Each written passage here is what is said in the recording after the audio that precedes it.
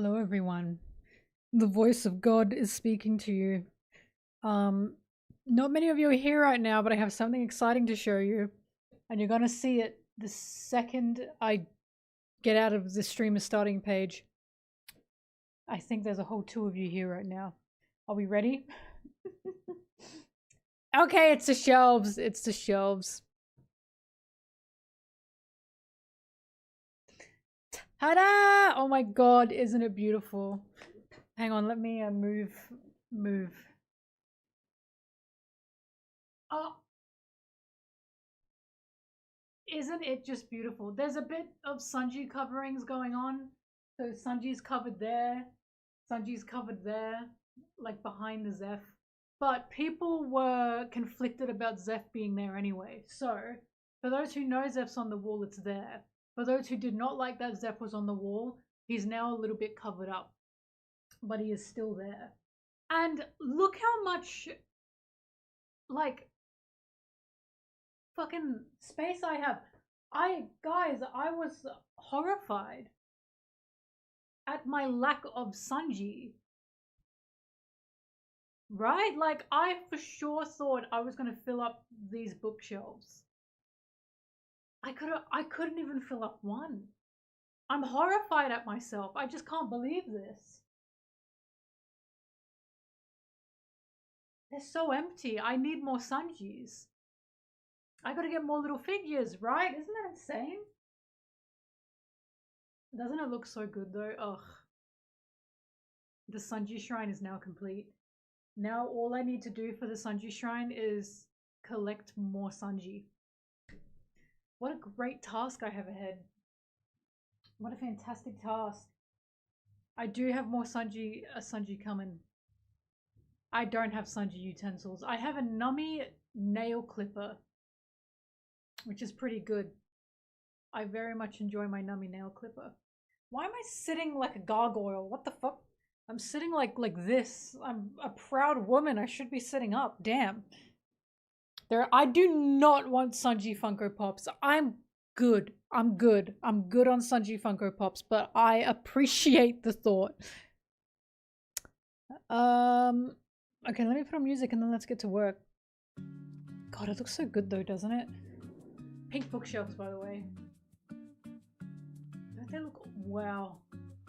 They're like the perfect pink as well. You think that's a wall? You think that's a wall? This guy thinks this is a wall. This guy thinks this is a wall. Are you ready for this?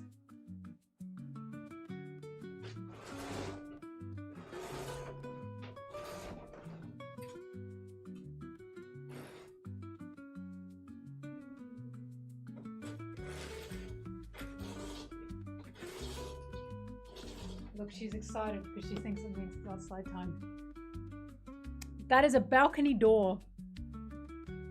The amount of times that... No, do not go that way. The amount of times that people thought that is a wall cracks me up. It's not a wall at all. It's not a wall at all.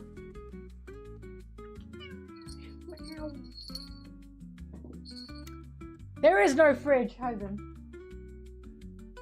Not a wall at all.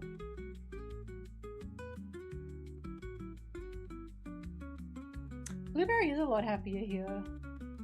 Well, I mean, I can't say she's a lot happier, but she's more cuddly now. Like a lot more cuddly. I think she's like, all I have is you. What do you think, Bobbin? She wants to go out. Okay, I'll let her out.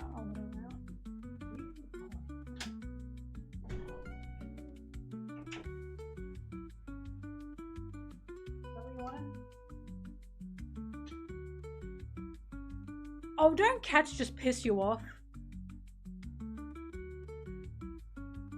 Do you want to be out there or not? No, she's used up her time. You've used up your time, you're not going out. You pissed me off. Yeah, pissed me off, you're not going out anymore.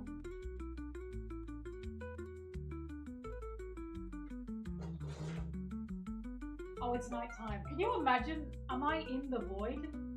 No, I am not in the void. She's been, I need you to know, the second I wake up, I open the balcony door for her. And she sits outside for hours. And I made her come in because it's nearly midnight and I don't want to forget. Wait, did I just... Wait, hang on, I closed the wrong thing.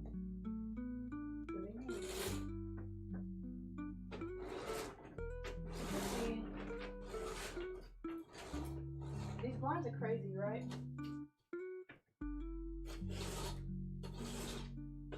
Here we go. The wall is returning.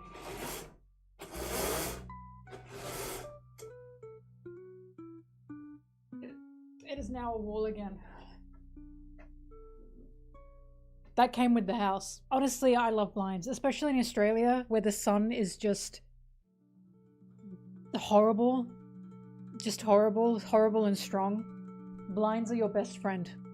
I love them dearly. Alright, let's get to editing. I did some editing by myself without any of you because I just hate you guys. So I'm up to 15 minutes. Hi Red, oh my god, it's been a while. I remember you. This music is a bit too loud.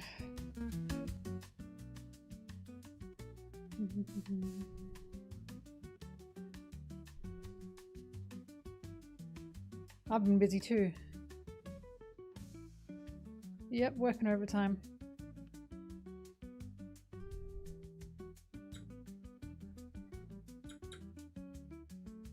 This one's over an hour long. Ugh.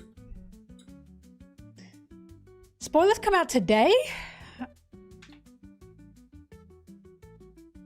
Today? It's Monday, nearly Tuesday at midnight for me. Spoilers out?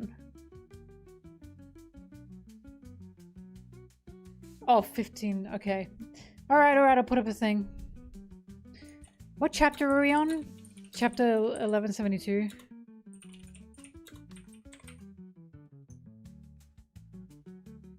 It's 1172, right? That's what we're up to.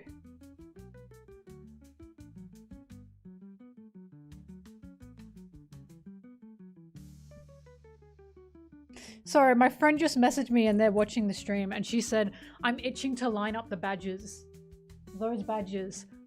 Excuse me, ma'am, I know you're watching. I enjoy them being funny like that. It gives it more character, right? More mise en scene. More feng shui. It gets wabi-sabi, you know? That looks fucking awesome. It's organic. Exactly, it's organic. Thank you. Oh, it just looks so good. I just want to... Look how lonely they are. They're so sad and lonely over there.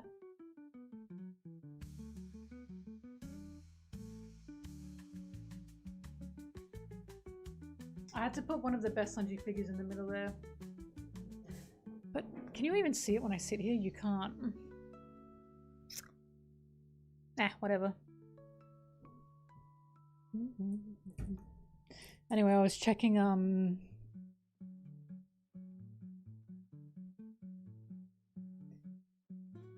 was checking chapter, yeah, it's 1172.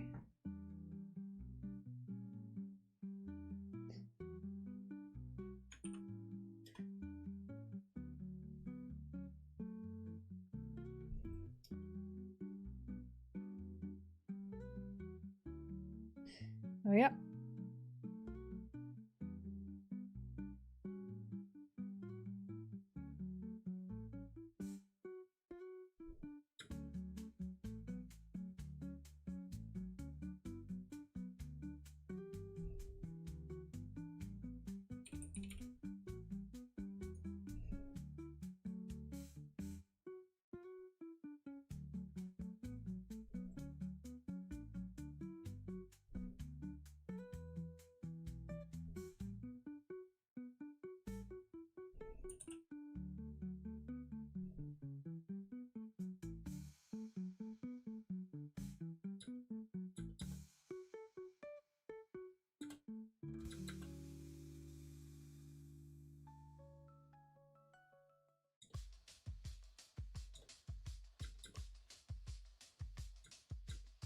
I need one more. Living inside a computer is, it feels scary until I realize I'm pixels. And I feel like I'm at my truest form.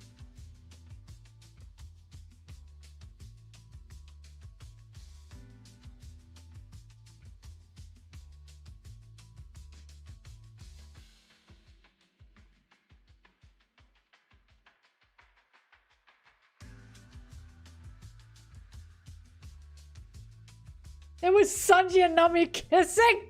Ah! Anyone should have been able to tell that was a fake leak. You guys are so lucky. The majority of artists don't want to fuck with you. Because the amount of artists that could easily make fake One Piece leaks just by copying Oda's style is insane.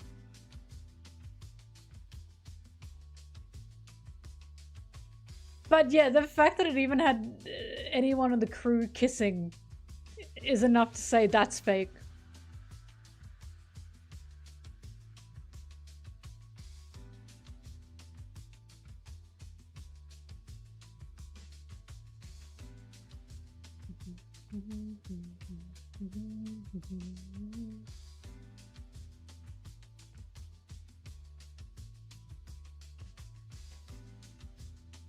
Oh, he's too big.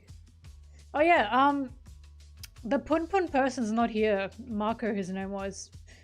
But I read Goodnight Pun Pun. And it wasn't just because the viewer Marco was asking me to or telling me to. It's because other people, my IRLs, were telling me to read it. Because I mentioned Pun Pun and they said, you should read Pun Pun. I finished it in about, I think, 4 days. It wasn't as bite-sized as people made me believe it was. But it was pretty good. I said on Instagram, Pun Pun really reminded me of No Longer Human, which is a novel by Dazai, is that his name? A novel by very, very famous Japanese author.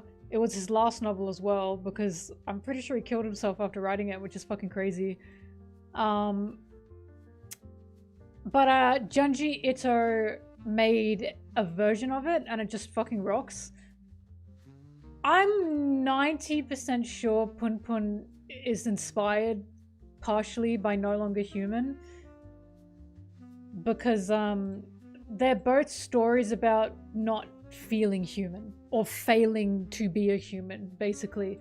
Like Pun Pun's own existence of just being this little drawn bird in a very realistic drawn world is because he feels like that, right? He doesn't feel like a human being. He just feels wrong all the time. And he keeps shifting into different things because he doesn't know how to be a person really, or know how to connect with anyone. No Longer Human is... It doesn't have the exact same themes, but it's very similar. Right down to events that happen to both Pun Pun and the main character of No Longer Human. I prefer No Longer Human personally, but I think that's because I prefer Junji Ito's style. I think if I read it, I probably would have preferred Pun Pun. But Junji Ito he's incredible. He made it like a psychological horror, even though No Longer Human was already like a horror. But no, Pun Pun was very good. There are some scenes that really stick out to me. The only thing is, a lot of the dialogue sometimes just felt kind of like the author just kind of making a post. Like, do you know what I mean? A lot of the dialogue kind of felt like it was just going on and on and on and on and on and on. And I was like, this feels like the author's just kind of ranting about something, and they're rambling, and it's like kind of the same thing every time. There was a lot of repetition in Pun Pun. Quite a lot of repetition. And I understood why that was there, because it was the themes of Pun Pun, but I was like, okay, we're getting kind of the same ramble that we got like 3 chapters ago regarding what Pun Pun is about, you know what I mean? But this could have been What Happened to You. Oh yeah, no Longer Human's a masterpiece. The other thing with Punpun, I don't know, the things that weighed it down to me were... But the inner monologues to me were as heavy as the heavy material, because it was a lot to read, and I'm not opposed to reading a lot, but it was a lot to read about very pessimistic things. So that was also heavy. So it's like we go from seeing physically having things, and then we just go to very pessimistic ramblings.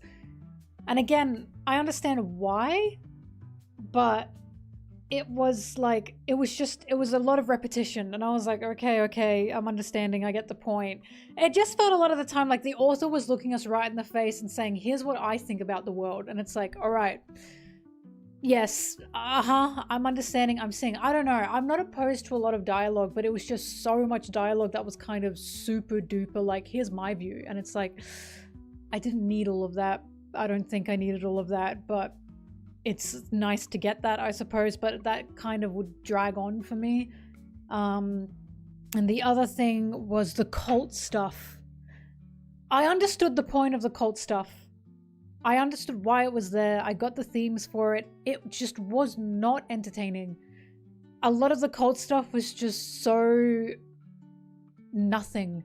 Like, I get why it's there. I get it's about like Pegasus somewhat being a parallel to Punpun in a specific way, right down to the fact his own name wasn't really known by a lot of people.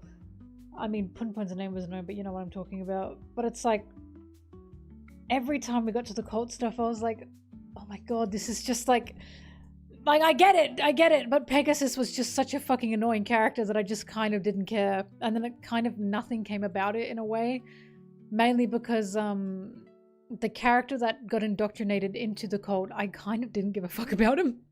So I went, oh, alright. Those were the only things that dragged Punpun down. The rest of it was great.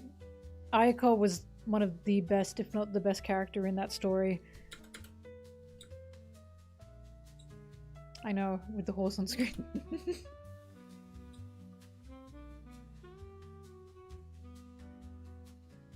It's not a Yuri. No, it's a bit of a psychological horror. I don't know, Punpun didn't hit me. A lot of people told me it's so disturbing. It's so disturbing. It unsettled me. But as much as I do keep thinking about it, it's not exactly like bone-chilling to me.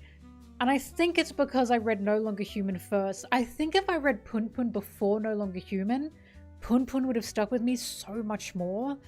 But because I read No Longer Human first, Junji Ito's version, I was just reading Punpun thinking of No Longer Human. No, it really did become quite repetitive, Punpun. I do remember thinking, I feel like this story could be cut down.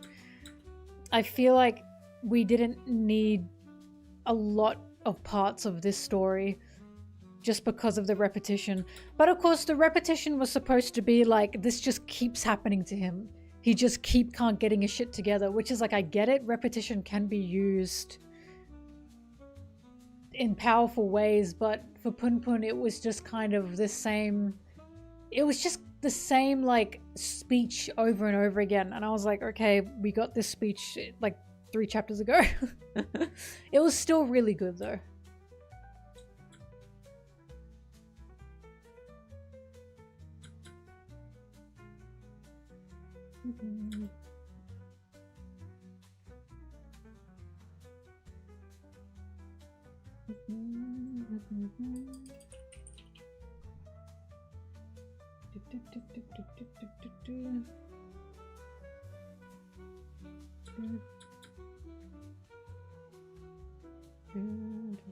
I really did enjoy in Punpun that, like, No Longer Human had a lot of themes of sex and like sexual activity as well. Punpun had a lot more of it,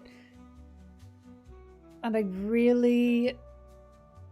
did really enjoy the sex themes of Punpun just because of how nauseating they were. Like, I was talking to my friend about Ayako because I just feel fucking horrible for her. Like, I feel bad for Punpun, don't get me wrong, but I couldn't help thinking Ayako was 100% manipulated by everyone. And Pun Pun at the end of the story became an abuser. Like, Pun Pun was a victim, but it was about the victim becoming abuser to me. Because the very end of the story, he was... Oh, hello. Yeah. Finally done shoveling for now. Thankfully you got here in Maine. I'm fluffy. Ready to relax. I'm glad you could shovel. Thank you for the sub. But, yeah, I felt horrible for Ayako, and the ending... This is obvious, but I don't think we're supposed to like Pun Pun. I'm pretty sure Pun Pun is supposed to be a horrible person. Again, like, he was a victim, but the story in itself is about, like, bad things can happen to people, but that still can lead them to doing bad things as well. And,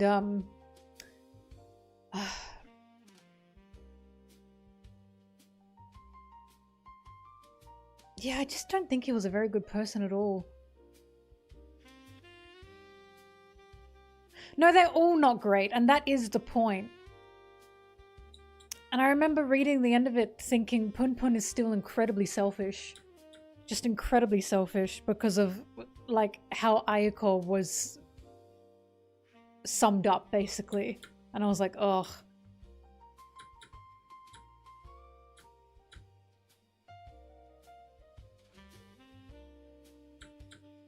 Oh yeah, no, that was horrible.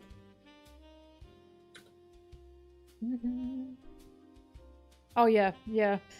No, Pun Pun was great because it was literally about... I mean, I think one of the heaviest themes in it was misogyny. I don't know how many people agree with that. But it was literally just... He did not treat women as people in any way. He treated them as saviors and as fantasies. And Ayako was the the biggest example of that, because the way he treated her was just awful. He never truly listened to her. He somewhat blamed her for the way his life turned out because he thinks she cursed him. And he is disappointed in who she actually is. Because she's an ordinary person and he fantasized about her to be something she wasn't for like how many years? Like 10 years or some shit? One of the things I despise, and I really like this, like despise in a good way. One of the things I hated was, like that Pun Pun did, was Pun Pun hated his own mother. He didn't give a fuck about her. Fair enough. Because his mother was not a good person, and I'm all for, if your parent is a horrible fucking person and they treat you terribly and you're just a child, I truly don't think it is your responsibility or any real, like, you don't have a real need to have to try and have a relationship with your parents if they were like that to you. I'm coming from a place of privilege when I say that, but it's just, I just don't think any abusive parent deserves that. I don't think they deserve their child ever trying to have a relationship with them. Because it's like, what the fuck, that was a child, you know? But Pun Pun hating his mother was fine. What I hated was when Ayako was basically not only telling Pun Pun, but we could see Ayako's mother was physically abusive. She was both mentally and physically abusive, so much more than Pun Pun's own mother ever was. And she wants to run away with Pun Pun, and Pun Pun is like, well, let's tell your mother first, because there's not a mother in the world that doesn't worry about their child. And I was like, he's saying that because of how much he fucked up with his own mum, and how he watched his own mother die in front of him and he cried and he never made amends with her. So he's projecting his own mummy problems onto Ayako, which caused a fucking snowball of horrific events. Because, like, if anyone saw Ayako's situation, they'd be like, we gotta get you out of there, fuck your mum, right? We don't have to talk to your mum's a piece of shit, we're just gonna run away. Instead he was like, no, you should talk to your mum. Why the fuck would you say that? Like, her mum did not deserve any kind of speech or reasonings or sit-down talks about what Ayako wanted to do. But that scene, like, is what really cemented for me. Oh, he's a selfish bastard. He's truly not thinking about her. He's just thinking about, how can I be projected as a good guy? It's complicated rather than it was bad. Yeah.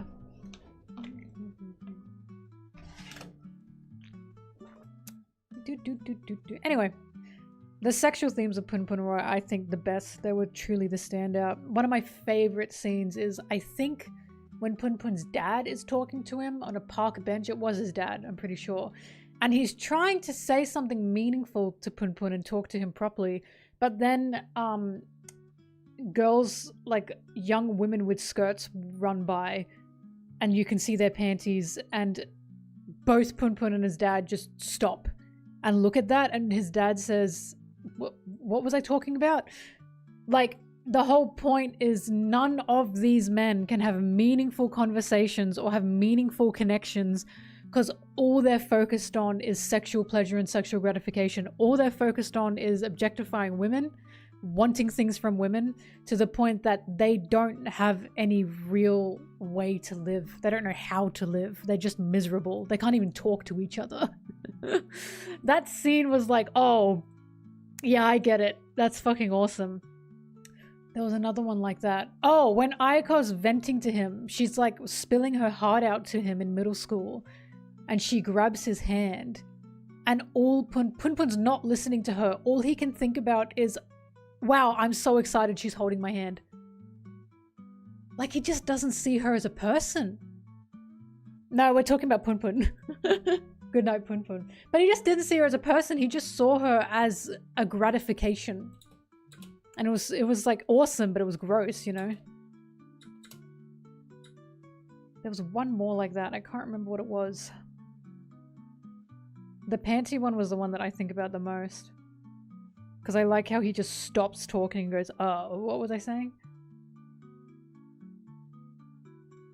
That was a lot.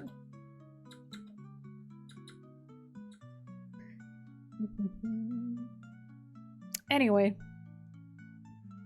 Those were Pun Pun's strongest themes. I think that's why the cult was called the Lovers. So again, I get it. I don't know. The cult was just ultimately boring at the end of the day, which was disappointing because I love cults. I mean, I don't love them, but I love the theme of cults.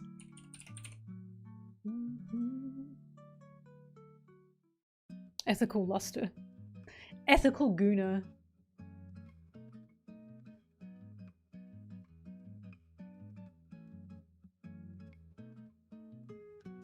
Never happens, unrealistic. What the hell? What was that?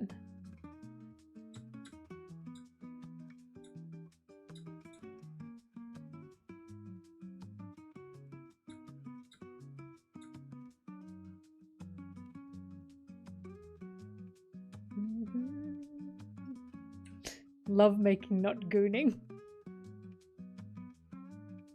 Tome Junji Ito. Yep. Yeah. I mean, that one is very famous, but that's a fantastic story too. A girl so beautiful that people just have to kill her and like consume her.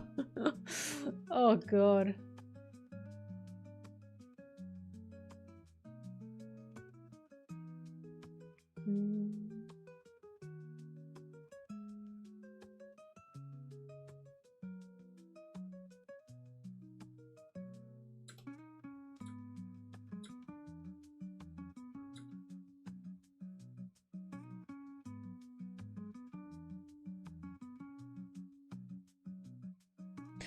No one says fap anymore.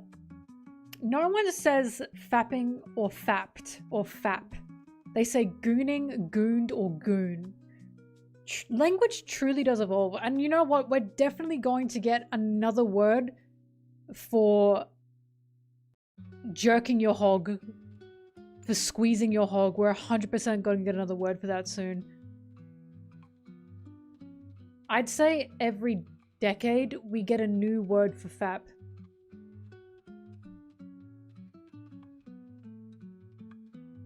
Any training courses for Sony Vegas? No.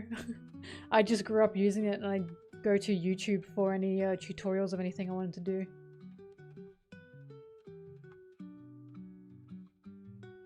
Were they all left in different times? What the fuck? Okay.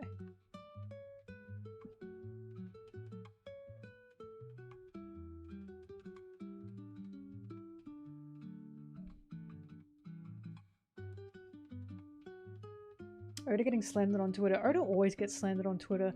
Actually, I saw that. Oh my god. I remember being gagged because people were talking about Jujutsu Kaisen and comparing it with how Oda writes women. And don't get me wrong. Don't get me wrong. Oda is not like perfect nor really super fantastic in how he writes women. But I was like, are we serious? The Maki thing? I was like, are we serious? We're comparing the Jujutsu Kaisen guy, who by the way said he doesn't like writing women. He straight up said that to a guy that can actually make human beings. Because people were like, oh, he wouldn't let them fight, blah, blah, blah. And it's like, bro, if the Jujutsu Kaisen guy wrote One Piece, none of the women would get their own arc. He did say that. I sent that to Goofy. Oh my god, I have to find it again. But none of the fucking women would get their own arc in One Piece. Like their own actual story with a plot that revolves around them. And I was reading this like, are they seriously saying this after Egghead? After Egghead, where Bonnie was the plot of Egghead, where the whole point was her trying to save her father, where she unlocked Gear 5, she was Egghead's story. I was like, are we fucking for real? What is going on? I just felt crazy.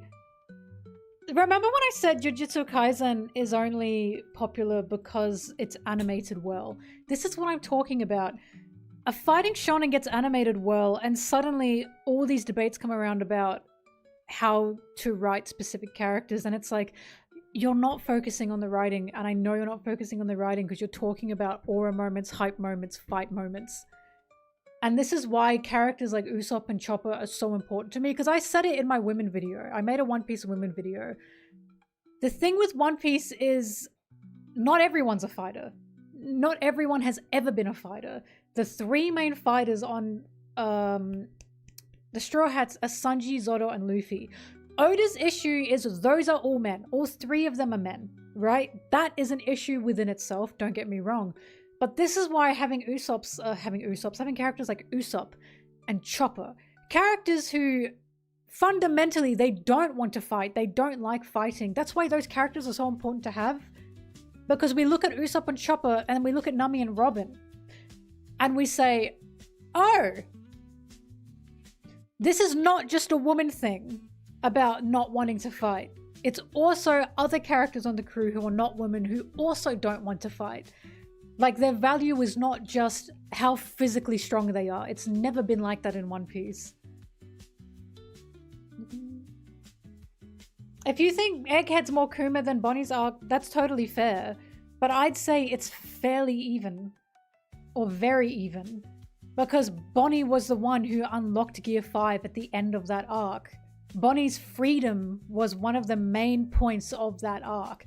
Kuma allowed Bonnie's... not allowed. Kuma helped Bonnie's freedom and pushed for Bonnie's freedom. But Bonnie was one of the main points. Like, the plot still moved around Bonnie. There is not a single woman in Jujutsu Kaisen where the plot moves around them. Like, the plot doesn't move around them. They do stuff in it, don't get me wrong, but the plot does not move around it. And I know this because of people I've talked to and because of video essays I've watched on the thing. Right? There are so many arcs in One Piece where the plot moves around a woman. It is about a woman. It's her story. So it's like, listen, Oda's not perfect. It's not perfect in any way. He's still misogynistic in how he writes a lot of women. I'm not denying that. But the reason Nami, for example, is such an important character to me is because I see that she's a human being. And I see what she's trying to do for the dreams she's trying to live, right? And I just love that. I appreciate that. Same with Robin. Robin's a very important character to a lot of people.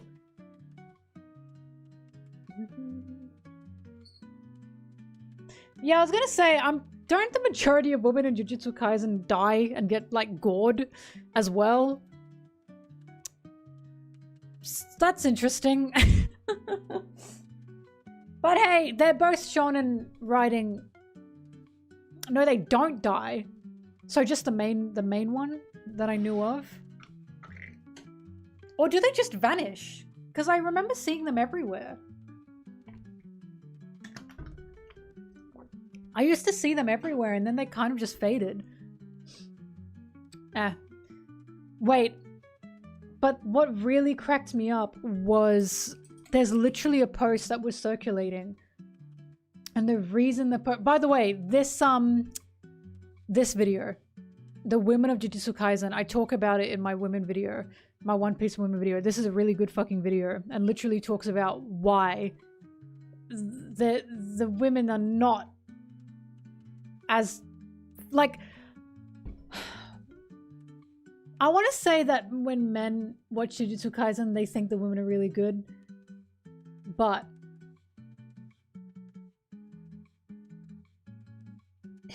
you know, again, Oda still has a problem with his women. He's got a huge problem with them. But I'm like, is this for real? Hang on.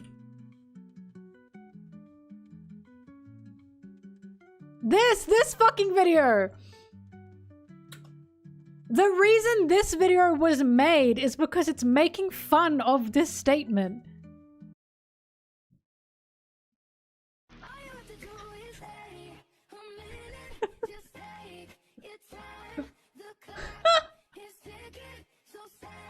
In anime? Are we fucking for real? In all of anime? What is going on? Just good animation does something to people's brains. I just think they don't focus on anything anymore.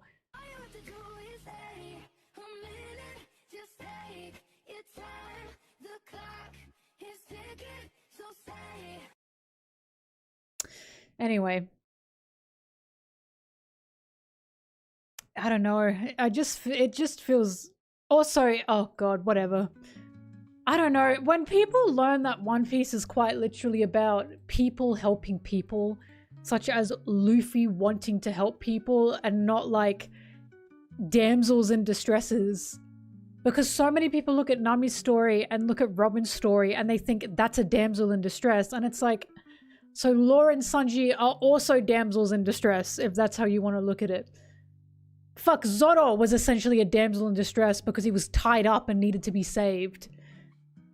Usopp needed the help as well because he couldn't save his island on his own. Ace, for fuck's sake. And it's like, One Piece is not like...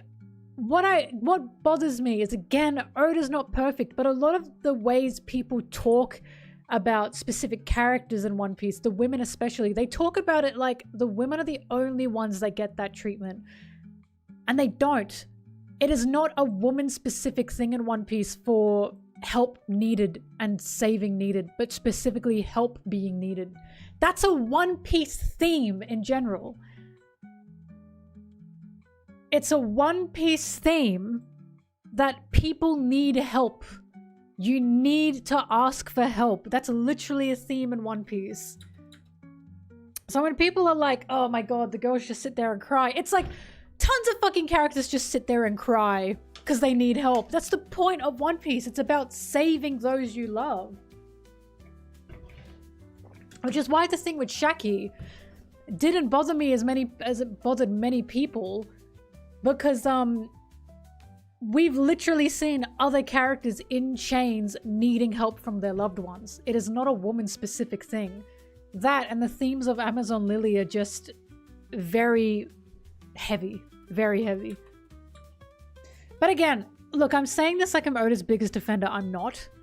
I'm just speaking as someone who the women in One Piece truly hit me on a very, very emotional level. I always tell you guys, I wouldn't look like this if it weren't for Nami. I wouldn't be Like, I wouldn't have found my style if it weren't for Nami. Because I used to dress very butch. Because I have a very... Look, my personality is quite aggressive. It's not very soft. And I used to feel like when I wear butch clothes, I used to be like, oh my god, I feel like I'm wearing a clown. Like, when I wore skirts or dresses or anything, I used to feel like I'm in a clown suit.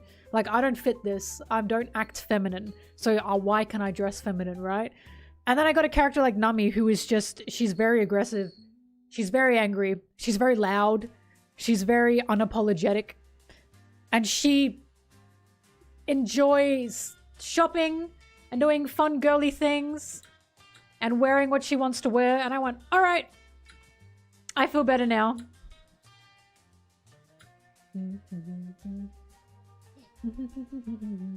I just love an aggressive gal who is authentic to themselves. I fuck with that.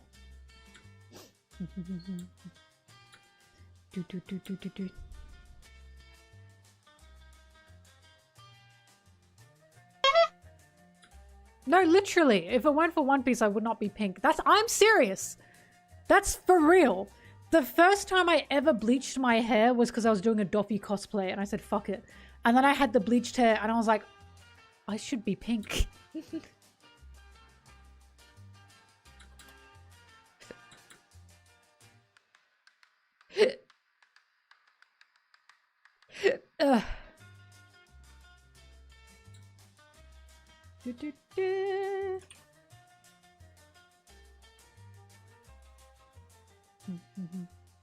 But yeah, this is why when people say, I want Usopp to be stronger, I want Chopper to be stronger, blah, blah, blah. And it's like, the Monster Trio are the Monster Trio for a reason, plus Jinbei.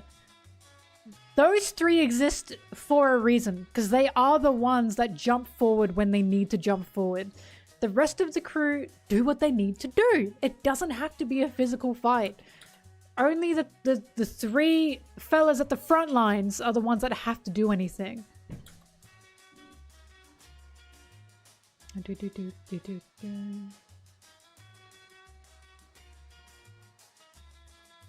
But you know what pisses me off? Then they call the fights that say Robin has or Nami has, then they call it fodder. Like they call Black Maria fodder. Hello? And this is how I know no one is fucking paying attention to anything, because the Black Maria fight had Sanji calling out for Robin's help, Robin appearing and thanking Sanji for relying on her, and then Robin having some of not only the hardest moments against Black Maria, but having Brooke be her assistant basically in that fight, and having Black Maria saying, don't fucking touch my crew. Sorry, and having Robin saying, don't fucking touch my crew. Robin saying, I'd rather die than be taken on someone else's crew. No one pays attention to fucking anything any character says in One Piece. This is why I keep saying, yeah, the fights are cool. But what is being said in the fights are what you need to be paying attention to. Because Oda has some of his best lines within his fights. Not because they're fighting, but because these characters are actually conversing with each other. Bobby, what are you doing? She's playing with her mouse.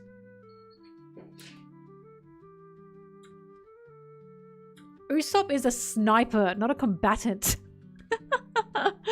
I.e., he's supposed to stand far away, and he's supposed to do his sniping from far away. He is not a frontline fucking fighter.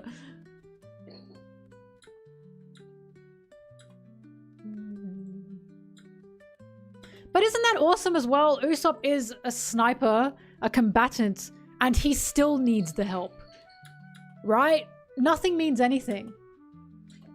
It's just about a crew that will help each other.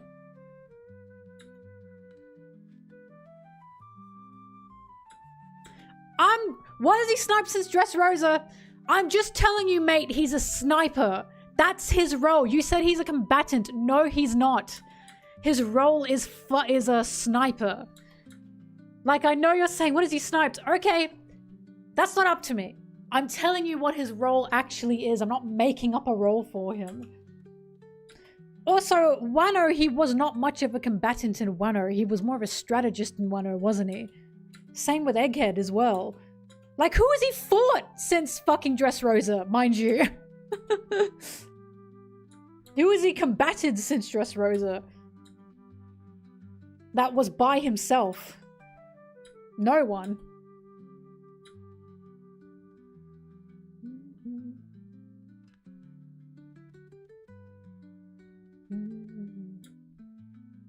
Either way, Otis said Usopp will be is a coward. Usopp will always be a coward. He's not changing that about him.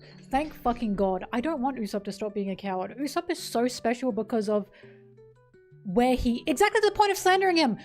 That's what I'm talking about. You're slandering him based on a physical fucking level. That's why your slander doesn't mean anything to me.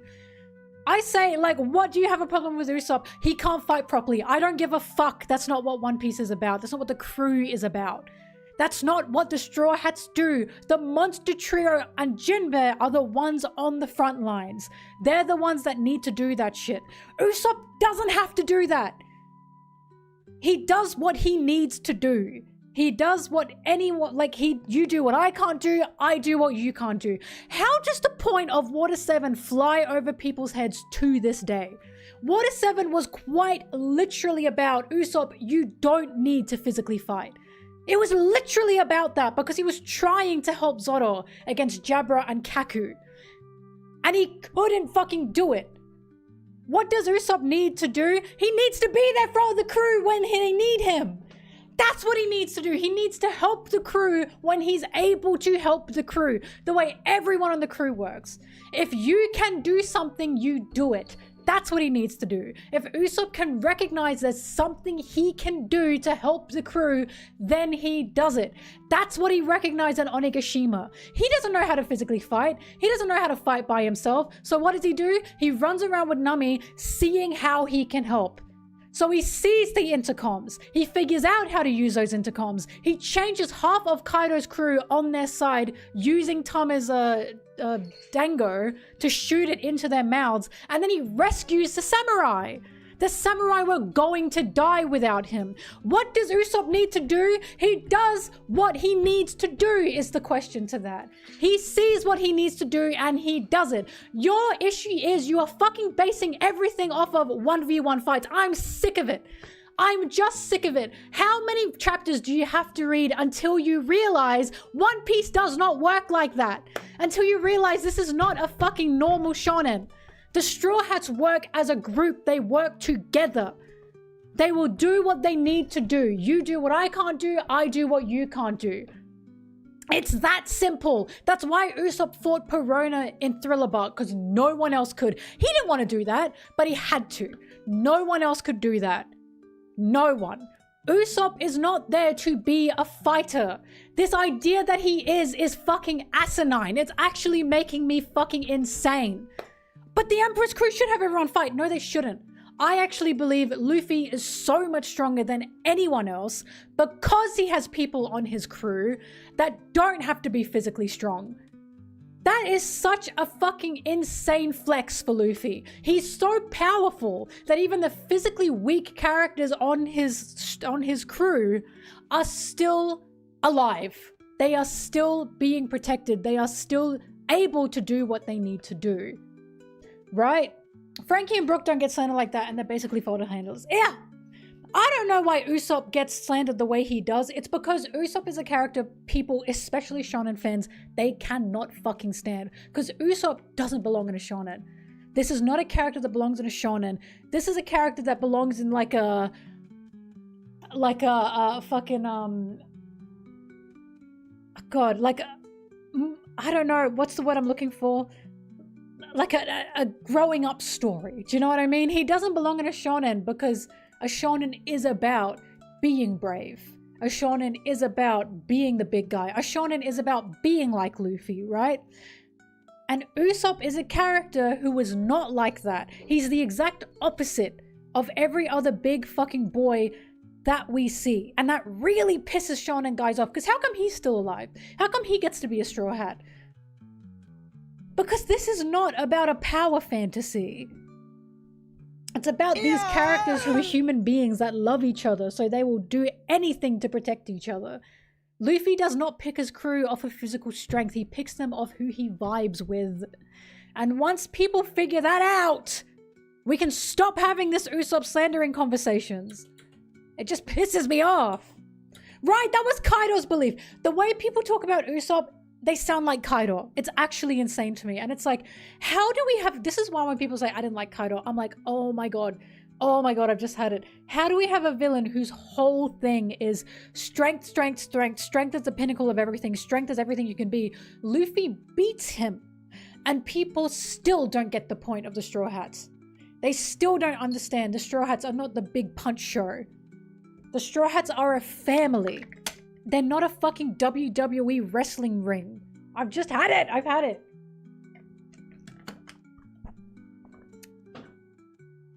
No, Usopp can't grow up.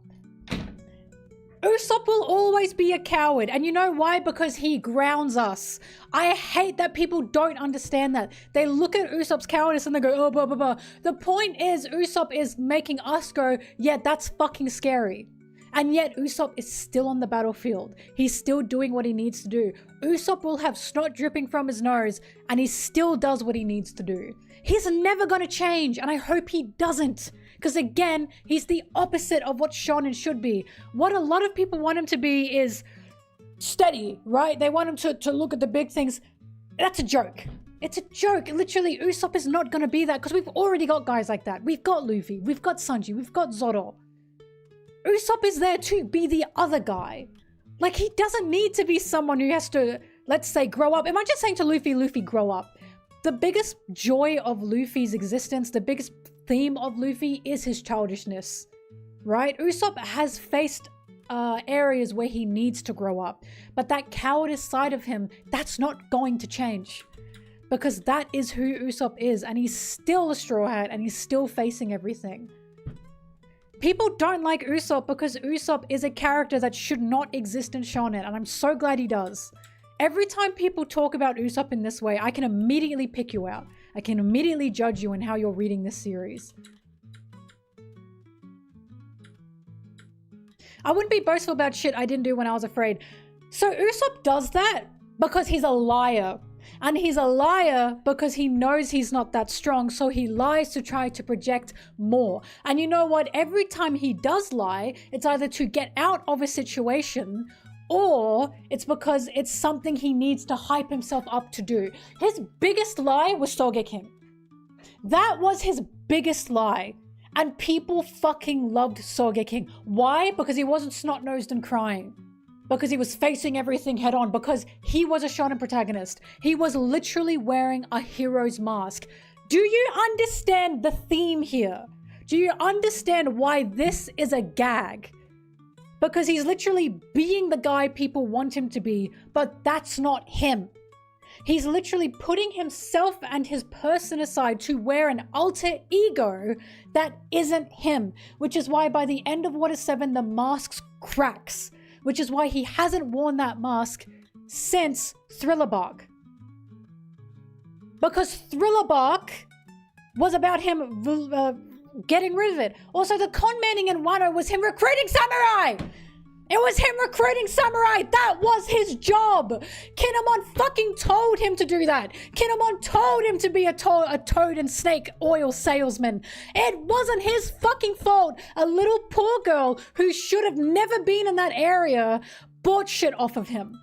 He was in a rich, affluent area. He was scamming the rich fucking bastards of Wano who were othering and oppressing the poor people. I cannot stand when people are like, how could Usopp do that? How the fuck did he know? He was told by Kinemon to do that. One of his skills is lying. He was scamming the rich of Wano who were oppressing the poor peoples in the flower capital. And he was recruiting samurai while he was doing it. He even regretted what happened with Otoko because he didn't know. People say it's his fault. They fucking say it's his fault. Every time I encounter this and they go, how could Usopp do that? He was in the fucking rich, affluent flower capital. He had no idea this little girl was poor. He had no clue. And he felt guilty when he saw that. As in, he wasn't an asshole after that, but he didn't realize this is what was going to happen. How the fuck could anyone know that was going to happen? He was selling it to rich people, not to little poor girls who only had 1 penny or 1 dime to spare. It's just insane. Like, Kinemon told him to do that. That wasn't his idea. That was Kinemon's plan. And people go, oh, Usopp, how could you? He was doing what he knows how to do best, which is fucking con people. Which is an awesome thing to be able to do when you're a pirate, by the way. But, you know, whatever. Whatever. Let's just blame him for everything. Let's blame him for that, even though he clearly felt remorse over doing that. Whatever. Usopp for blowing her up.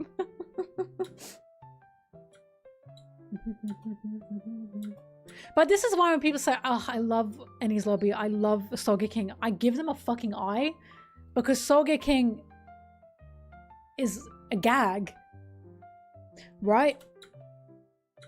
Sogeking is a gag, and Sogeking was supposed to be not Usopp. That was the whole thing. That was the whole thing.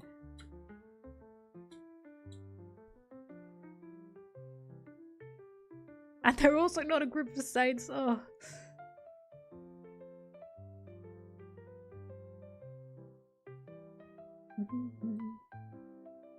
Also, your goat Nami would never scam children. Yeah, well, that's because that's Nami. Hey, they're different people. Isn't that fucking crazy? Isn't it crazy that these different characters have different, like, ideas of what they do? But that doesn't make Usopp a horrible fucking person?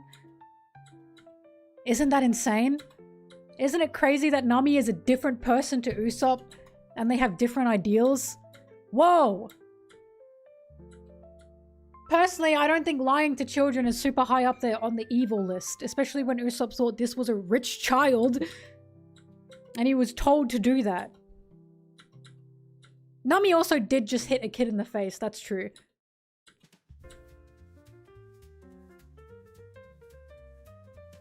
Right, Usopp was asking Nami to lie to Ulti, and people got mad at him for that as well. Why can't this guy fucking win? It doesn't matter what he does, no one's going to be satisfied. He's literally watching Nami threaten to be murdered, and he's begging her to lie so she doesn't die.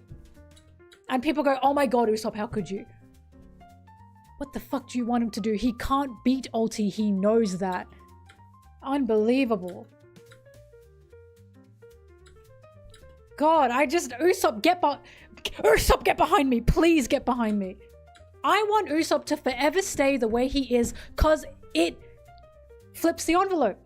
Usopp fucks people up because they don't understand why he exists. I love Usopp because he grounds One Piece unlike anything else. Usopp will always remind me this is a story about a family loving each other. First and foremost. That is always what it'll be about. And thank God for that. Thank God for that. It was also just a thought as well. That's true. He didn't actually yell it at her.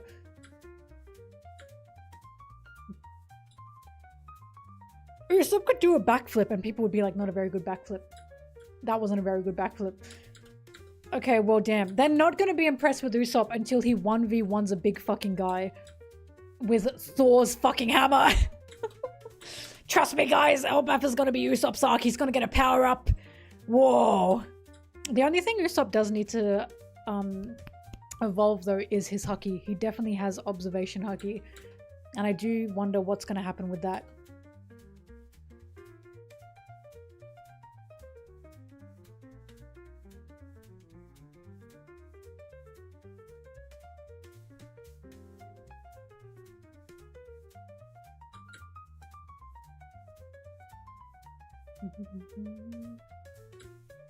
Usopp with Ragnar would be funny, but ever since I found out it was a little squirrel, I'm like, don't take Loki's friend away from him. He needs that. He needs his little friend.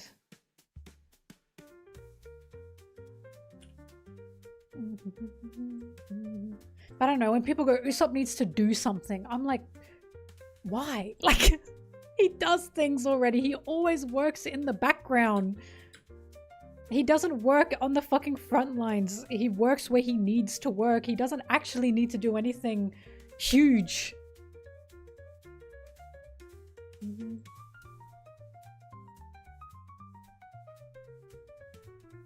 Oh yeah, Doffy gave Usopp the highest bounty.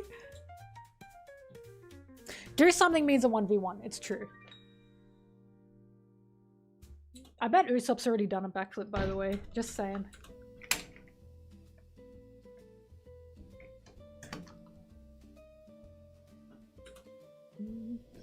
Why do you... Okay, I have a question. What is with this comparison to Nami? Is it because they're close to each other? Nami stole Zeus from Big Mom. Nami and Big Mom had themes in common with each other, right? But Nami stealing Zeus from Big Mom, why does that mean Usopp needs something? I'm genuinely asking. Why does Nami getting something mean now Usopp needs something? They're not the monster trio. Again, the monster trio work in synergy with each other. If one character in the monster trio gets a power up, the other two need a power up because they are the monster trio. They work on the front lines. Why in the fuck does Usopp need something just because Nami has something? Does the rest of the crew, like, does Chopper need something now because Nami got something? Does Brook need something because Nami got something? Like, I don't understand. What's that correlation got to do with anything? I just don't think it means anything. By the way, Nami also still needed help from Usopp even with Zeus. Don't forget that. She still needed Usopp's help even with Zeus at her arsenal.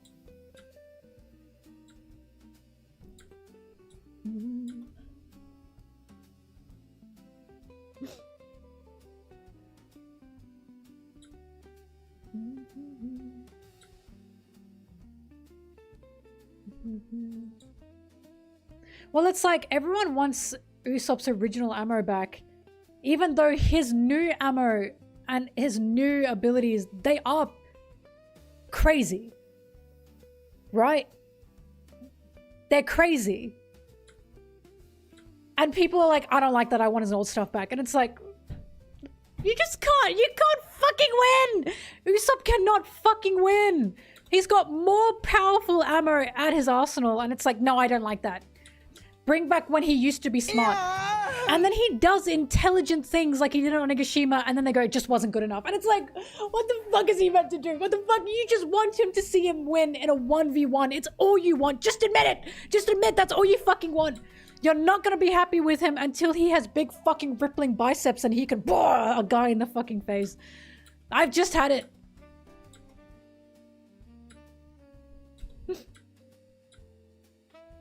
Usopp needs mustard gas. I've had it. Usopp, just fucking get rid of them. Just get rid of them.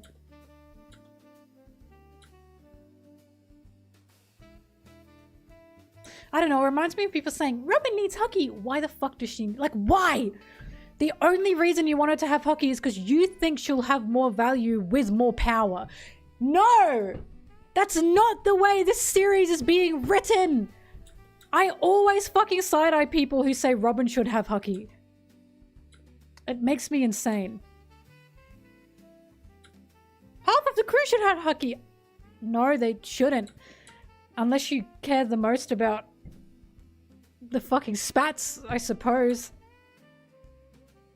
Also, thank you for the sub.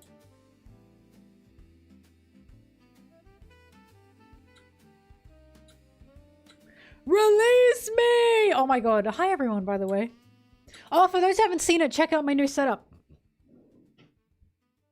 The Sanji Shrine is alive and well. But look how lacking in Sanji I am. Isn't that sad? I thought I had so much more Sanji than this. I'm not sure what to do about this. I need to get more Sanjis. Also, that's my glowing sphere. Sorry, my glowing cube. That is there to summon Sanji. One day it'll work. One day he'll appear from the cube of light. But for now, it's working its magic.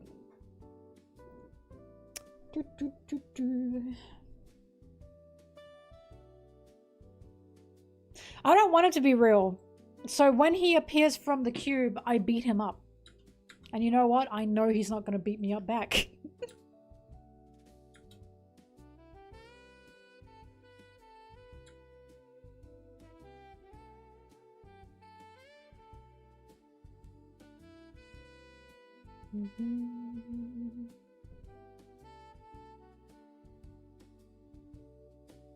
Smashes the cube and kills him.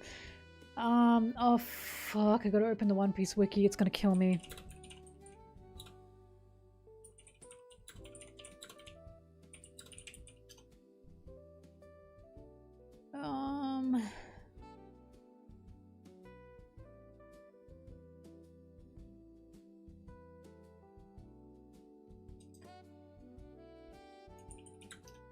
Anyway, I am so happy to know that Usopp is the way he is. And you know what? What's funny is we can talk about this all we want. I win because Usopp is still the way he is. Usopp is probably not going to change because Oda has said he wants to keep him a coward. And he even said Nami and Usopp's dynamic is that. That's who they are. So no matter how many people complain, doesn't matter. Usopp's staying Usopp.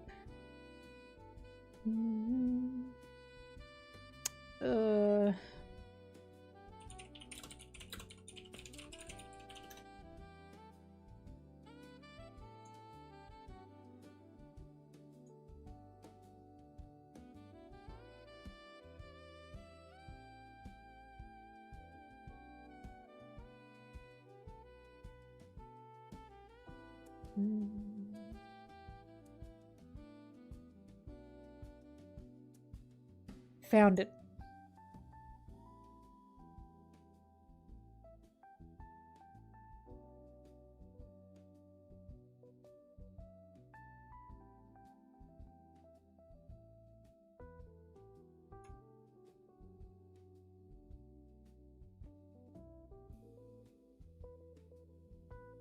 I support Bum Usopp! And I hope he stays a bum.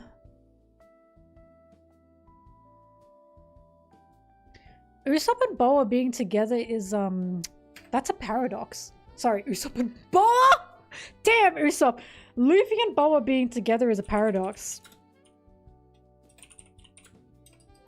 Because the only reason she likes him is because, Luffy doesn't romanticize her or romantically like her. Which is why I'm like, I'm pretty sure it's definitely not gonna happen. Because, if Luffy ever liked her back, it should be a paradox. Luffy's the only person in the world who doesn't romantically like her. And she's not like Shaki. Because the reason Boa is the way she is because of what happened to her with the Celestial Dragons.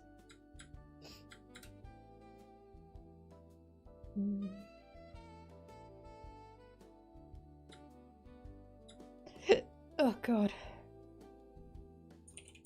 Oh. Woo!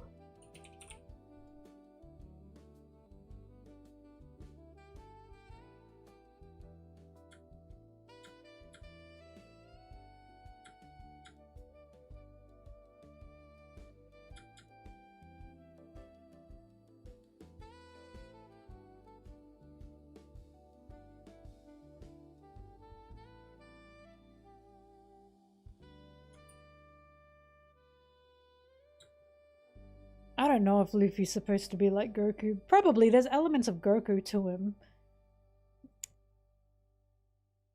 He's got that gung-ho attitude. But I also think, I stand by that Lupin III had to be a huge inspiration. It's just so similar.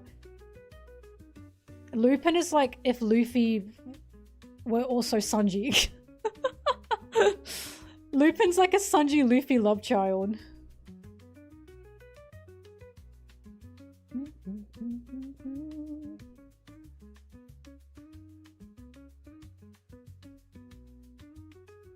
I mean, I personally don't fucking want anyone in the crew to have like blood children. Mainly because I very, very, very much hold to heart the importance of found family in One Piece.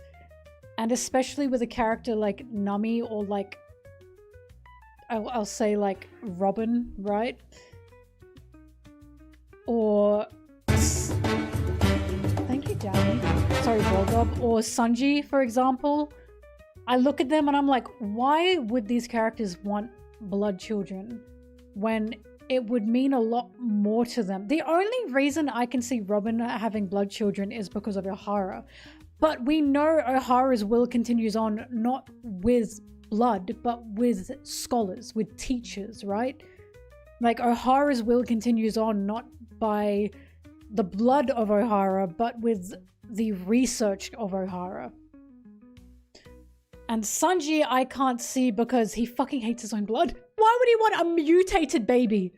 He doesn't even fucking like himself. I just can't see him wanting kids in any way. I can see it being... Also, Zeph as well meant a lot to him. Basically, every single character in One Piece, their mentor or their parent wasn't blood related to them. Right? And it's like, it would really disappoint me if they had blood children when the story of the Straw Hats was their parents were not their blood parents. Apart from Robin. But Robin's also had a mentor who was Clover as well. Also Saul! Saul's still alive, and I would say Saul is her dad. With the way she was reunited and the way that chapter was like a child wanting to be praised by their dad, I'd say Saul's more like her dad than anything.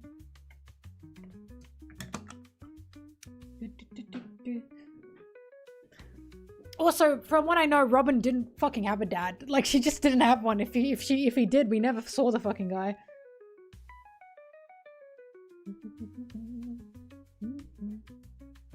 But yeah, it's more so... I'm not against the blood familial unit by any means. It's more so the themes of One Piece are literally, for the Straw Hats, the opposite.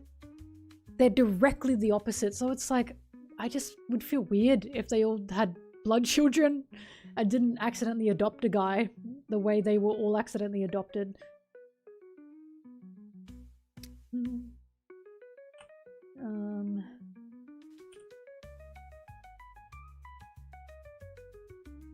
Oh yeah, Toa added that filler scene. That's not canon, so I don't give a fuck. I don't give a fuck. Sanji has never, ever, ever, ever in any canon material in the manga expressed wanting kids.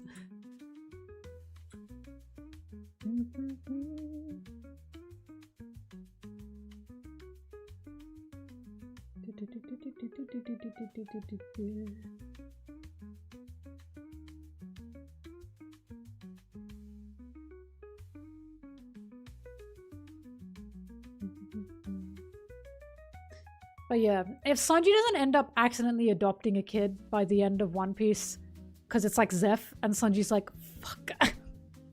I understand what Zeph was going through now. I will be very upset.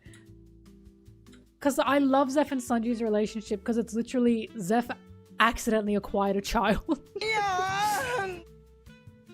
Oh, thank you for the sub, Kason.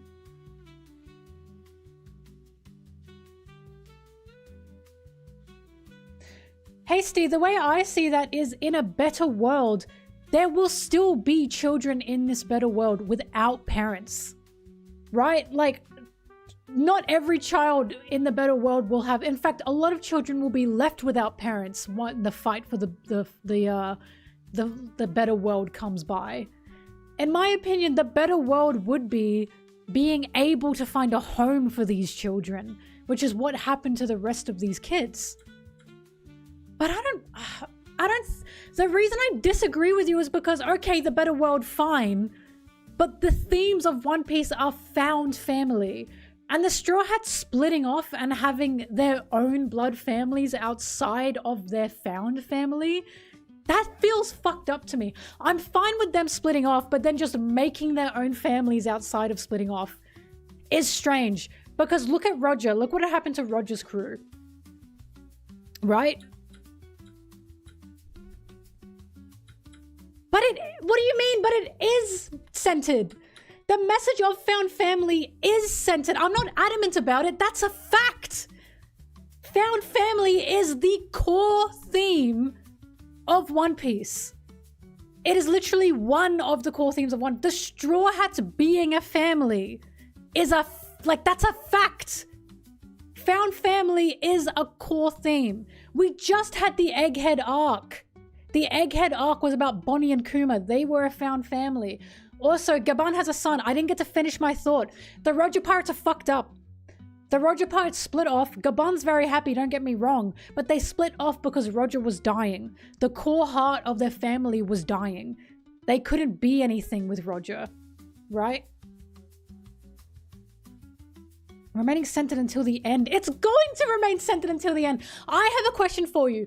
Do you think a series is a good series if it has a core center, a core theme throughout the entire series, and by the end of the series, they throw that theme away?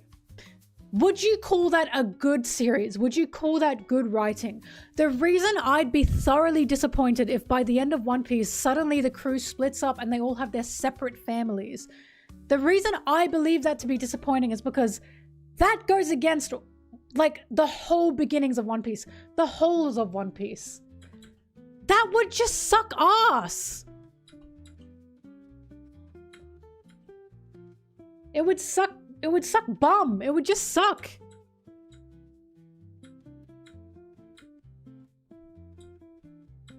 I don't think Luffy will die in the end. I used to think he would. I don't think that's going to happen.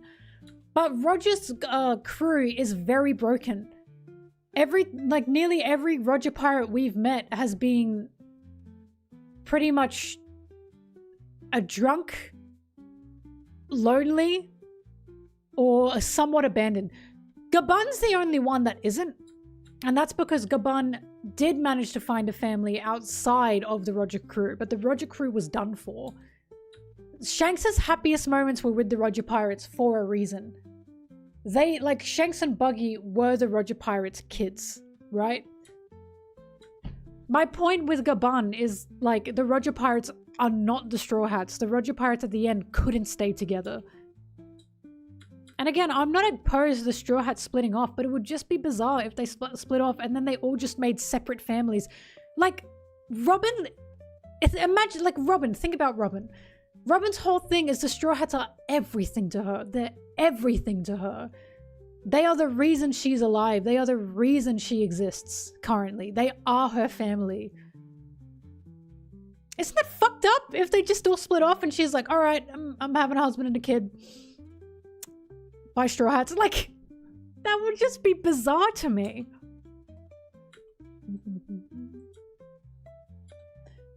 Not only that, a lot of the Straw Hats do also have family outside of the Straw Hats already.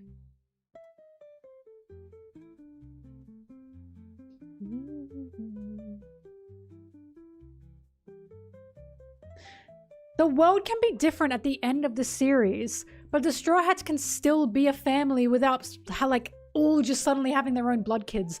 I just think it doesn't work with the message of One Piece to do that. Because the whole point is this crew have found each other. And then they split off after that. And they have their own blood families. And it's almost like, well, are they still a family? Or have they all just decided to all go their separate ways like the Roger crew did? Like, it just doesn't sit right with me. I don't think that would be a good ending to One Piece. Because it's like, the Straw Hat, literally, again, a core theme. A core theme of One Piece is the Straw Hats being a family. That, like, the reason majority of the characters on the Straw Hats are even alive is because of each other.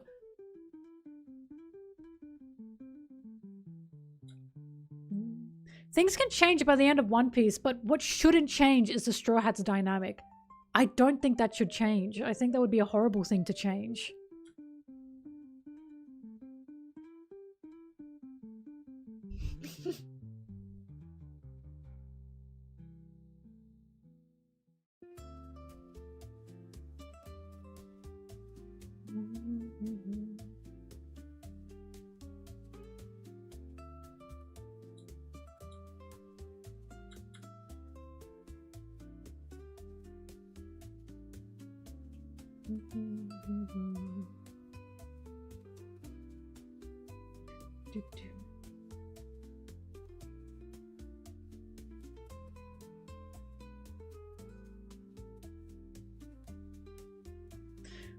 I wouldn't say it like betrays the theme, but I would say I would be disappointed.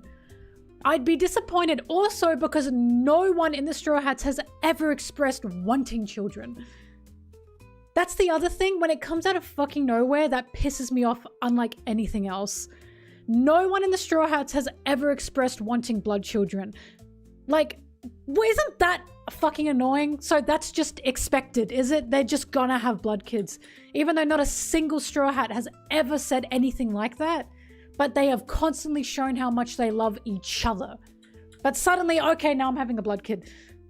There is absolutely nothing within the series that indicates they want blood children. People say that about Nami. She likes kids. She's never indicated wanting a blood child. If anything, she's indicated wanting to look after children and help children, but not actually have them. She's never ever indicated that. The reason I fucking... Also, that's another thing. The reason I don't like it is because One Piece is also about... These are a bunch of misfits fighting for freedom. They're trying to, like, exist without the around the social norms because they do not fit into the social norms. They do not fit into normal society.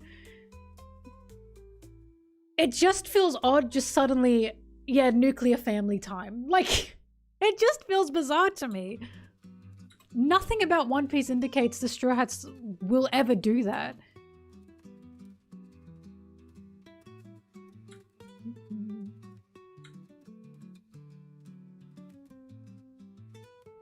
That's what I mean. So all of the Straw Hats, none of them have ever expressed wanting children, which is why it makes more sense if suddenly they adopt a kid.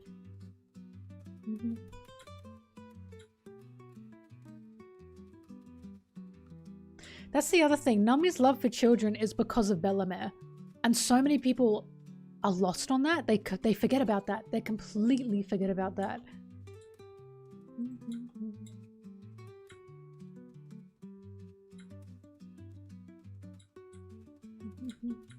Also, Makino's baby. I'm just not convinced. I'm not convinced that is her baby.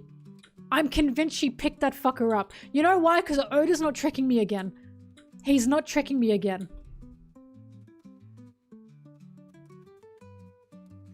Remember, everyone thought Bonnie and Kuma were blood related and they weren't. And he had Bonnie when she was a baby. Right? I don't trust this shit. Unless we see Makino pregnant, I can't trust this shit.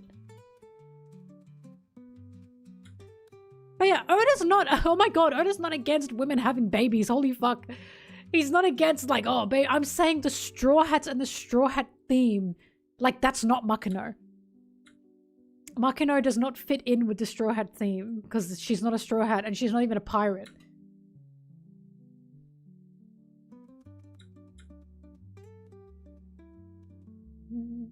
No, people get the ideas because Shonen just does that. Shonen loves the protagonist having a wife and kids. So they can't imagine One Piece ending any differently.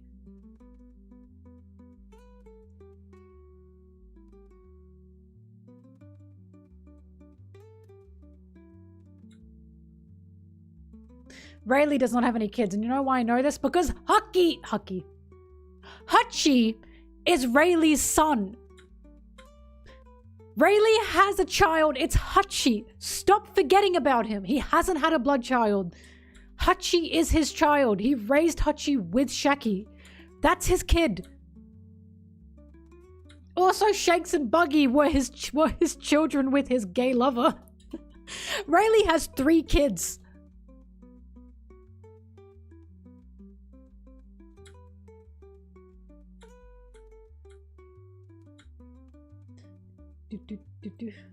That's one of the reasons why I love Big Mom though. Big Mom was literally woman having kids and she was a, hey, it's not for everyone. Hey, maybe you shouldn't be having kids just because you're a woman, right? I love Big Mom. I love her so much.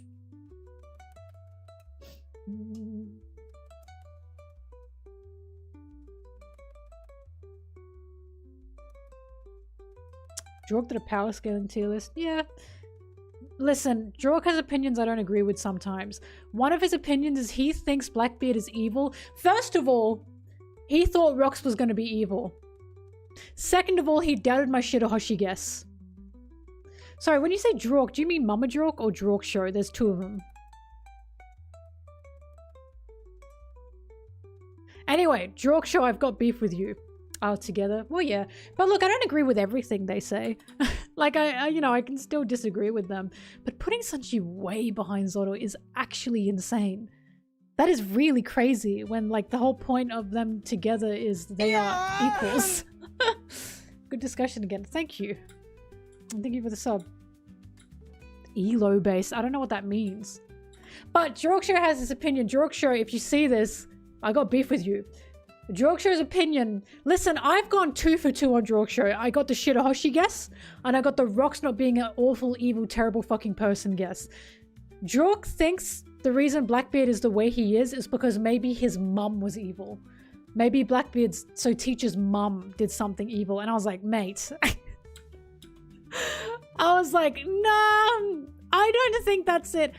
I think the closest you could get to that is, his mum, like Teacher's mum told him to please live. Just keep living. You have to exist. And Blackbeard twisted that because I think what Blackbeard is and what he's supposed to be is carrying on someone's will in a negative way. As in twisting what someone's will really was and carrying it on in a bad way. Because he's the anti-Luffy, right? So if anything, I think it's Blackbeard's mum might have said something to him like, you have to live, you have to survive. And the antithesis, thank you. I know I said the Antichrist. You have to live, you have to survive. And Blackbeard internalized that in the wrong way. I do not believe his mother was evil. Jorkshow has to issue me many apologies. I love him, by the way. If he hears this, I fuck with you, heavy man. I'm just making fun of you.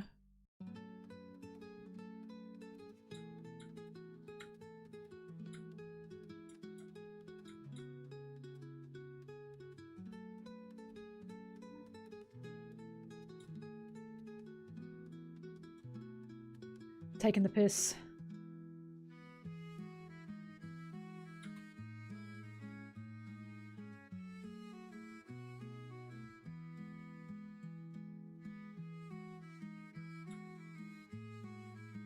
Oh!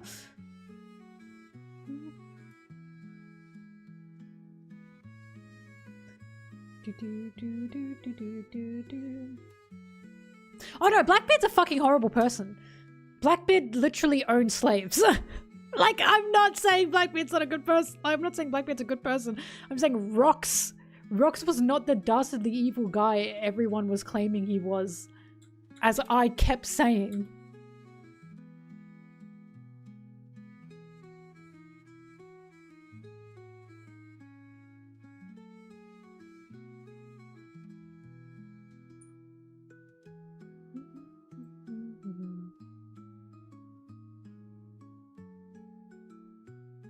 I don't fucking know, Lucifer. I don't know. I don't know. I don't know. I don't know. I don't know. Just don't watch it on Netflix. I don't know. Shamrock is a great person. Trust, guys. Trust. Shamrock will be a fantastic person and a good person.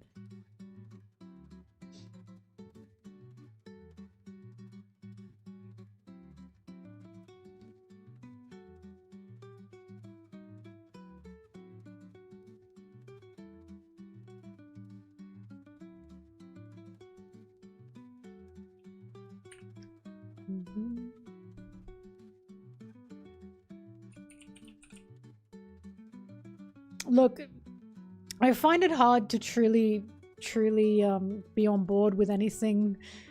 I want to say this fandom thinks, because for the longest time people were making fun of Dragon and calling Dragon a bum, the leader of the Revolutionary Army, just because he doesn't do anything. He's the fucking leader of the Revolutionary Army, and people were shocked when they saw him actually being a decent human being in God Valley, and I was like, the media literacy is just insane. It's just insane. Oh, God.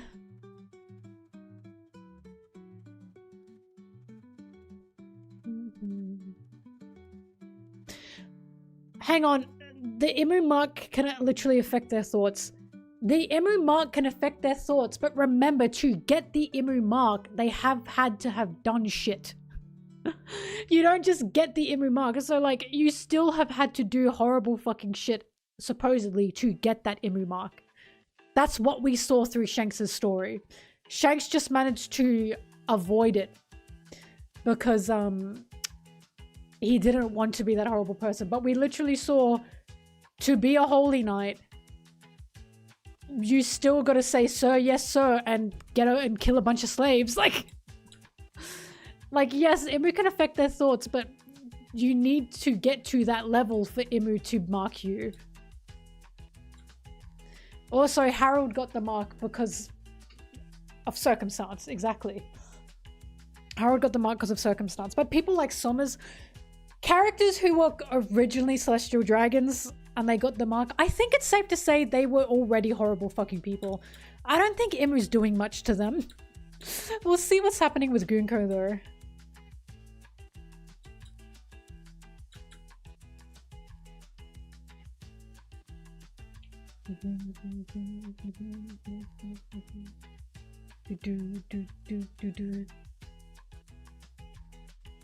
Not impossible for one or two to get a mark like Harold, but majority of the characters who were Celestial, who were already Celestial Dragons, I think it's a pretty safe bet. Where are the slaves, Papa? You know?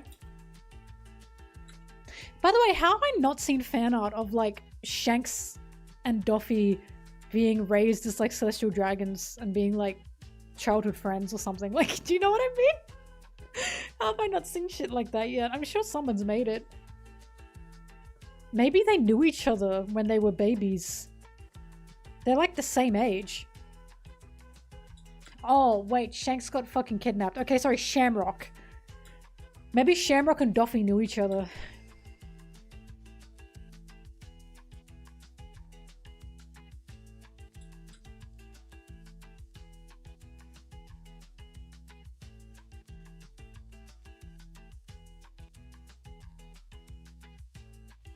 Doffy's older by like what, a year? Flamingo age.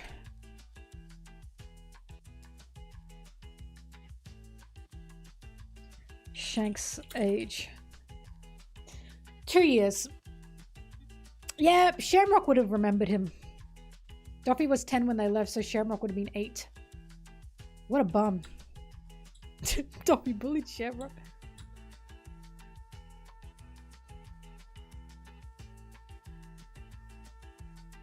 Well, again, I do believe Imu is supposed to be just a walking metaphor. That's why I love Imu's design. I honestly hope Imu stays as that black shadow. Because, it's just... For what Imu is supposed to represent, it's just fucking awesome. They're probably cousins! Don't get me started.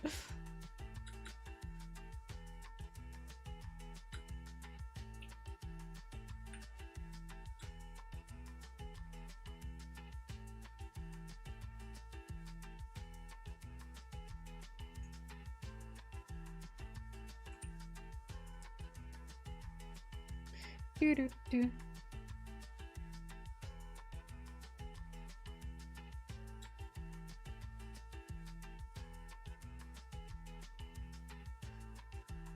It's been a great... Last year was a great year for Garp slander. I don't know, people call it slander and it's just true. I will literally say Garp decided to continue serving an oppressive system over helping his own son, who said, fuck you, Dad.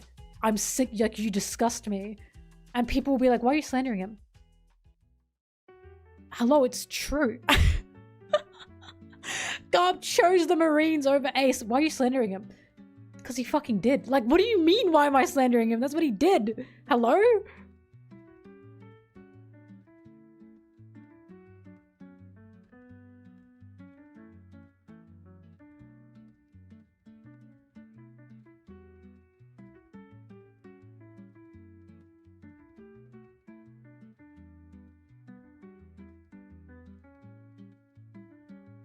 Wow, boy, I sure would like to find where the... There it is.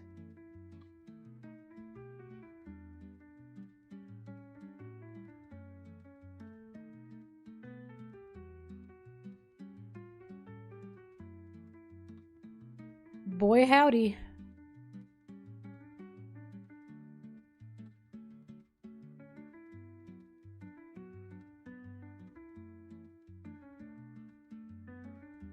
Well, as I keep fucking telling people, if you are a Marine, you are on the side of genocide. This is why people go, but the Marines are an organization. They are an organization that is literally pro-genocide. They are. Like, and this is why so many people, they can't understand what I'm trying to say. And it's like, if you are a Marine, even if you're blind to it, you are in an organization that is like, woohoo, genocide. If someone says to, like, a buster call, I need you guys to understand, a buster call is literally destroy that island, wipe out that island. So the world government just has a button for a buster call. They have a buster call. Who executes the buster call?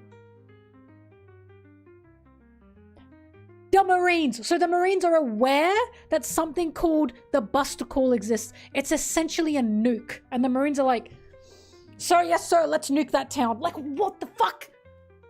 And I'm the crazy one for bringing this up. I just feel insane sometimes.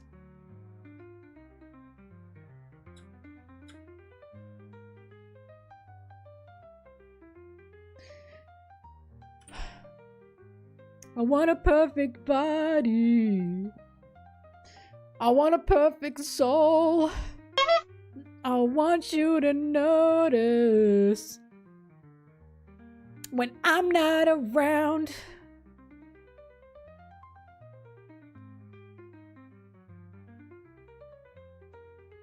Are we playing the watermelon game today? You asked that so kindly. Every time I get to a new minute, I'll play the watermelon game. How about that? Guys, the watermelon game. They just can't. Bitches can't get enough of the watermelon game.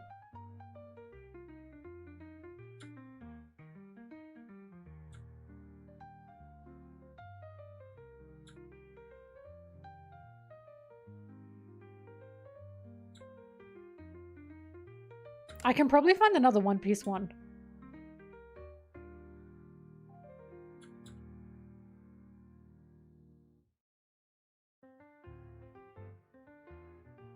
I'm glad I've introduced you all to the watermelon game. It's such a fucking mobile app game. I don't do the One Piece. Let's do that, actually. I would like to do that. What's it called? The One Piece store. If you want to do this by yourself today, stop watching.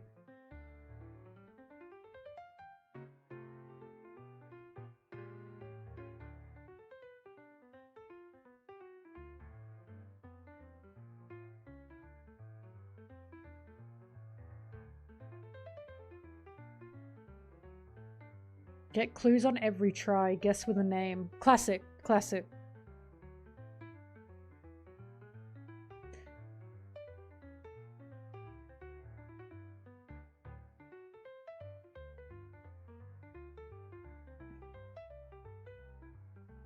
Alright.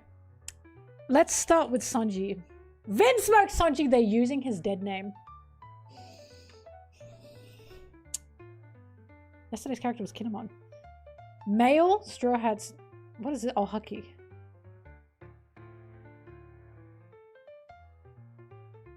What does this Hucky mean? Observation and...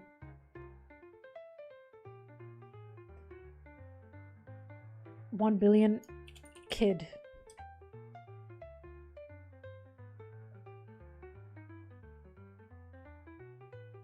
Fuck.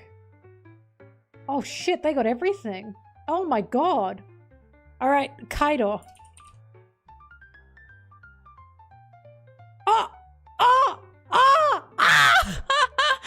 Boo! She did it in 3 tries. Gamer. Wow. Let's fucking go. Do we do the other ones? I'm really bad with the devil fruits because they use the Japanese names.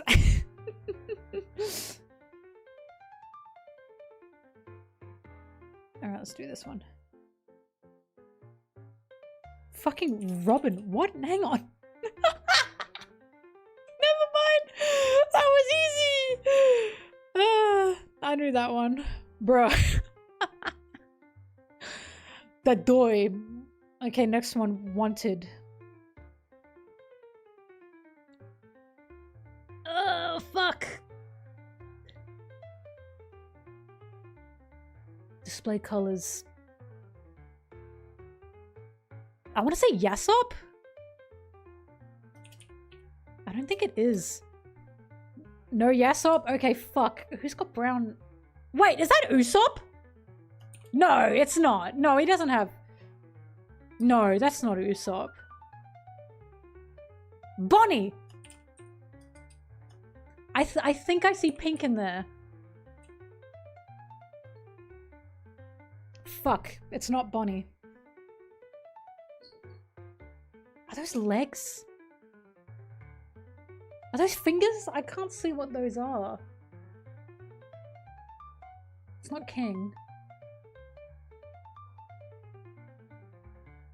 Diamante?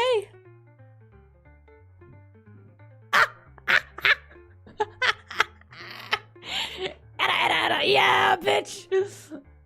She did it. I will say, displayed in color is kind of cheating. What a bum.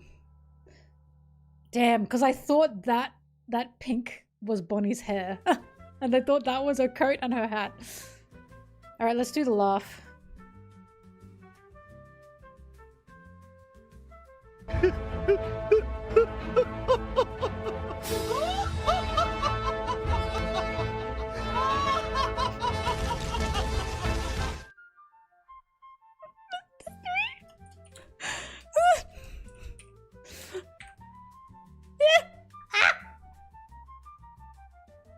I did know that, but that's why I was cracking the fuck up. Oh, wow. Oh. Wow, look at me go.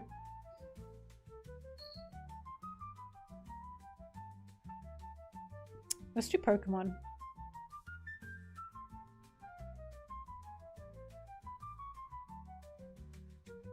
Fairy. Oh, sorry, can you guys see that? Oh, sorry, any Pokemon. My bad. Ambipom. Oh, I forgot. It only does Gen 1. Okay, Abra.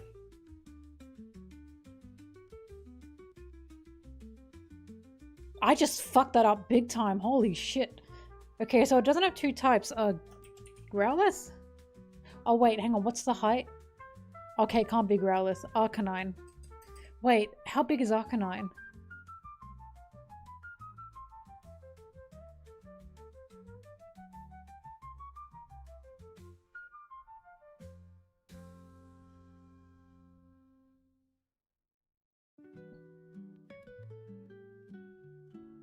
Hang on, so it has to be bigger than...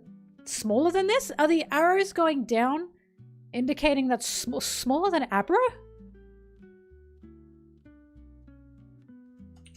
Marowak? It's brown.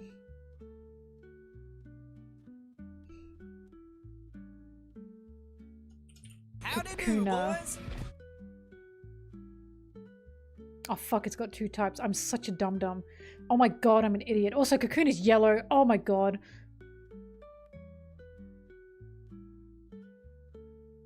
Diglett. Sorry, Dugtrio. Oh, it's not ground. Don't look at me. Dodger is bigger. Second evolution stage in brown. Ratata. Raticate. She did it. It's a rat. It's a rat! A rat! A rat. A rat. You're a rat. A rat. A rat. Easy done. I did think Norse means up. It makes sense in my head. I actually get Zoro for that one. Sorry, I say Zoro. I'll stop being a weeb for you guys. Where's the next mode? What the fuck? Oh, next mode card. Hitmonlee?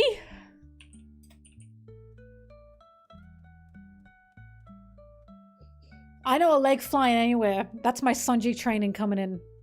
My Sanji training kicking in. Ah! Ah! Ah! Alright, next one. Has a voracious appetite. It can devour leaves bigger than its body right before your eyes. From its antenna, this Pokemon releases a terrifically strong odor. It's either Weedle or... Antenna? No, it's gotta be Caterpie. Weedle don't have an antenna. Got a spike. I'm just really good at this. Silhouette.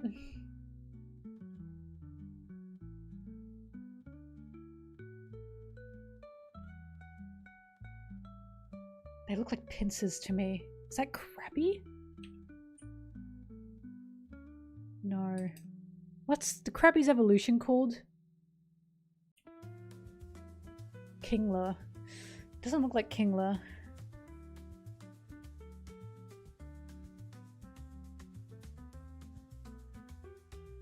It looks like pincers.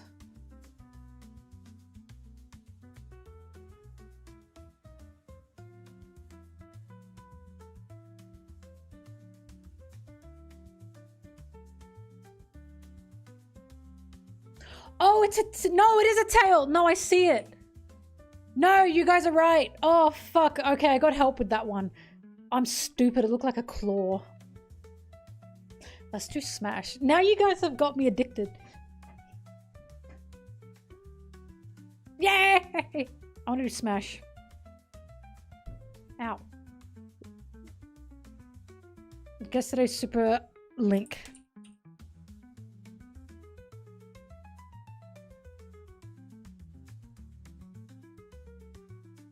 Mario. Fuck.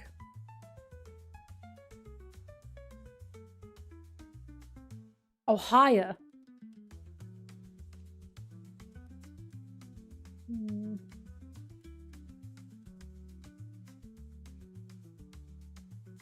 Mario's human.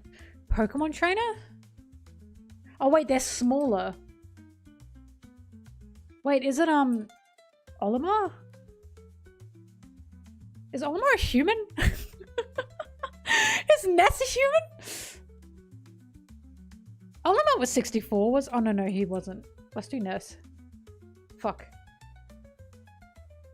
Oh, SNES. Okay, now down.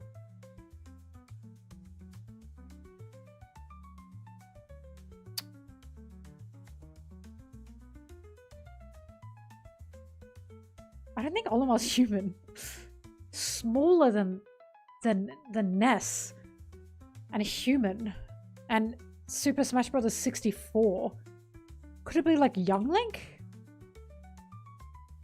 Was he part of it? No, he wasn't.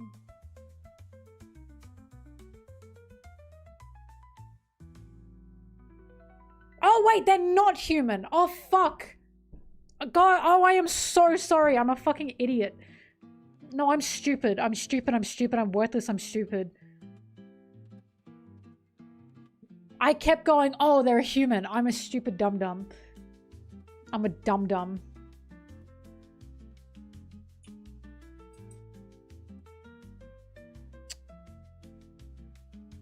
Red means correct in Australia. Red is literally our liberal color, by the way, and then our liberal is actually our conservative. It's confusing. Yeah, alright, I'll go Kirby. I can't think of anyone smaller than Kirby. Fuck, it's Kirby. Kirby! Kirby! I feel so stupid. Fuck. I kept going, okay, they're a human. Oh. God, that was so stupid. Guess with a smash animation. Luigi! That's easy.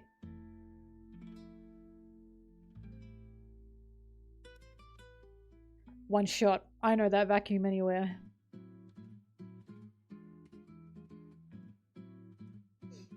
Okay, who did Kirby swallow? Fucking Minecraft guy. What's his name? Steve? That's a really good Kirby! What the fuck? That is a phenomenal Kirby. I don't play with Steve much, so I haven't really seen Minecraft Kirby. He looks conspicuous. You know? Emoji. Peach. Crown and bomb.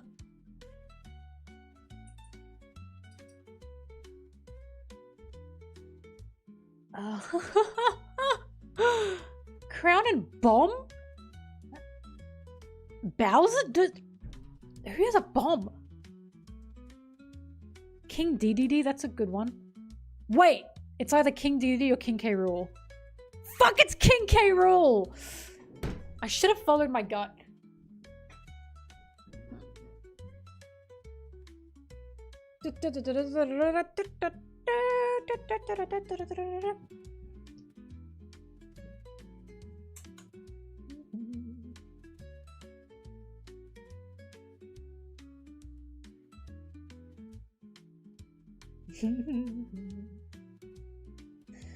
Alright, back to work. No more of this.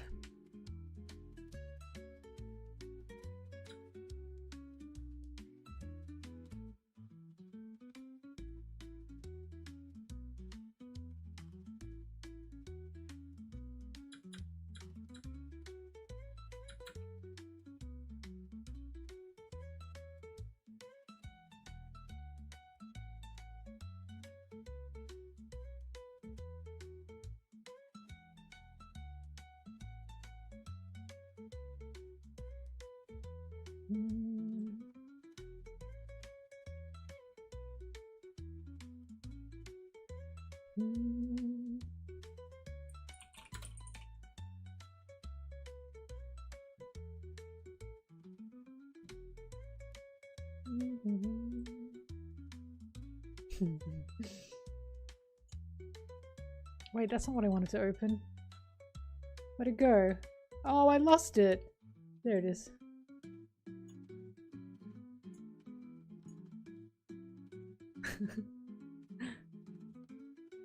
Madame, I am offended.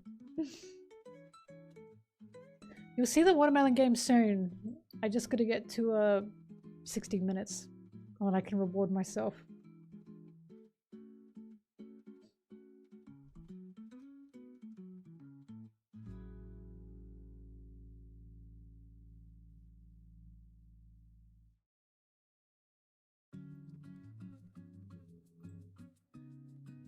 This page. Oh, whoa, mama. Yeah.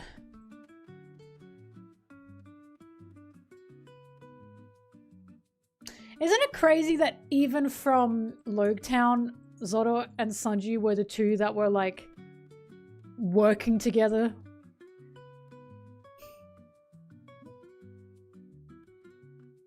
So interesting, right?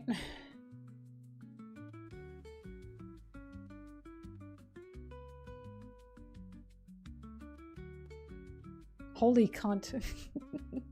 God, I love the English language. I rag on it sometimes, but I think I like it. Also, this is such a cute Sanji.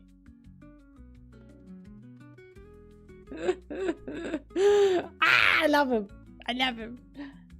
He makes me ill and sick.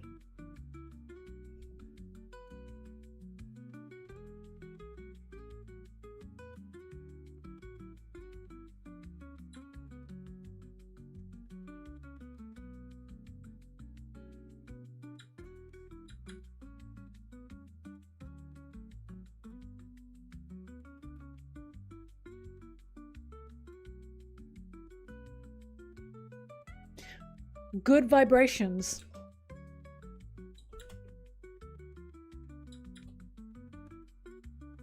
I found out, are there fellow Aussies in the chat right now? Please make yourself known. I'm an Aussie and I found this out.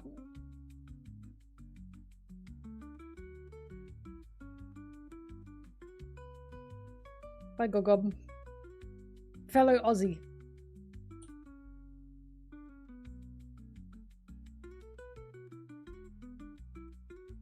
You're here? Rat Down Under, that's a fantastic name. Did you know the word champ is like offensive? When you call someone else a champ, that's like a swear word. That's like one of the worst things you could ever say. Is this something I was under a rock for? Because I was playing Marvel Rivals and I accidentally fucked Childish. What? Oh, fucking thank God you guys. Oh my God, I was playing Marvel Rivals with some of my guy friends. And I accidentally fucked up banning someone because I'm a Loki main, so I always ban Moon Knight. No, Champ. C-H-A-M-P. Never heard of this. Oh, guys, thank you for fucking validating me. I'm a Loki main, so I always ban Moon Knight. And I accidentally banned Moon Knight when someone in our team wanted to be Moon Knight.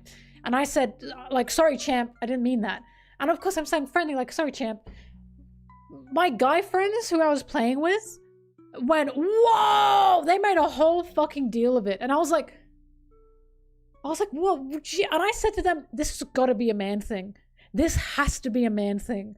Because I was talking to my my friend who is a gal about it. And she said, yeah, it's a guy thing. Like, they get really upset when you call them champ. And I was like, what the fuck? But I was like, this cannot be a country. This cannot be a national thing. Never heard of this. Oh my God. It was a whole fucking deal. You guys have no idea. You have no idea. They were like, whoa, what a horrible thing to say. And I was like, what the fuck? I was like, since when has champ been an insult? What the fuck are you guys talking about? To a man. I think it's a man, because men hate feeling small. Right? Like, lil bro. That's like a, that's American black slang, isn't it? Lil bro. And men hate when they get called little bro. And I'm like, wow, men just hate feeling small. They just hate it. The next thing you guys have to start calling each other is like petite. Start calling each other petite. Start saying, bro, you look petite. Right? I want to see men get angry at being called petite so fucking bad. Please. Please start doing this, straight men in this chat. Start calling men you don't like petite.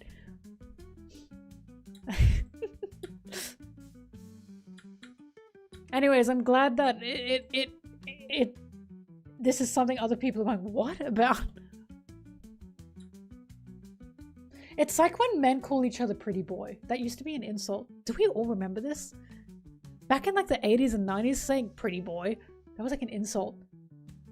Why the fuck is that an insult? You're literally saying you're pretty. Like, you're going, hey man, you're straight up gorgeous, bitch. It's like, what?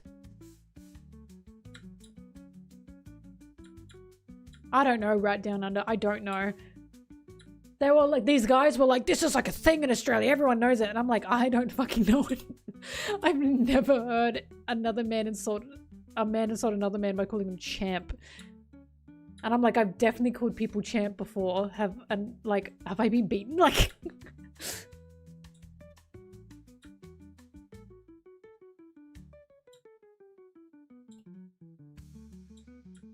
great video editing, champ. Thanks, man. Family Guy when you hear champ. Fuck. What do they say? When do they say champ in Family Guy?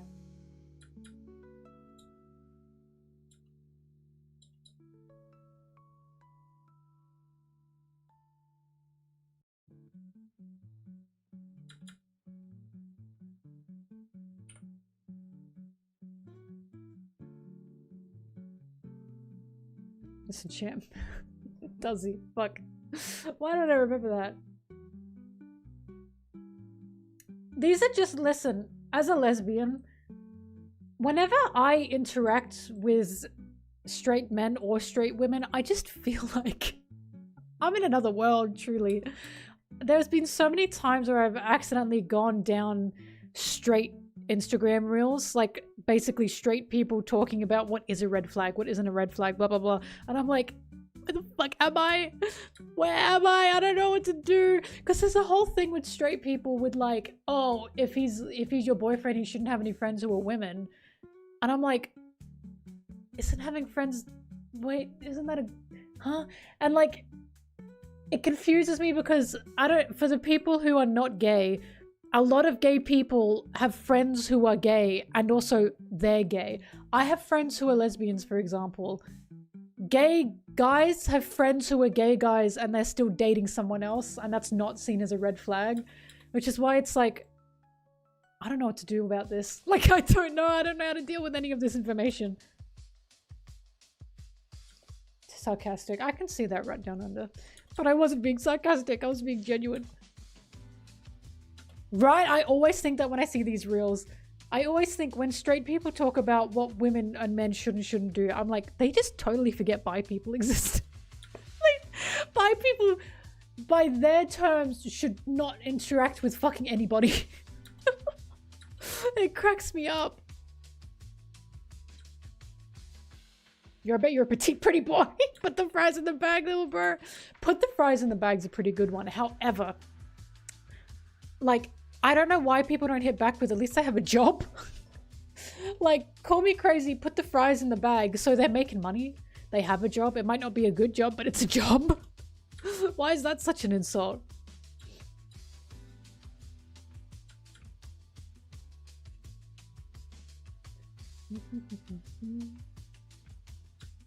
I can't wait to see what new insults we come up with in 2026. I can't wait to see what Gen Alpha have in store for us. 6.7 is starting to run its course. Surely we will be seeing a new one soon. Employment is cringe. That is truly a very chronically online take. I can see now why that's an insult on twitter.com. I'm too old. A monk! Oh, I'm monk! As the kids say.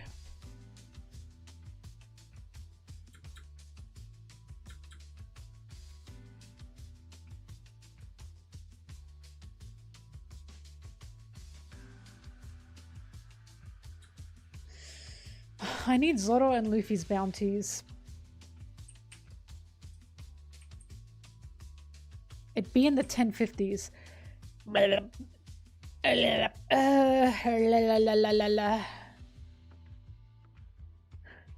la la la.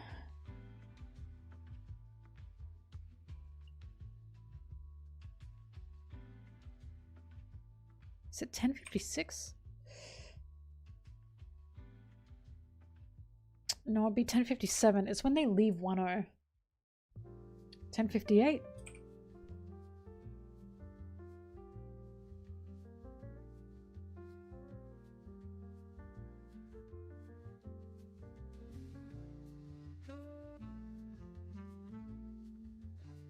I think it might be 1058. I shockingly don't have it. New Emperor. It's 1058.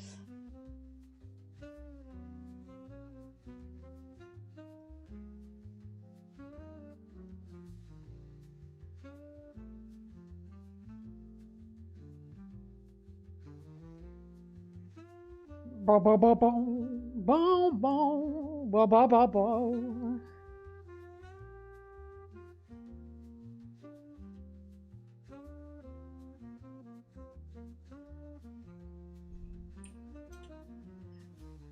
In the sun.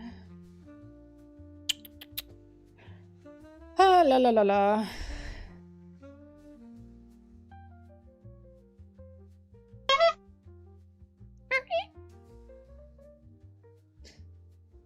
What One Piece character would I place in the petite pantheon? I don't know. Not many characters are petite. Because they're either voluptuous or they're muscular. I mean, Manchetti, okay, yeah, she's... she wins. She wins, you got me.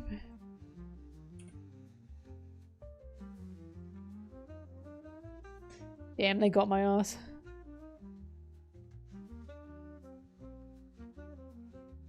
Every time I hear this music, I feel like I'm in a Japanese cafe. They love their smooth jazz in Japanese cafes. Fuck, I want to go to the cat cafes in Japan. I love the cat cafes in Japan. They're so cozy.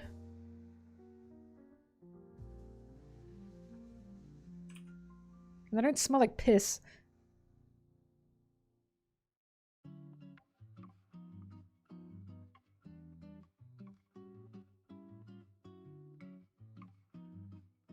A Loki scream? Oh, fuck.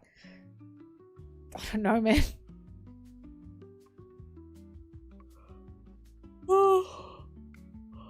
We've got cat cafes here in Australia, especially where I live, but they're just not as good. I'm not trying to be like, ooh, Japan. I'm just serious. They're not as good. Kaysen, you live in the middle of fucking nowhere. Like, no offense. But we've got tons of cat cafes in the major cities in Australia.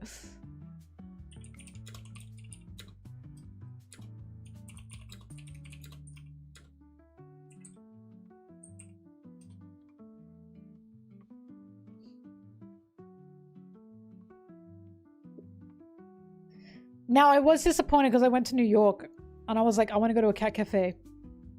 Motherfucker, there are like no cat cafes in New York. What is wrong with you guys? I tried to go to one, you had to book it, and I went, what the fuck?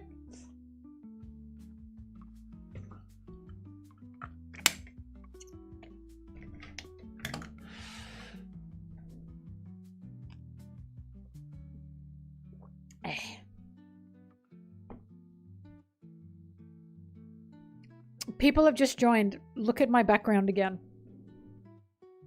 Look at my Sanji shrine.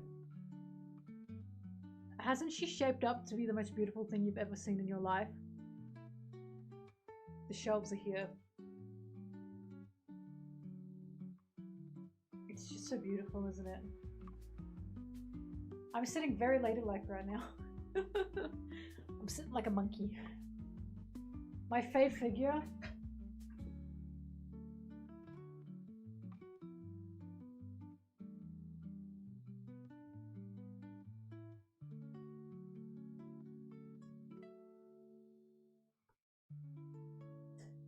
They've never made one like this again, and they're never going to make another one like this again.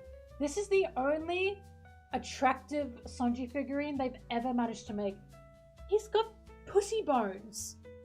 Why are his pants are so low? Now that's petite. Oh, it's okay, he's good. I really killed him. Hockey goddess, shut the fuck up.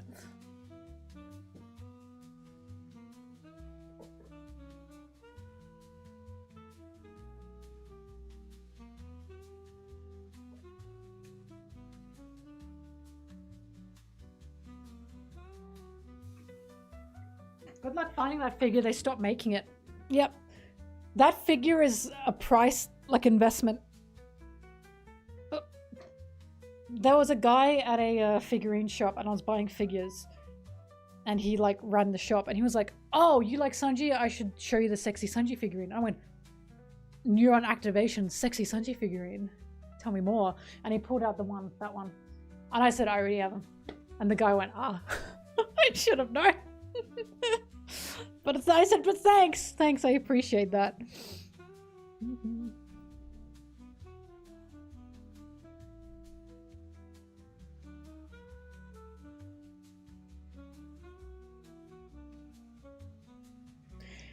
Yeah. Oh, I hate this man. I hate this man. Why does he do this? And I'm gonna do this.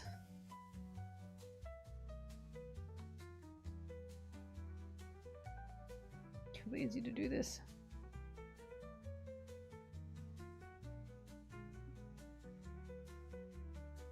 Well, I mean, they resell it at like crazy prices, right? So, I didn't ask how much it was, but I have no doubt it would have been crazy expensive.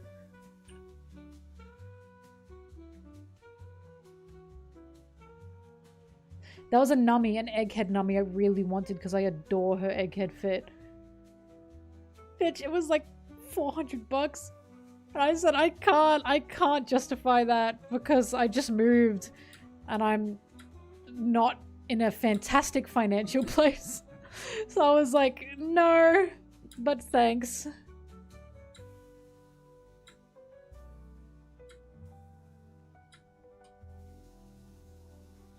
I also just bought a big bookshelf that I'm going to paint for my living room where I can put all my yaoi. My proud on display yaoi bookshelf that every time my parents come visit, I'm going to have to put all the yaoi away because my dad loves looking at books. My bookshelf, yeah, the bookshelf I bought is white, so I'm going to paint it pink.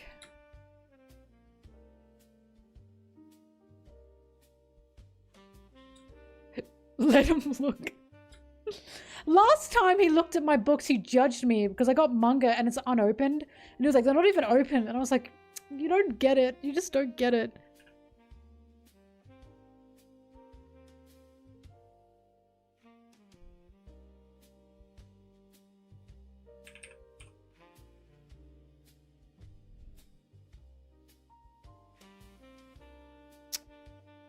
Oh god, what did I call it?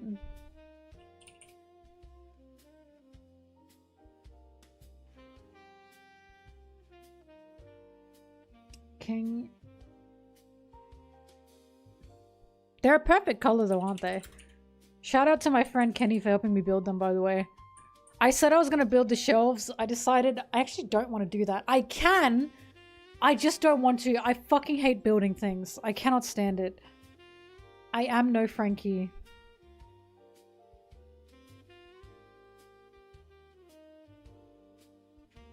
Mama, it's because I already read the manga that I have. I read it online and I wanted to support it physically, so I bought it.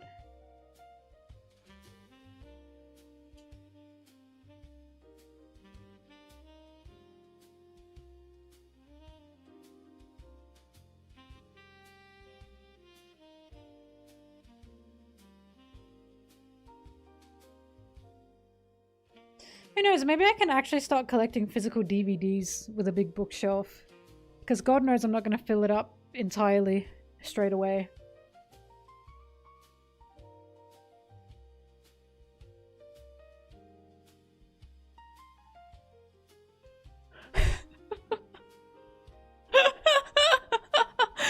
Sorry, I'm looking at my Discord and for some reason usual patron Brig Lee is getting their fucking ass handed to them. Good to see, good to see. Thanks guys, I love seeing it.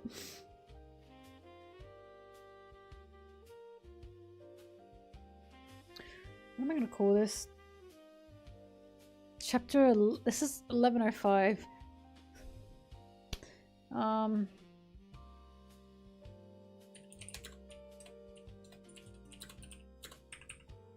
1105.8 edit.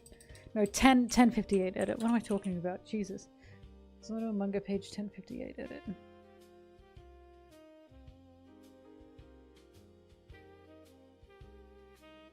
I'm not putting a Zoro there. He's not going there. It's the Sanji Shrine. You guys can't convince me to put a Zoro there. It's not happening. Not on my watch. Not on my watch.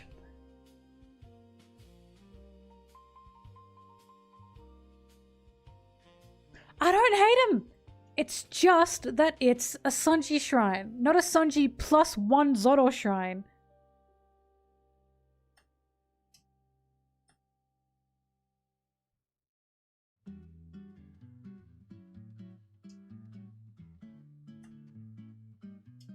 Man.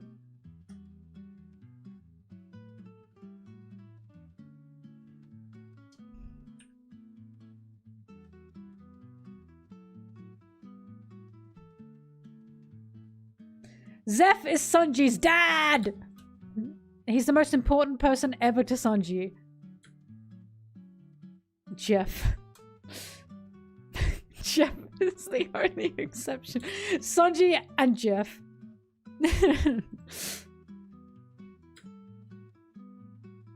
You are the only exception.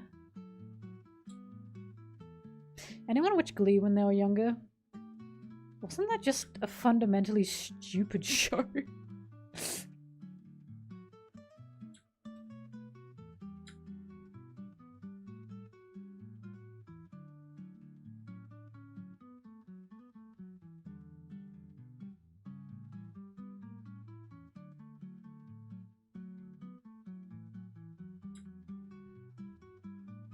Actually, some of my favorite stories are, and I can't name any because I only know this is a fucking fanfiction trope, but, worshippers falling in love with their god and the god falling in love with a specific human worshipper.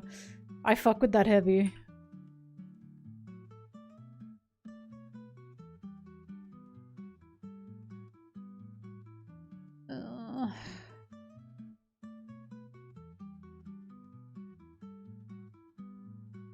Stop it.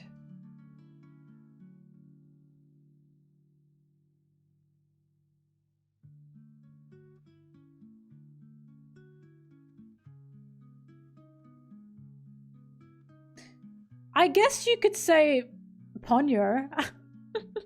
Ponyo's dad and Ponyo's mom, they fucking rock. No.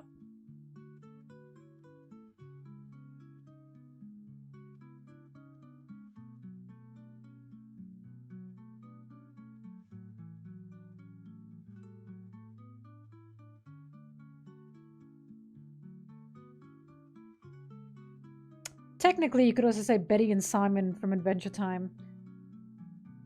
They're very nice.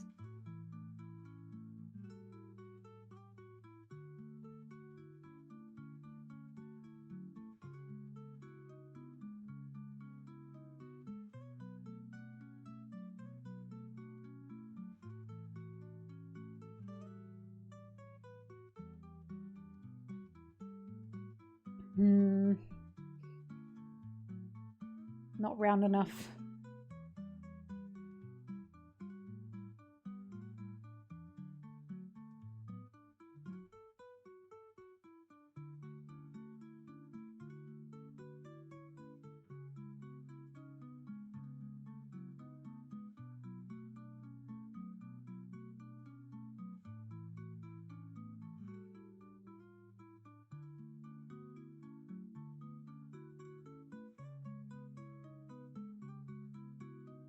Yay! Looks good.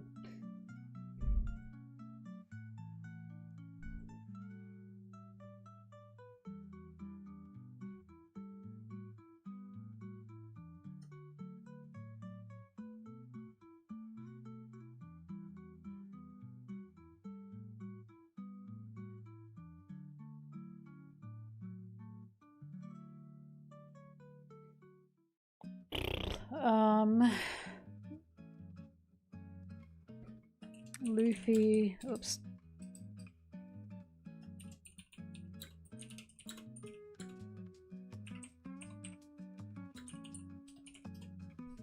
Cut out the rest of the circle. Why would I do that?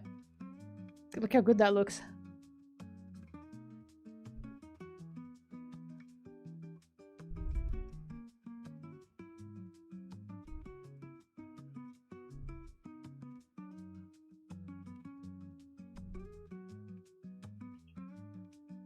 Thank you. See, I can lock in when I need to.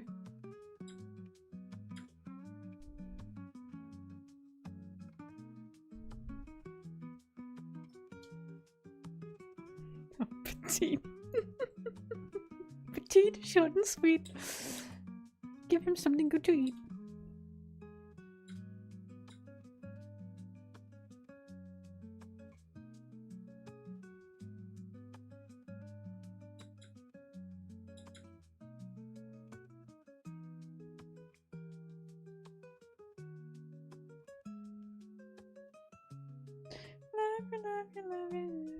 So hard.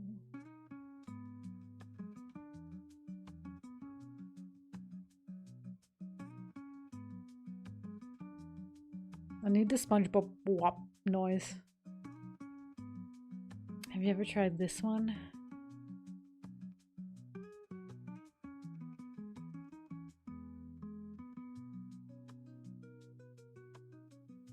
Do you ever think about how many more things you'd like and how many more things you'd enjoy if they were marketed better?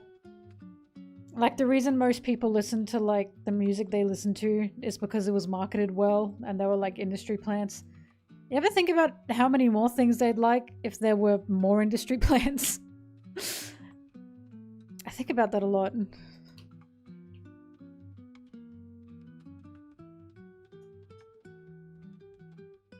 It's not just industry plants though, it's like I'd probably like more manga and more movies if I knew they existed.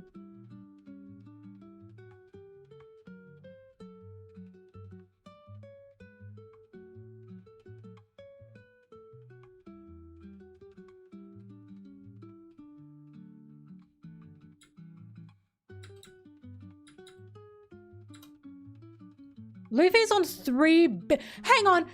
I know bounties don't fucking count for anything, but don't a lot of power scalers think Zoro's actually more on Luffy's level than on Sanji's level? Don't they use bounties in their arguments? And if so,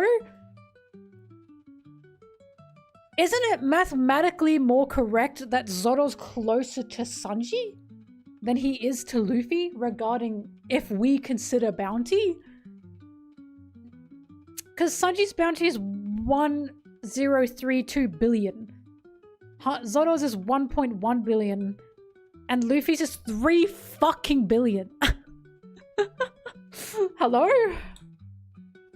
All I'm gonna say is Luffy took out Lucci in a split second by literally giggling and joy maxing him to death, while Zoro was huffing and puffing. But guys, he wasn't serious. He wasn't serious about this guy that wanted to literally kill his whole fucking crew. Requires 3 Zoros to defeat Luffy. Wow. No, we can't do this, guys. People are gonna think I hate Zoro when I talk like this.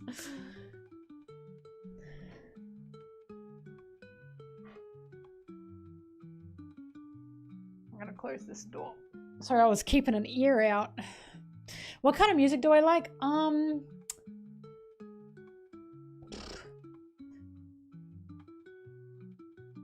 Genre-wise, I like things that sound like synth electronic.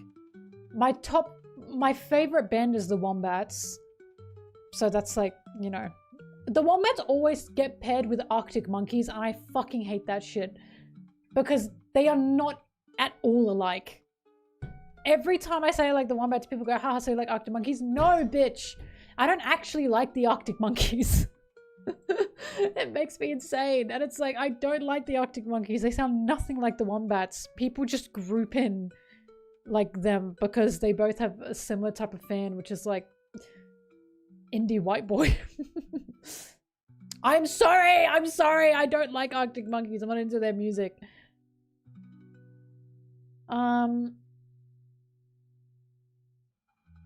Well, look, one of my favorite songs of all time is Midnight City by M83. Absolutely no one has succeeded in finding a song that sounds like Midnight City by M83. No one.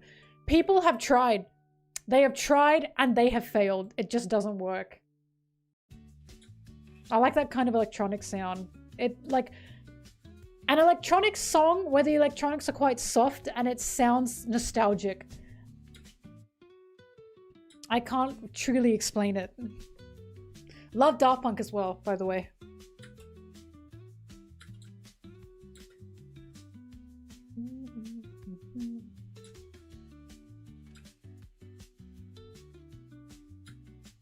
No, you didn't, Red. You got close. I said you got close. And I actually can't remember what that song was, by the way.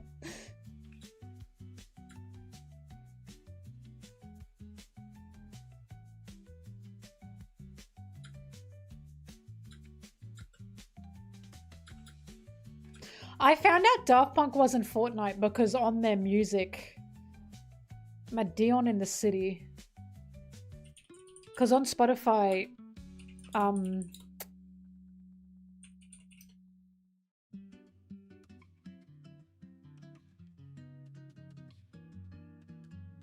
No, you got close. I remember saying, Reg, you got close, but it's too upbeat. But you got close, but it was just a bit too upbeat to be Midnight City. Midnight City's more melancholic than this song. I remember this well. Nice try, champ. I would know because I'd be listening to that song every fucking day if you found that. I do listen to The City, though.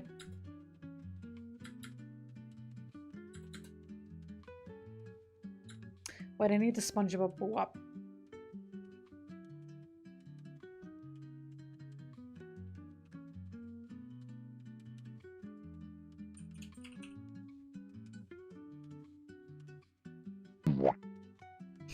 Yeah, that.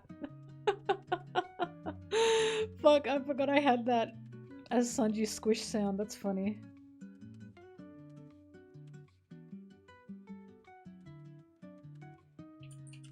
SpongeBob.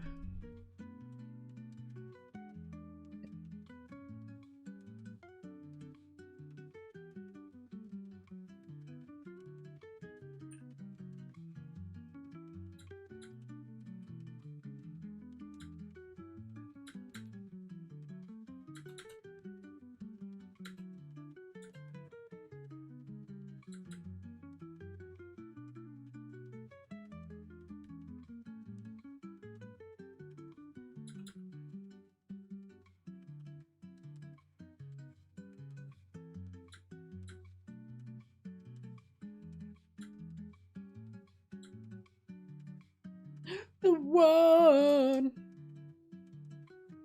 you need a starlight. Seeing is my church. Seeing is my church. Thanks.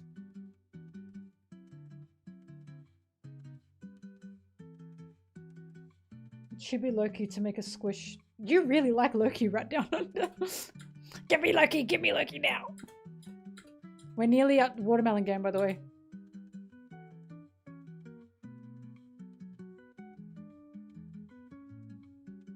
Can none of you guys read? It literally says he's only the first mate. What is this video about? Quickly.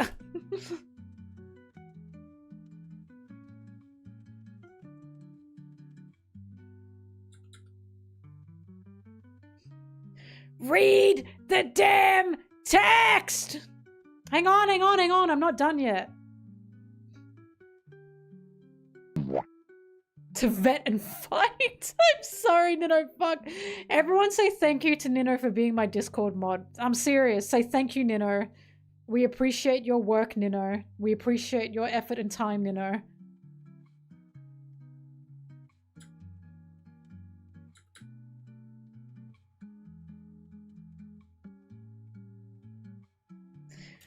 Alice, you are so fucking lucky you're a Twitch mod.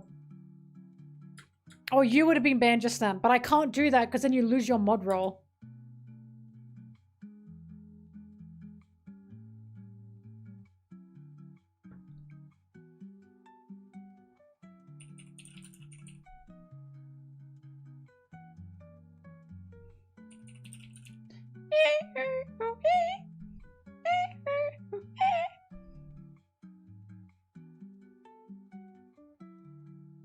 I use a Pun Pun image in this, by the way. Fuck, I forgot.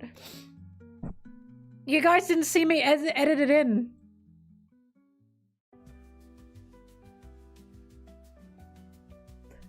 Where's the Pun Pun image?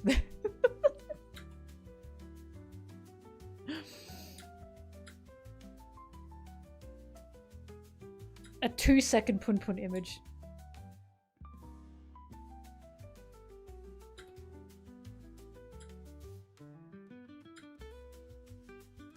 Yeah, I finished Pun Pun.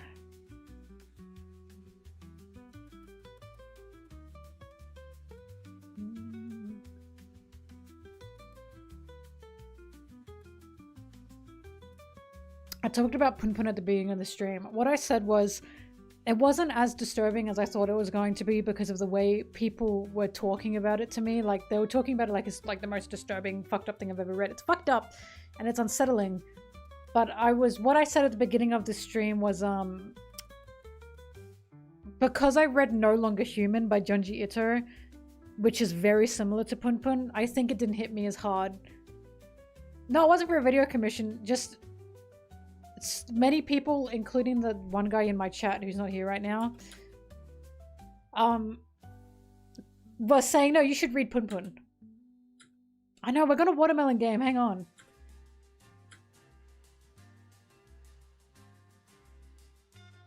Guys, be patient. Yeah, no, you just realized? I was saying I prefer No Longer Human to Pun Pun because Pun Pun had times where it was not only very repetitive, but it felt like the author was just kind of monologuing at us, sometimes with really long speeches. And I'm fine with a lot of text, but I was like, this is starting to sound like the author's just own viewpoint bleeding through, and he's just kind of TED talking me. And I was like, okay, I get it. Like, some of the best scenes in Pun Pun was when it was displayed like a story, and it was saying stuff like, Pun Pun was very excited. Pun Pun had to think about that. Like, those were the best ones. I liked Pun Pun a lot because Pun Pun was actually not absent of dialogue, but Pun Pun was very short of dialogue, and I really enjoyed that. But all the other characters, so many of them were just yap, and it's like, I don't think we need this much dialogue. But I still liked it. He had a lot of internal, yeah. But even his internal was presented like a storybook, or like it wasn't him, like the god that he saw, Tinkle Hoy, right? Tinkle Hoy, whatever the hell it was. That god was, of course, meant to be Pun Pun's own inner machinations of his mind, forming into something else that was kind of dreadful. And that was fucking awesome. The way that was presented was entertaining. Okay, we can now watermelon game. The other thing, and I need to know if you agree with this, Nino, the cult sections. I understood what the cult sections were there for. I understood what Pegasus was for, but fuck, they were just kind of boring. I kind of didn't feel much of a connection to them at all. And I wasn't really excited to see them at all. Because they kind of led to, like, kind of nothing. They just weren't very entertaining to me.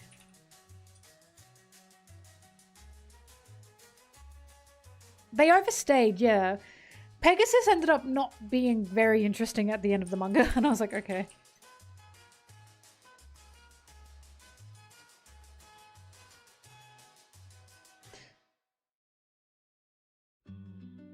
We have another One Piece one. I'm gonna try this one. How exciting. You can't see who that is? That's Buggy. That's why I'm really excited for this one.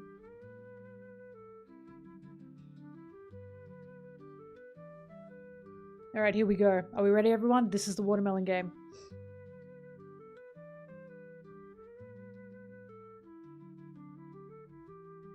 Oh my god, that's Bon Clay.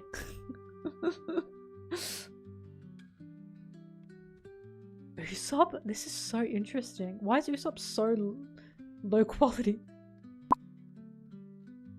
No touching? Okay, whatever. Frankie?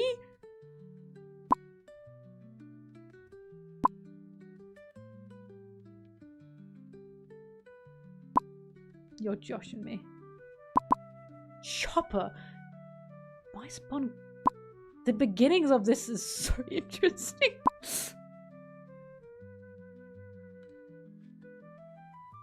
Oh, okay.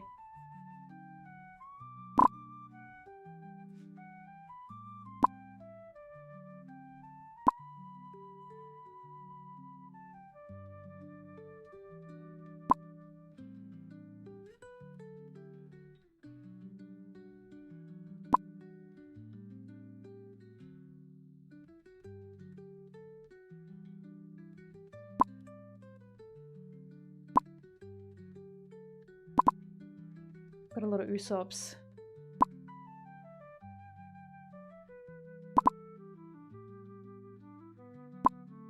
Robin. Why have we started with Buggy and Bon Clay? Okay, just wait, question it.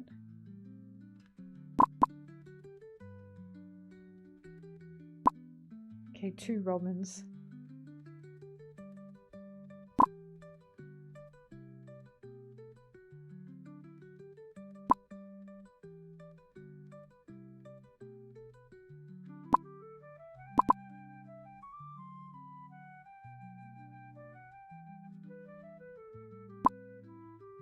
Yeah, this game is a prison.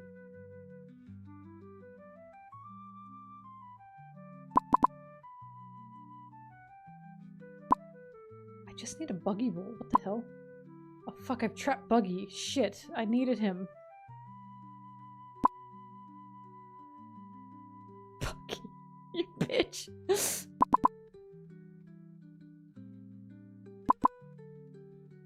Can I free him?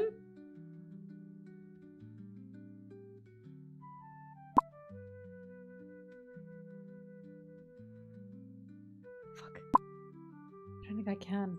Can I get Buggy down there? No!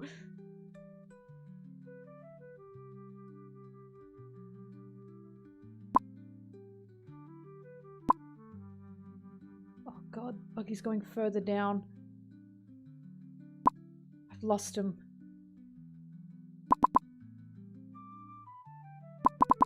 Oh! Oh! Nummy. Very good.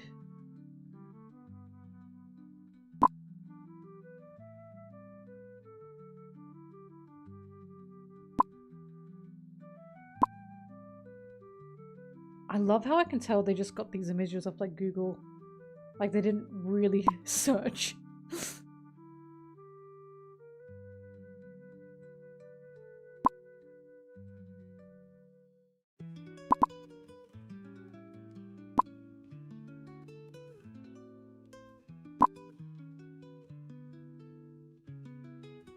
I know I'd get new sub.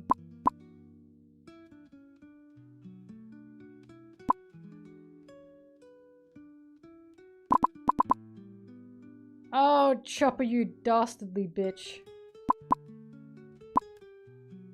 Oh, I couldn't say that about Robin.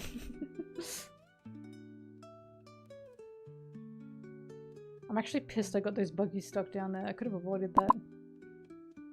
It's not gonna happen again!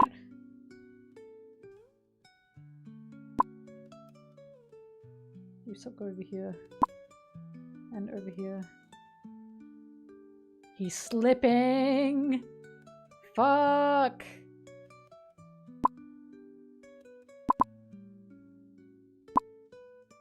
Okay. Good. Oh! Brook appearance. Oh, I can free that. No, I can free that buggy! No! I could free that buggy for a total of 10 seconds.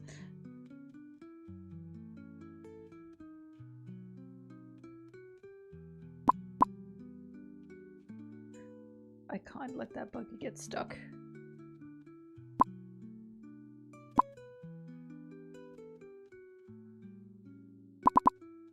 Good.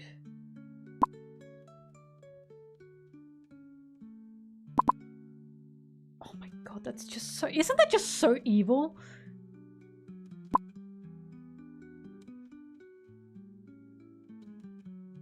That's gonna get stuck if I put him there. No, no, no, no, no! Oh, I panicked! I panicked! Oh, shh! I panicked. God, I'm just evil and useless. Sure, I can free him somehow. I'm sure we'll be okay. Nope. He's now stuck there forever. Oh! No, this is good. This is good. Wait, they're still moving. Wait, the buggies will touch.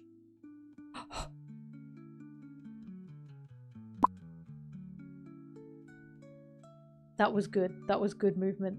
That's what we want to see. That's what we want to see on this channel.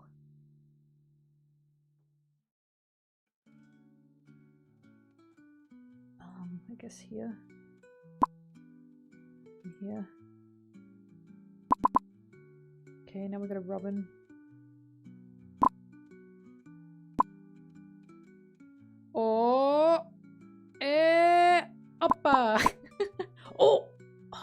It's so close. Oh! Really? Oh, okay. I gotta turn that robin into a nummy. Yeah, Buggy Ball joined. Now Bonclay's down there. Put Bonchan. Okay. More Bonchan. And a Buggy Ball. Oh, I just got it. Haha. Can't put a Buggy Ball there. No, this is good. This is good.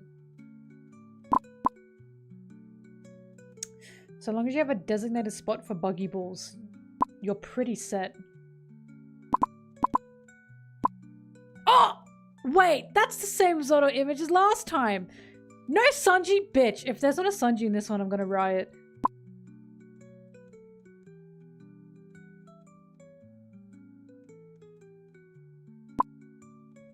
Yes, good. Good.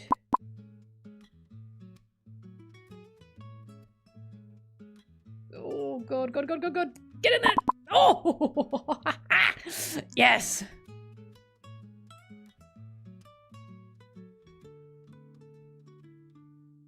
Buggy can fit down there. Oh, I feel dastardly.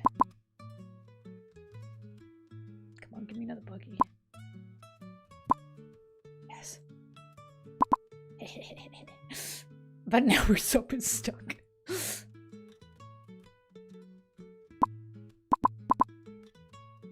Usopp is now free.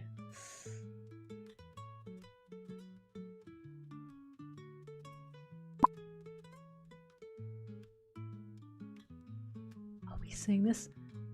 What? Fuck off! Oh my god, that is so evil.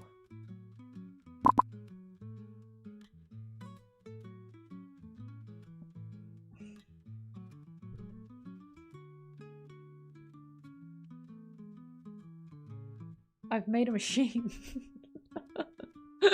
Brooke is being sent upwards. Okay, let's stop.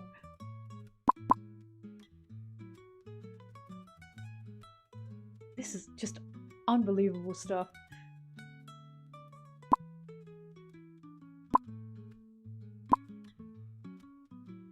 They touched.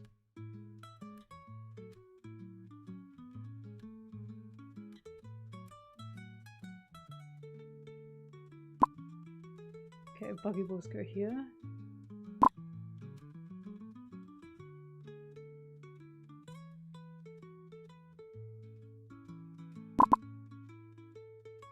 Okay, yep.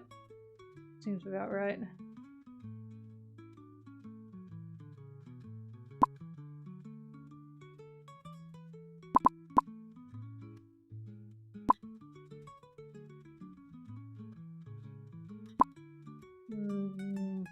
Okay, Buggy Balls will have to start to be moved. Wait, can Bonclay fit down there? Yes.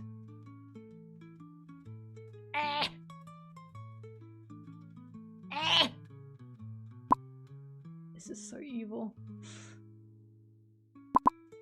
Yay! Come on, give me another one.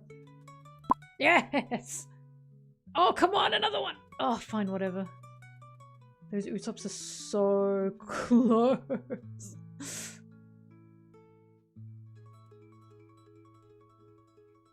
I don't want to touch the Usopps though.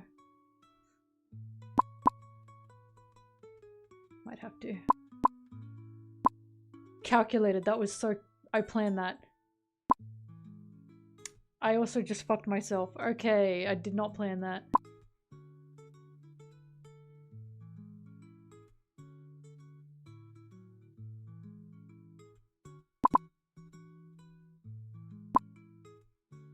I got many Usopps.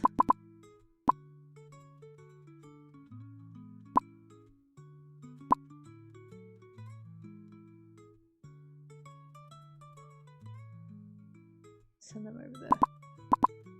No, Buggy! Oh, release me!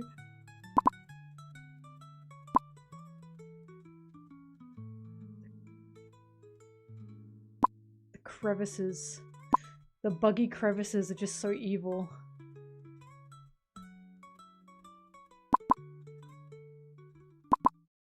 And another buggy crevice has been formed. 1, 2, 3, full of buggies. But if I can get this to work. Okay, I need a robin.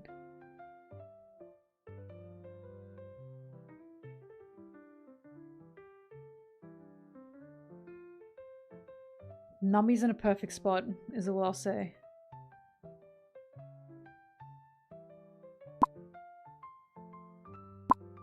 I just sent Bagayath flying.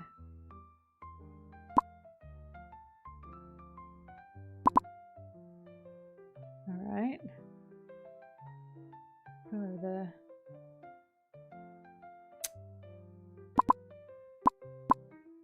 You're judge. Evil, evil, evil! I don't want to separate the nummies. Fucking for real. No, Buggy! Okay.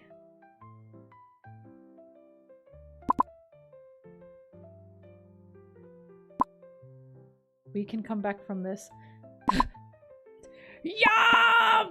Yes! Oh, come on! Ow.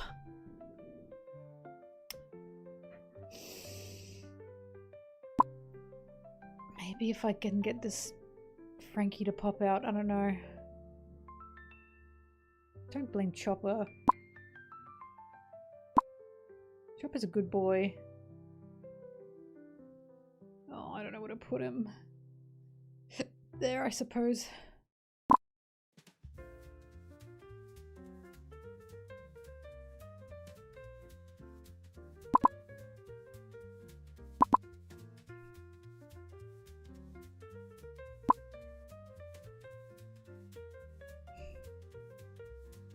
Hello.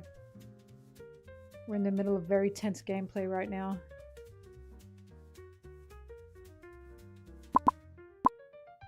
No, Bod Clay. Oh! Is he stuck down there? Yep, Buggy can't reach him.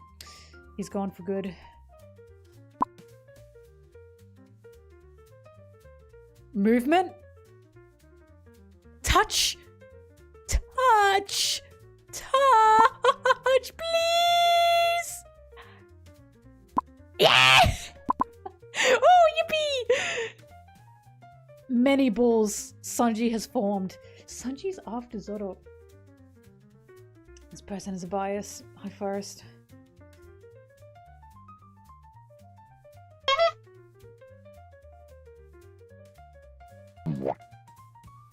Boop. Look at this. Whack his pee-pee.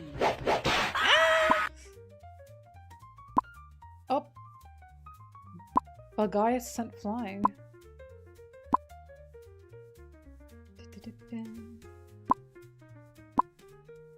On top of Chopper. That is so beautiful. Oh, it left.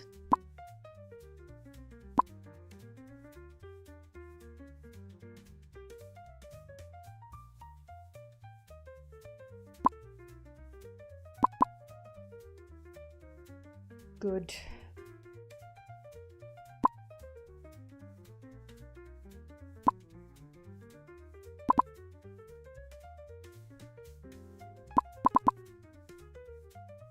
Sanji's exactly where he wants to be.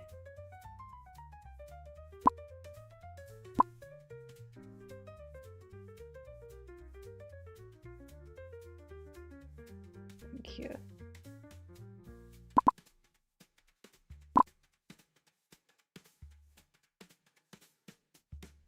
They're not gonna touch. Oh, they touched.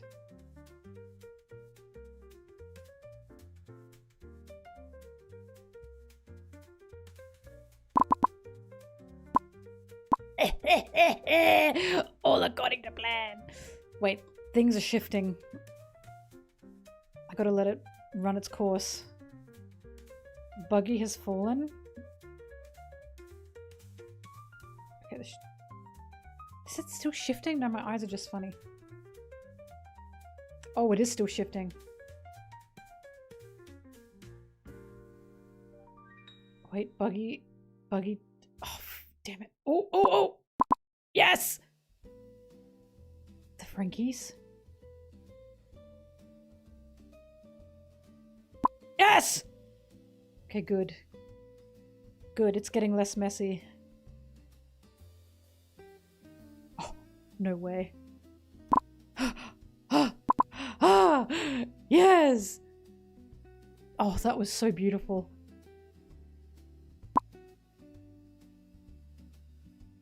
No, no, no, no.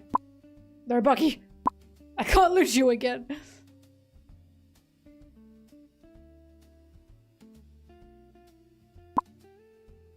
Oh fuck, can I get Buggy down there? Yes! I'm a genius.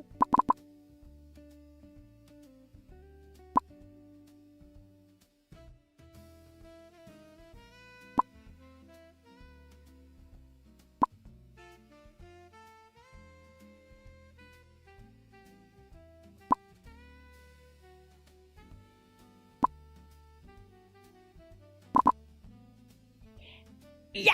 Oh, you bitch.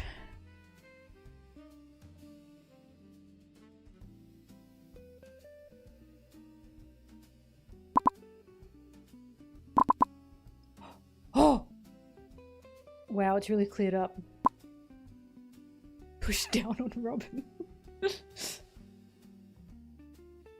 Monkey, I can't lose you again. Shanks. If he ever fucking says that in the manga, you guys all owe me an apology. Every single one of yours. Every single one of you dirty bastards.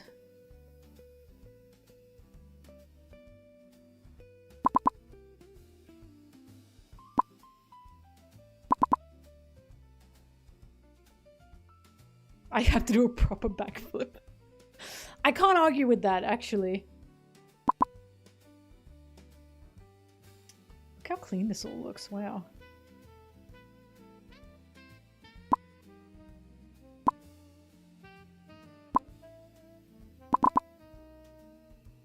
That's alright, that's alright. It's all good. It's all gravy, baby. As long as I don't lose Bagayath. Bagayath is a tricky one.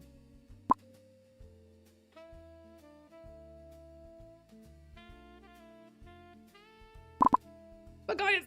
Oh, yeah! Okay. Oh, the Robin might be a problem. But I'll see if I can save her. Oh, fuck. Oh, fuck. Come on, fit. Yo, shit. Okay, we gotta save.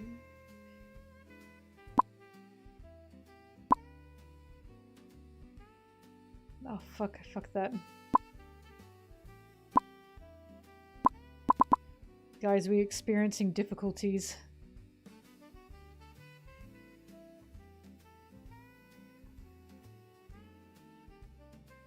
Inside power escape its braids, yeah. Why is it alive?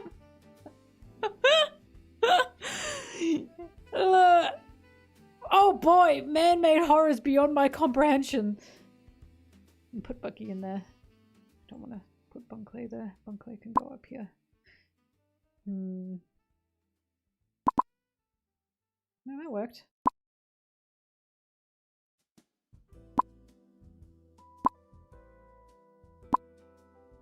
Okay. No, that works, that works. It's good to have— Oh! Don't be fucking dastardly! Don't be dastardly now! Oh my god, do not be dastardly. Buggy, no! No! Okay.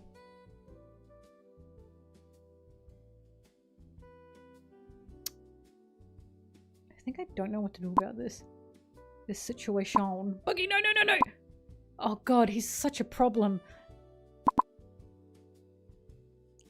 No, fuck! I can't lose. Wait. Ooh! Oh, fuck! Oh, this is tough.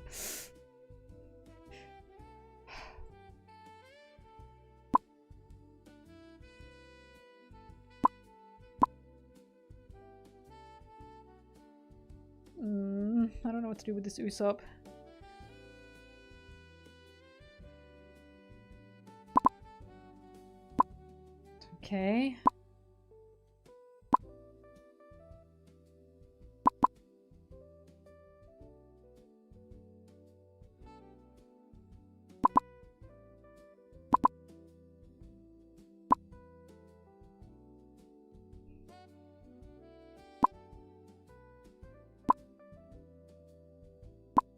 Genuinely, what the fuck is happening?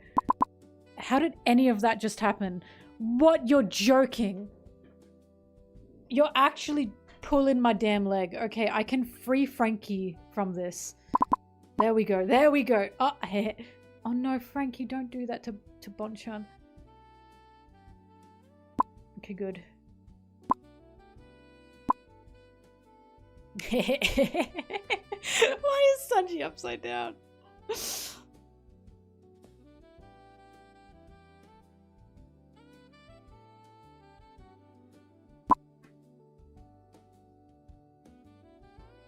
No, this is good. This is good.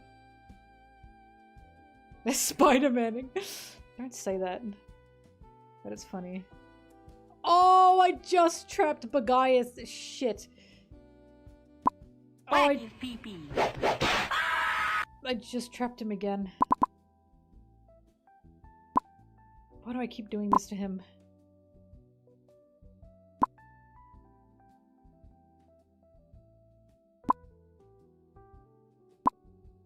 Just catapulted Bonkley. Okay, settled, settled. Good, good, good.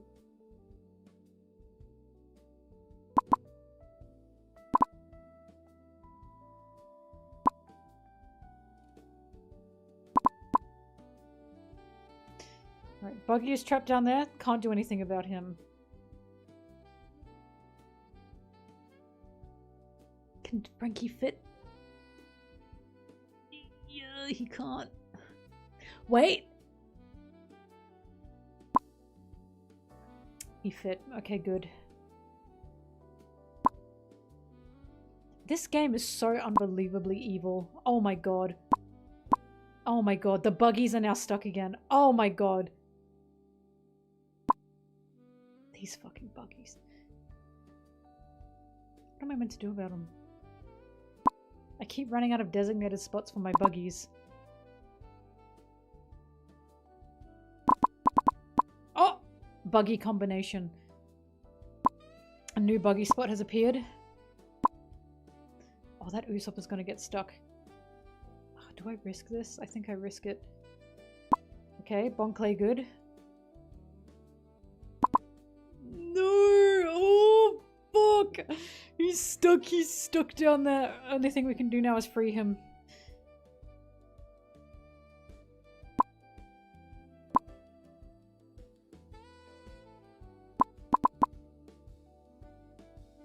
Oh, shit.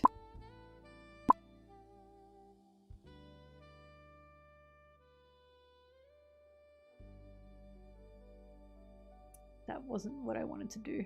Okay. Whatever. Alright, that's good, that's good.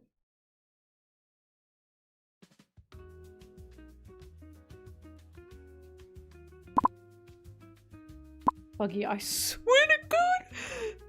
Okay.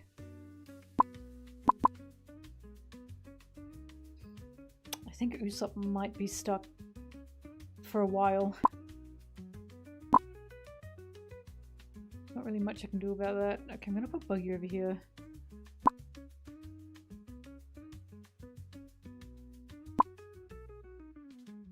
And this is why.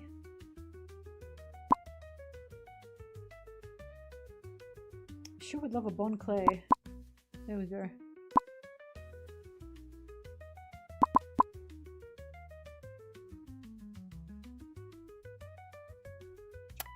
Might be cooked.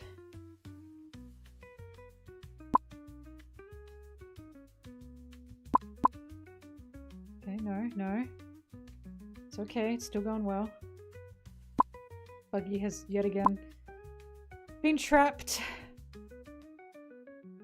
And I can't free him. Oh, fuck.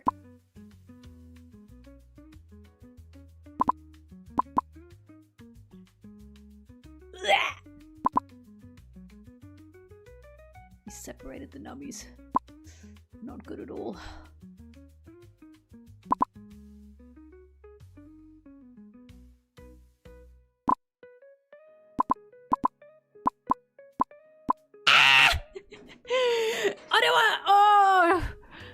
I made it to him. Alright. Monkey D. Zoro and Sanji combine to create Monkey D. Okay, I'm taking a breath because I gotta keep going. Whew.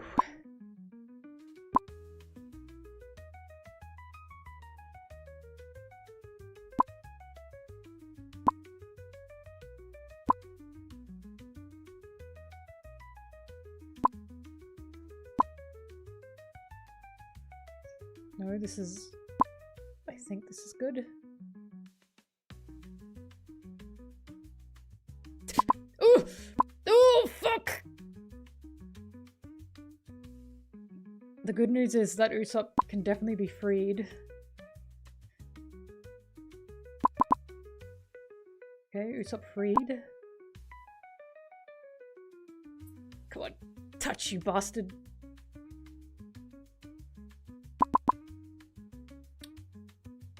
I just... okay. Whatever. Whatever.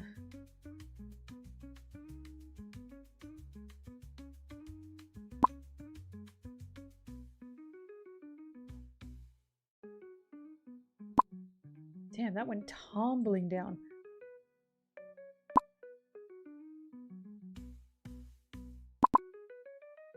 That's ridiculous. Just hates me.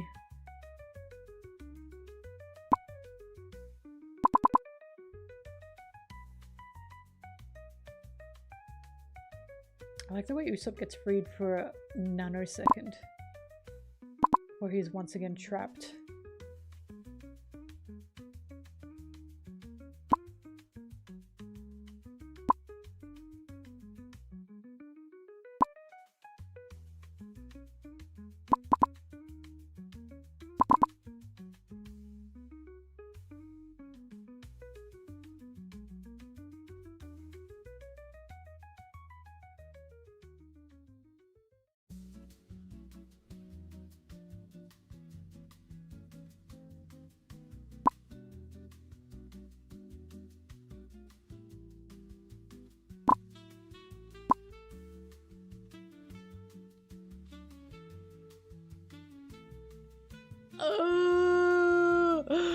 Oh, thank God.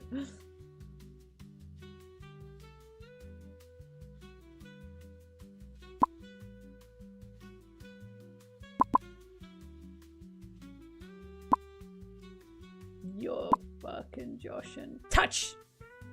Touch! Or don't touch. Whatever, I don't care anymore.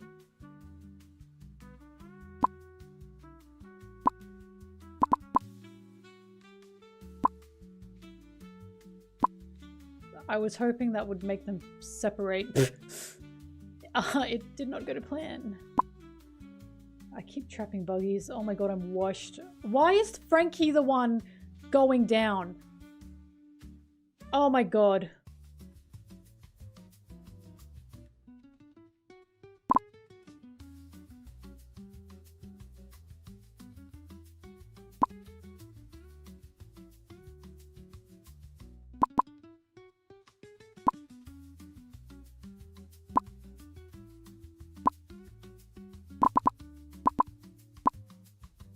Up.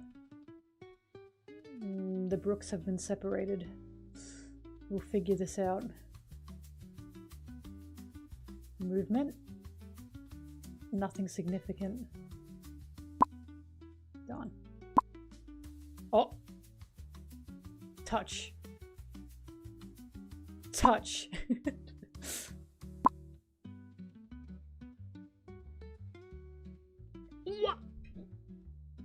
Whatever.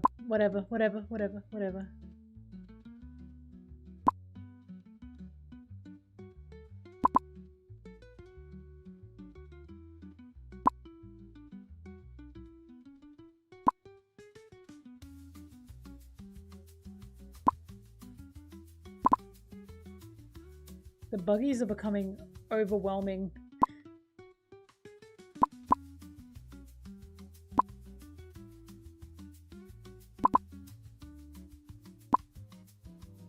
Bunkley is now trapped.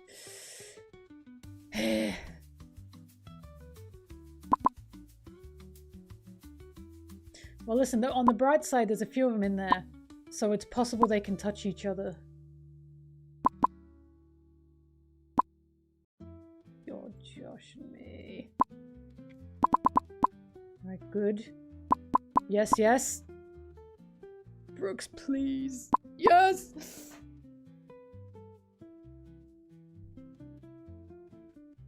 Zordo's back.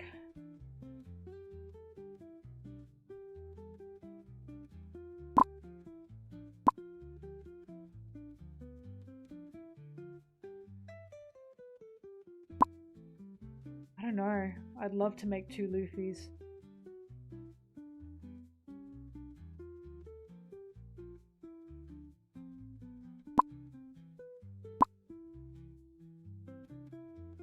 That would have... Damn it. Fucking got sent down again. Oh, for unbelievable.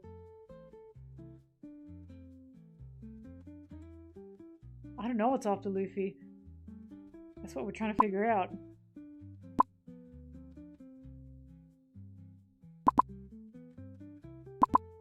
No, stop.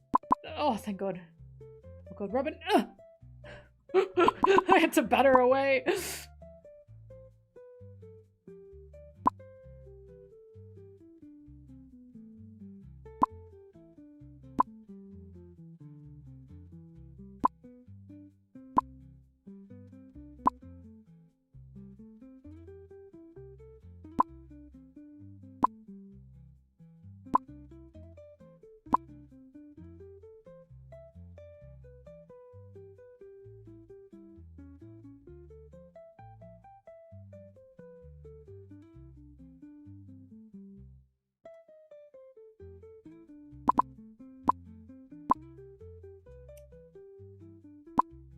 The buggies are right pissing me off.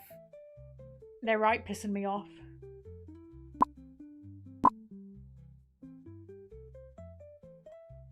They just keep falling.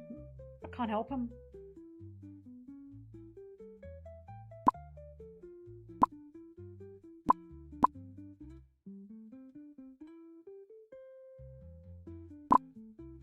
Yes.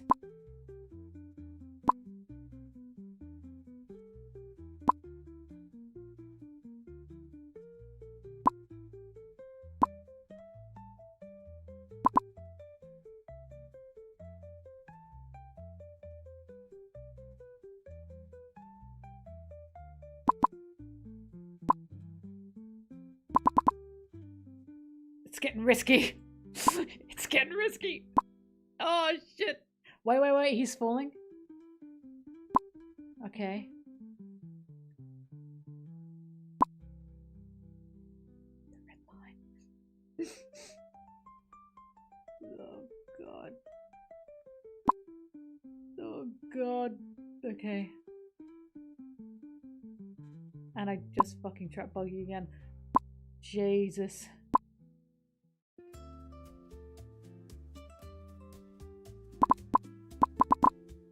Oh, oh, oh, oh! Yo! Yes! Yes! Oh my God. Okay. Okay.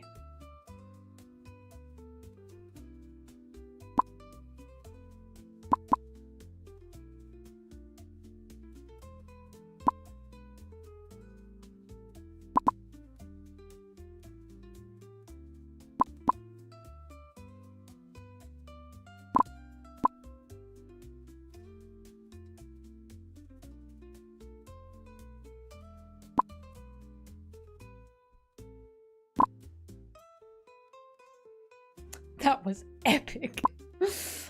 I'm glad you think so.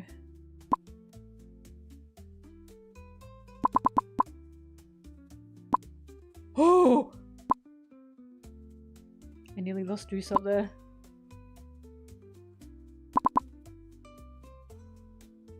Okay, okay.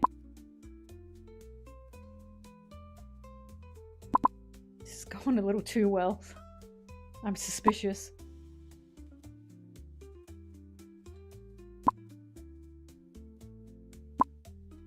God They just fucked me.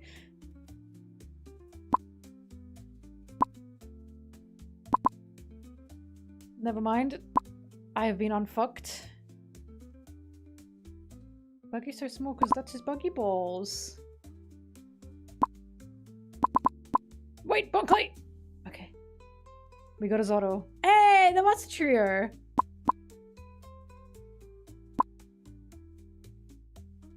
Wait, they're all moving. They stopped moving.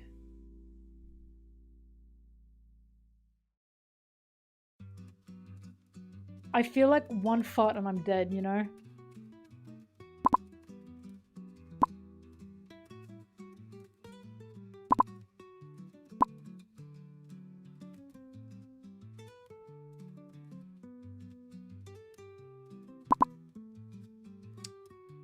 Buggy there. Lunchtime there. Buggy here. Who's up here?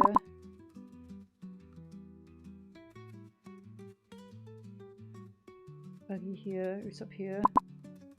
Buggy here. Here.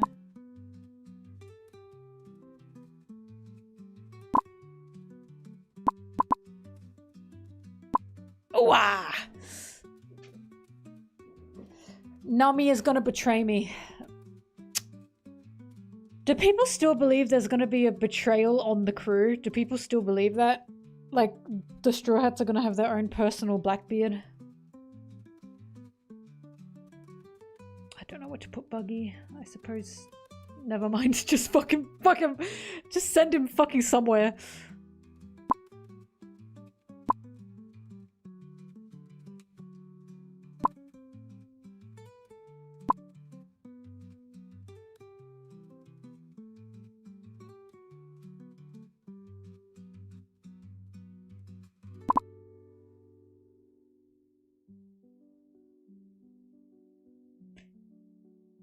Best Twitch gamer of 2026. She played 300 total hours of Watermelon Game, bringing joy to her viewers and to her cat Blueberry, apparently. Hi, Bobby. Not happy with me, huh?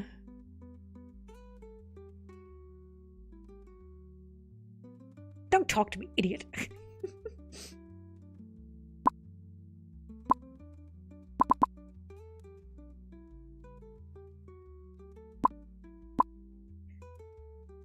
Okay, we've got a Frankie down there. That's a good thing.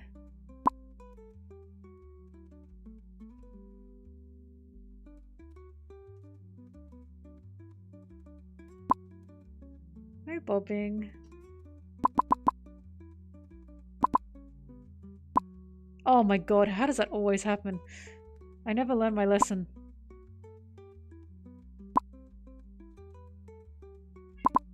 Ow!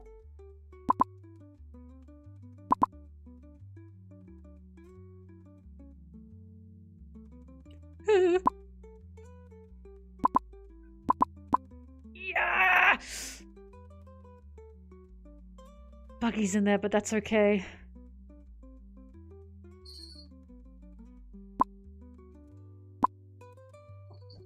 Hi, Bobbing. She's very upset with me right now.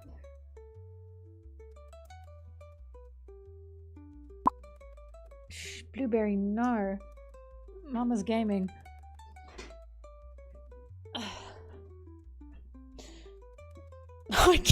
Kenny, go to bed.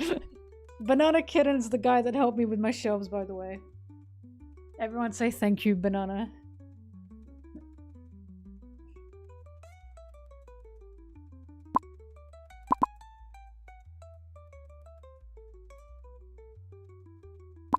Sure would love to get a buggy. Yeah. Oh, that's fucking dastardly. Oh, okay, good. Blueberry, no! Stop it, she's trying to sit on my fucking keyboard.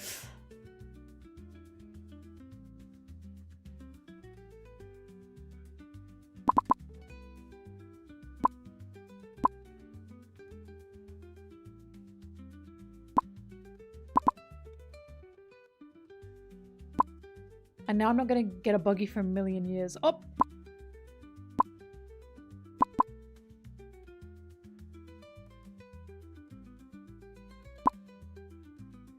They're gonna fall in there anyway.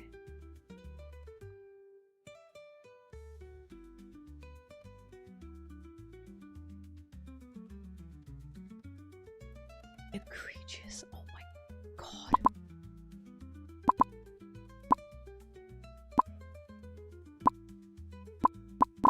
It's just...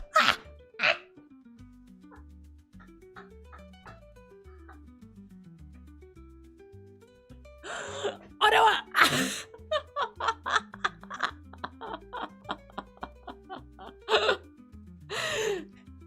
Oh, you expected someone else?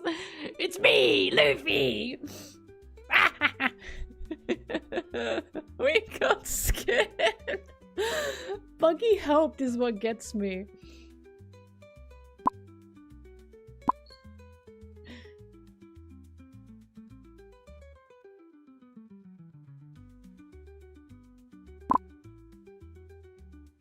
Hup.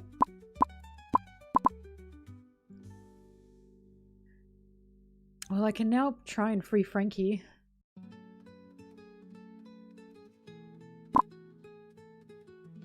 Oh, I should have put that over here. Why did I do that?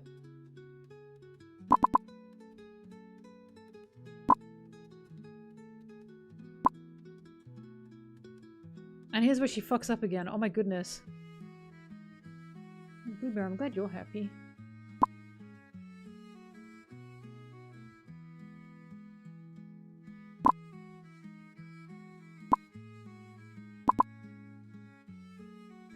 Booping!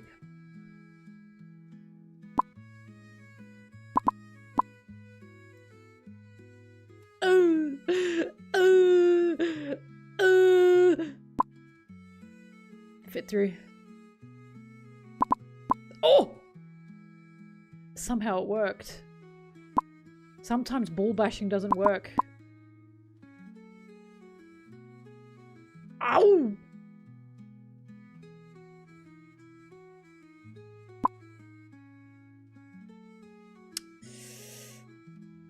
I'm about to trap Buggy. I can feel it in my fucking Buggy bones. In my Buggy bonanzas. There we go. Freedom. My Buggy boner. Oh.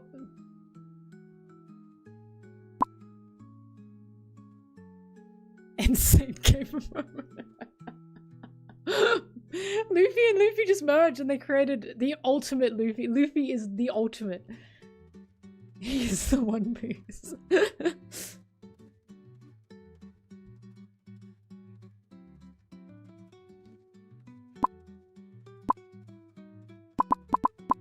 Oh, yes.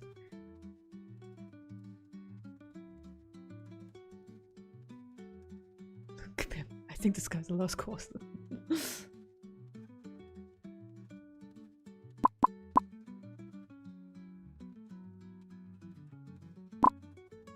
I've got a cat kneading my knee. She's very... When I don't go to bed, she sits on my desk like this and acts annoying because she wants me to go to bed. I'm sorry, Bobbing. Mum is gaming and Mama has to keep streaming and working, mind you. This has gone on for so much longer than I thought it was going to go on for. Are we having... Fuck. Oh, fuck. Are we having fun, kids?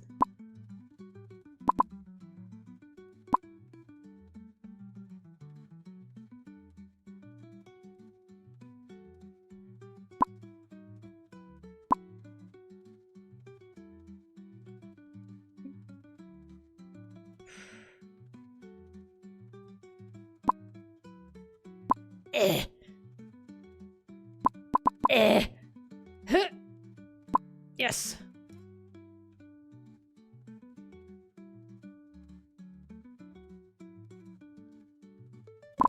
Good.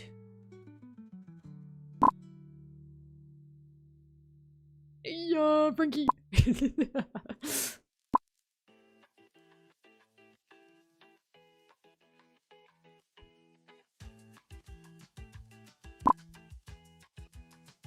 I apologize for the Luffy scam, but to be fair, Ottawa.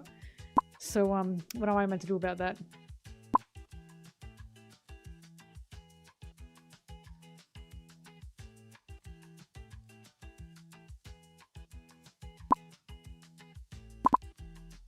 Alright, we got a Robin.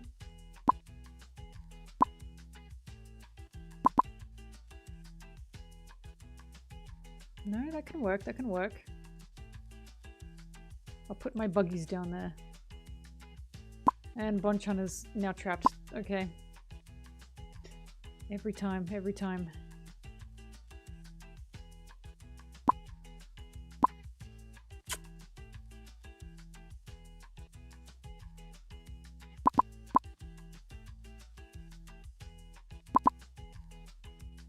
Yes.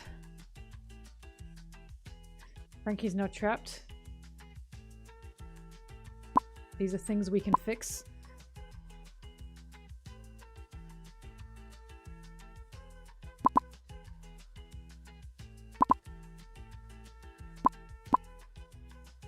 Yo, Robin's gonna touch, she's gonna touch. Oh, you bastard. Alright, we're gonna have to turn that Frankie into a Choppington.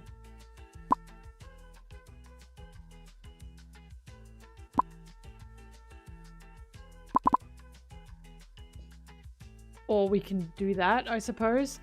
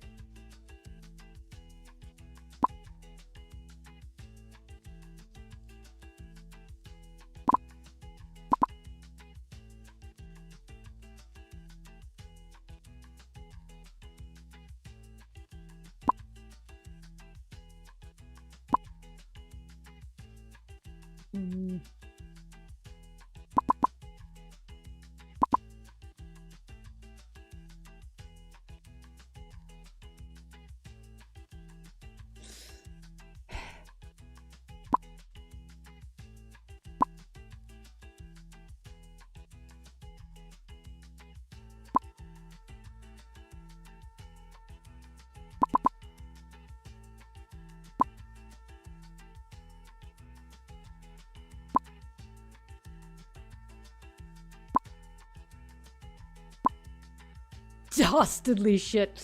Oh my god.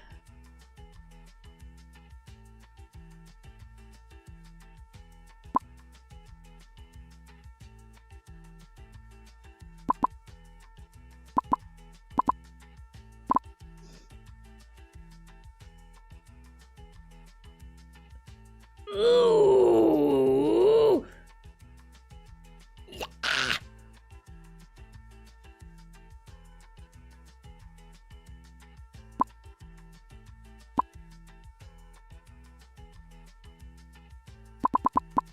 Yes! Yes! Okay. I'm scared of up here. But I think I know how to fix that. Let's find out.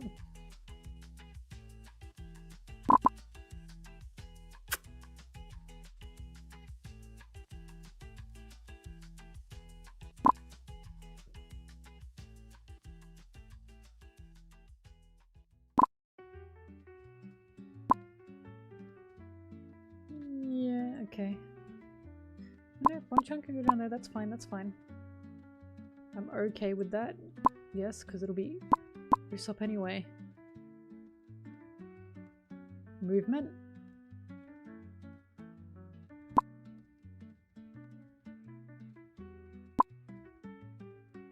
That's okay, that's okay. That's a good place. That is less okay. No, no, no. Good, good, good. Yes! Oh, that was beautiful! Okay.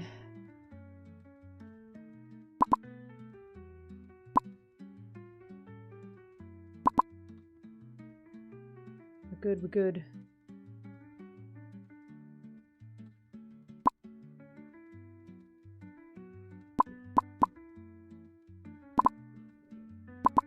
Oh my god! Symphony! That's not very good. Zoro being on the top like that is not good. That's fucked up. That's fucked up. He fucked me up last time. It's always this fucking guy. Shift is happening.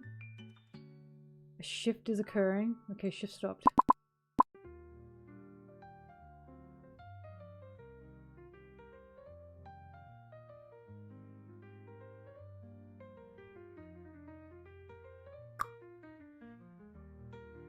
Kinda don't want to put an Usopp down there.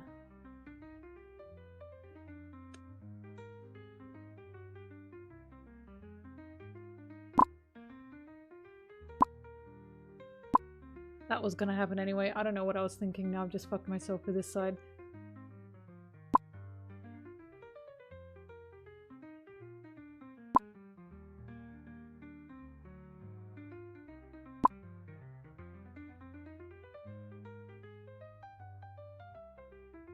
Shuffle everyone over. Go on. Yeah, alright. Just keep a shuffling. Good. Keep a shuffling. Okay, well that'll do.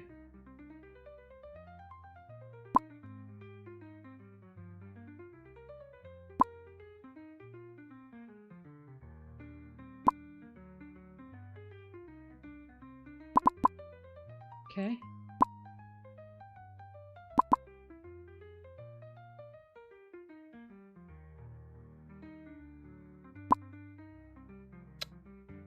Usopp's gonna fall.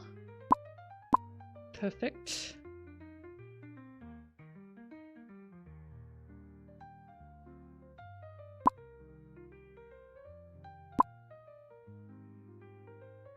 It's okay, that's okay, we can work with that.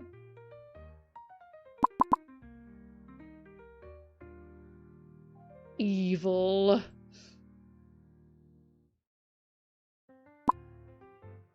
I'm fucking it up in this corner here.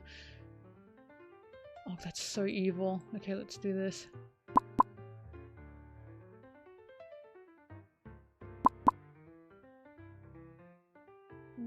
Further apart. That's okay, that's okay. It's okay, we're alright.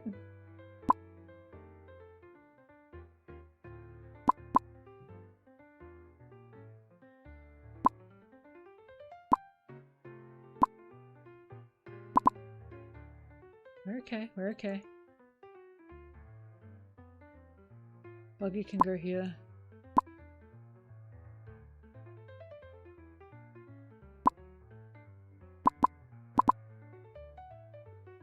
Ah! No, yes! Nice try.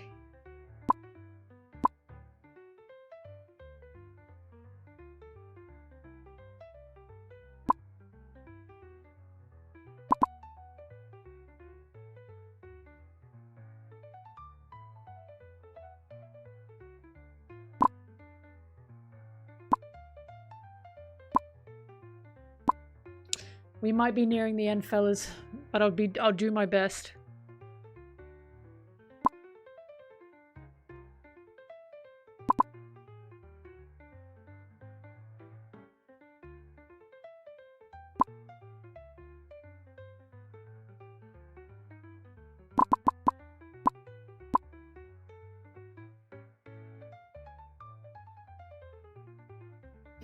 I've overcome harder things.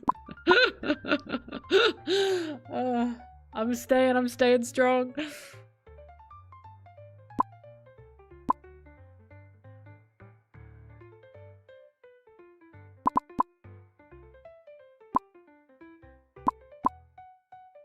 Oh.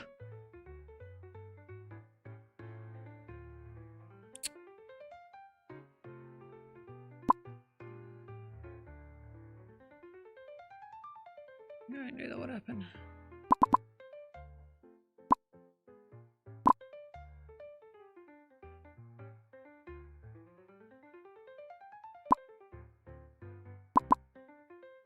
Nope, so I'm gonna fit down there.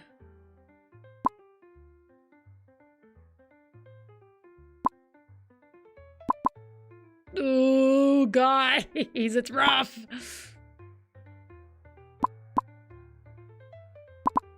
Oh, it's really rough, guys.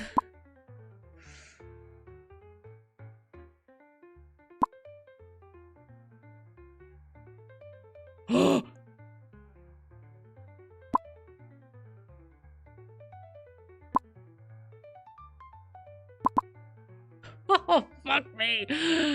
Oh god, I can only put Usopp's there.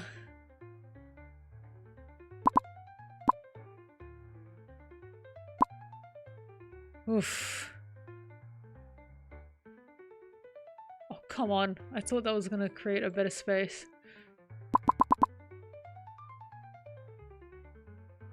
Oh, I gotta work fast. Huh! Oh, fuck! Yeah!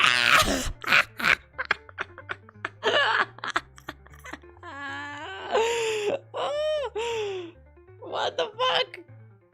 Oh, Jesus.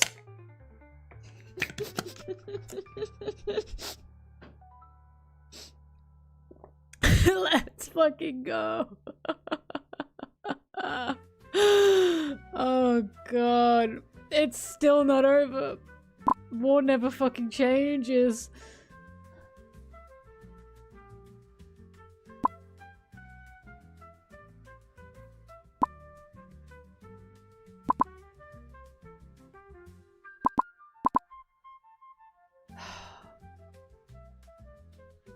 It's just getting harder and harder.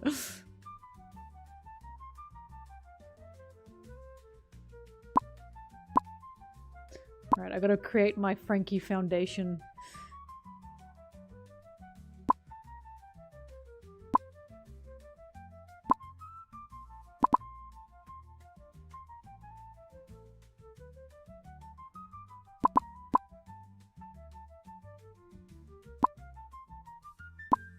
Hoop! No! Oh, fuck! Okay, well.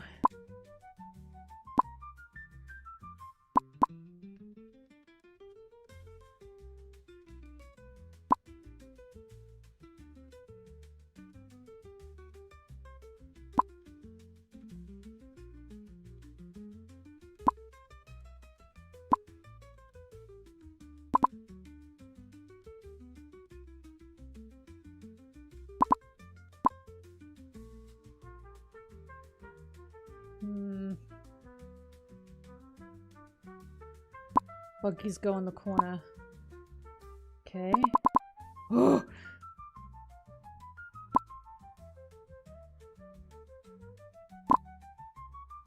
Oh, did that fuck me? Somehow no? Okay.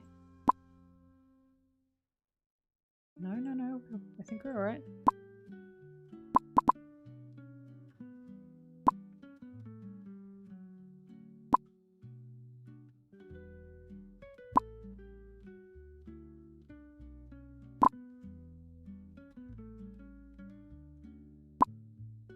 Gonna make sure nothing slips through there.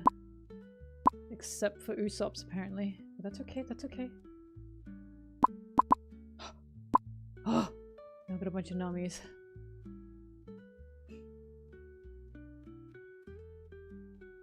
Corner everything. Now.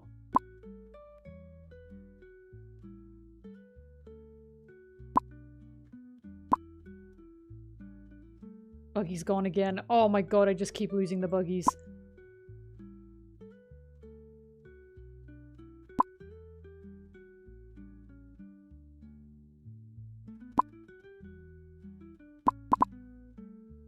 Oh my god, more buggies have been removed or sent downwards. Just gotta get those nummies to touch.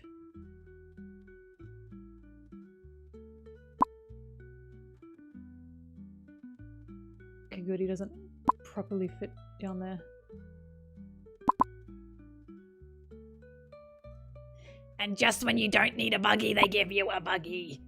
But when you really need a buggy, you don't get a buggy. Oh! An Usopp would be great. Okay, thank you.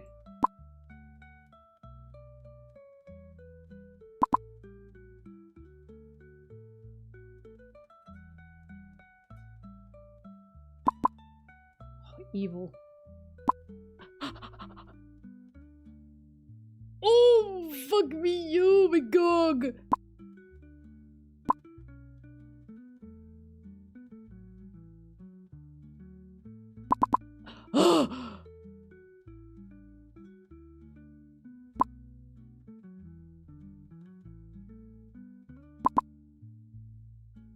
Jesus. This might truly be the end now. I don't know how I'm gonna get out of this one.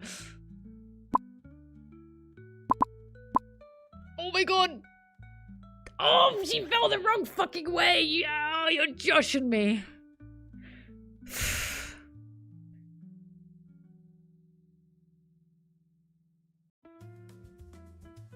Shifting is upon us?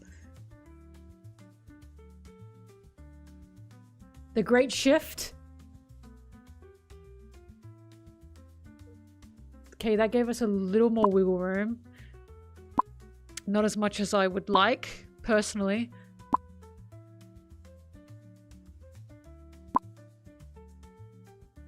That is unbelievably dangerous.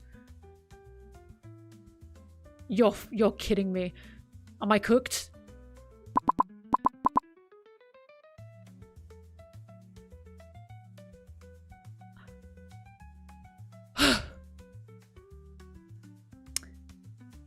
I don't know how I'm gonna get out of this one.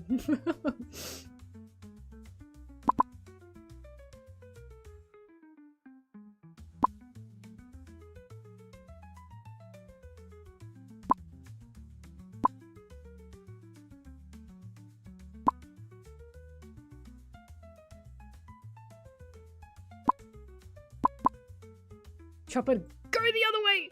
Go the other way! Okay. I'm fucking cooked. There's no way I can save this.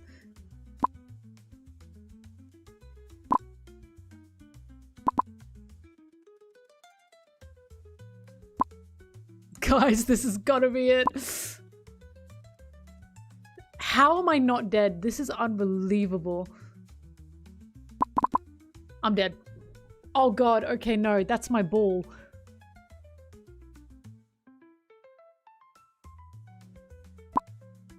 How the fuck?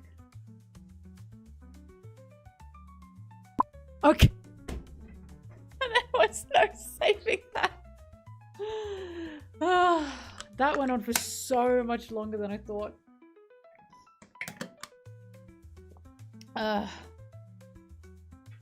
It's okay, I use Firefox for the Phantom Wiki now. Sorry, Bob, I'm gonna have to move you. Okay, let's get back to work. It's over, it's finally over. I can't do that every minute, guys. At top 2%.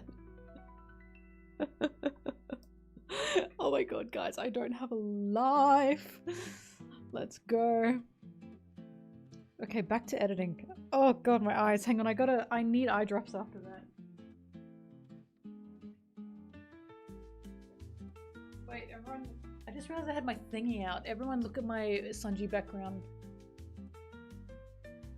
While I go drop wet and moisten my eyes.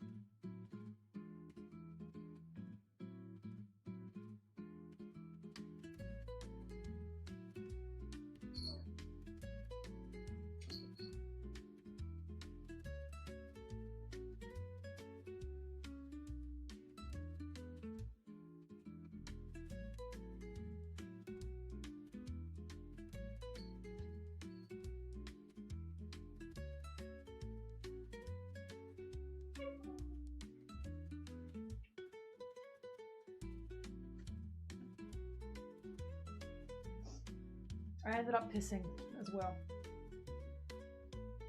Oh.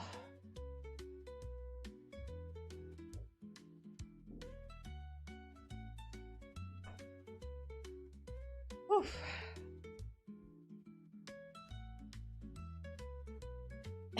in the corner of the First Mate stream. Shut up.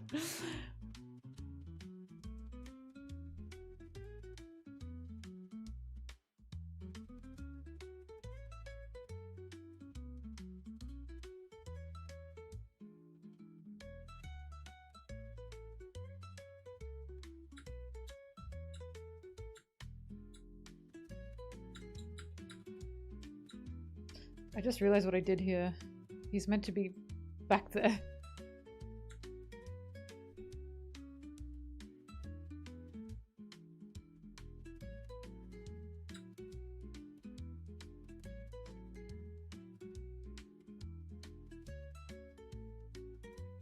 Who in One Piece would you dick ride crazy style?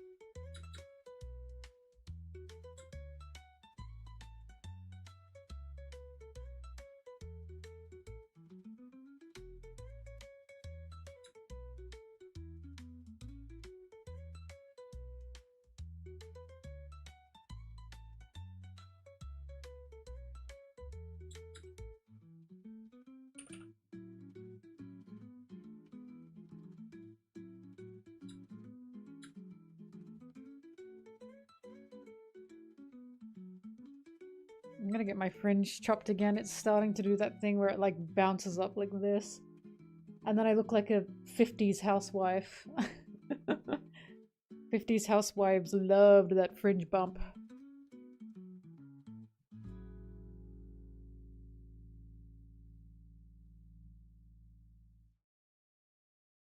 I think my favorite Marine in the series might actually be the Marine that just fucked up Zoro's day in Eni's lobby. The guy that just grabbed, like the guy that just had the fuck you Zoro fruit, you know what I mean? Just grabbed his sword, turned it to fucking smithereens, and then got like kicked off the bridge. And all he existed was to just rust it. He never comes back. I think about him daily. And I love him because I can feel Zoro was Zoro. Oda, sorry, I keep saying Zoro now. I'm stuck saying Zoro. Zoro. I can feel Oda was like, fuck, I have to get rid of one of Zoro's swords because I want him to get a new sword in Thriller Bark, but there's no reason for Zoro to just discard a sword.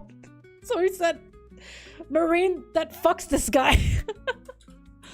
Marine with power that said, fuck swordsman. And then we never see him again.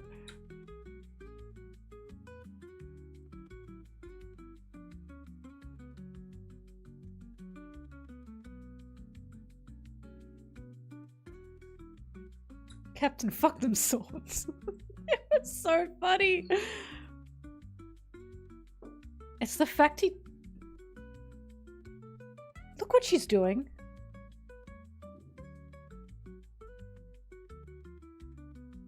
Yeah, you. Yeah, you. She's touching Sanji.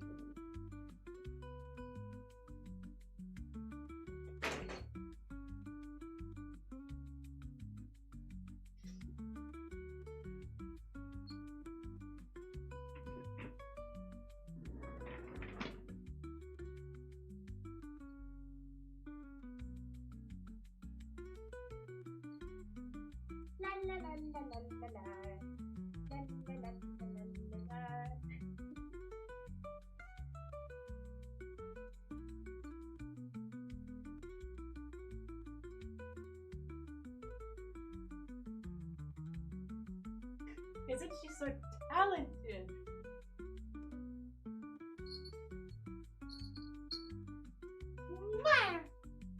That'll teach her. That'll teach her to touch my stuff. You know what I was thinking when I was setting this shit up? No offense to mums in the chat or dads in the chat. Mama Mad Dog, I respect you. But when I was setting this shit up, I was like, thank fucking God I don't have children. Imagine all the shit they would... Because kids, doesn't matter how much you reprimand them, they will get into shit and touch your shit. Imagine how many sticky-handed children would want to touch this shit. They already want to touch the Sunji plush on my bag. I have a Sunji plush on my bag. And it's like pretty big.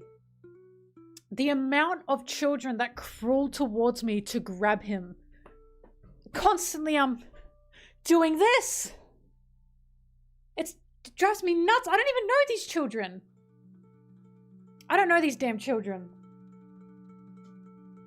Actually pisses me off an unbelievable amount. I look at the parents like, please do something. Don't let your child touch my fucking bag. Ugh. I'm glad kids think I seem to look fun, but can they just not touch me or my stuff, please? It's all I'm asking for.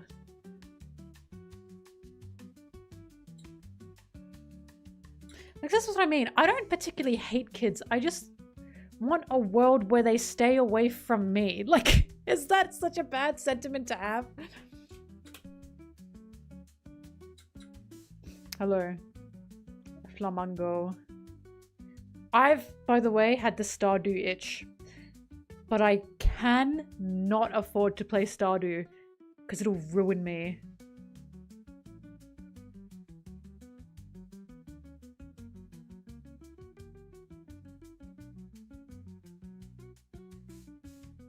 Babushka. Babushka Mel may make a comeback.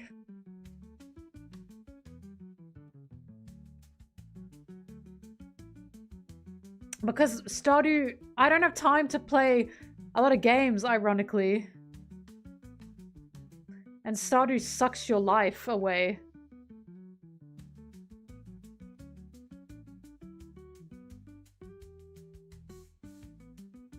Oops.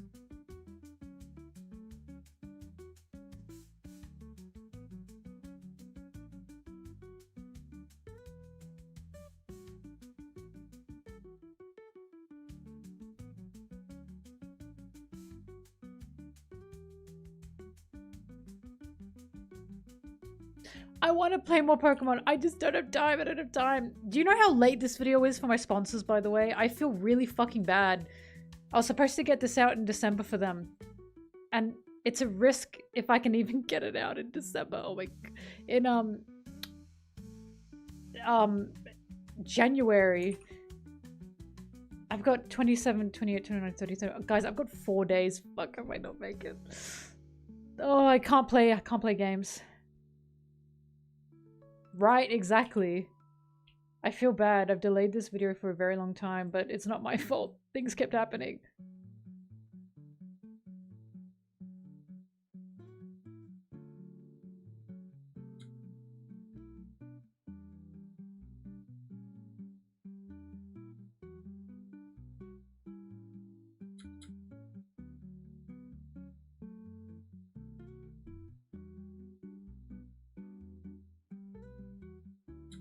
Well, I'm worried if I'm late with this one, which I probably will be, they're gonna pull the sponsor.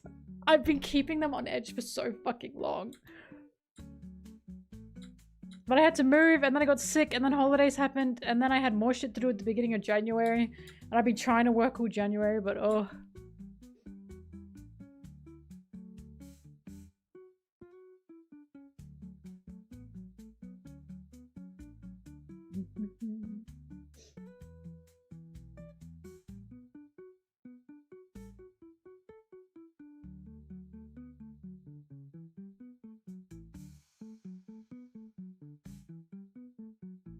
Seven, 2, 3.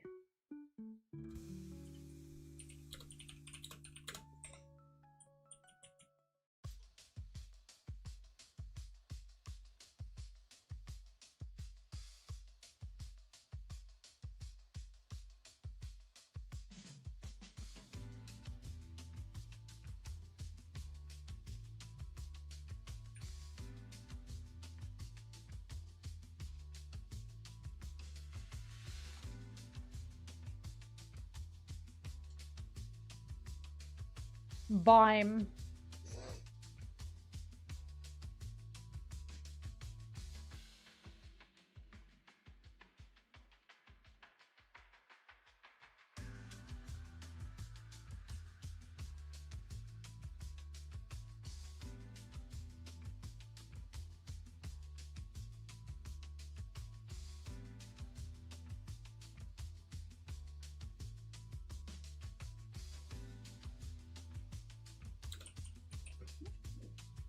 Guys, don't you know Bartolomeo's dead? Totally, totally. People complain about the fake out deaths in One Piece, and then they keep falling for the fake out deaths. I think that's what gets me so bad. People are like, oh, the fake out deaths lessen impact. And it's like, I don't think I've ever truly had a lessened impact because I was like, apart from Pell, because I've been like, I don't think they died. But when it comes to Ace and Pedro, it's like, yeah, they died. Like, like I didn't question once if Ace or Pedro died.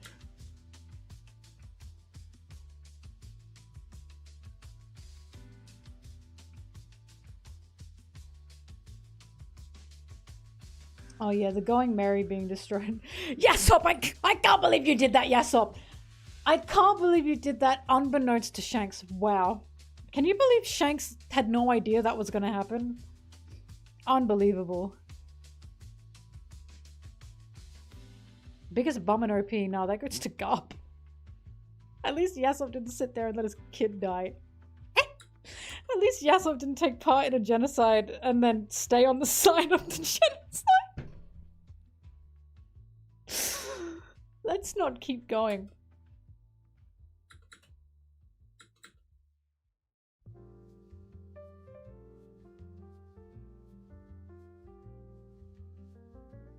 I mean, I keep saying I understand why Pell survived, but the bomb was pretty big. The bomb just had to be a little bit smaller. Or we had to see Pell, like, be flung off or some shit because of the bomb. Or, like, curl or something before the bomb went off.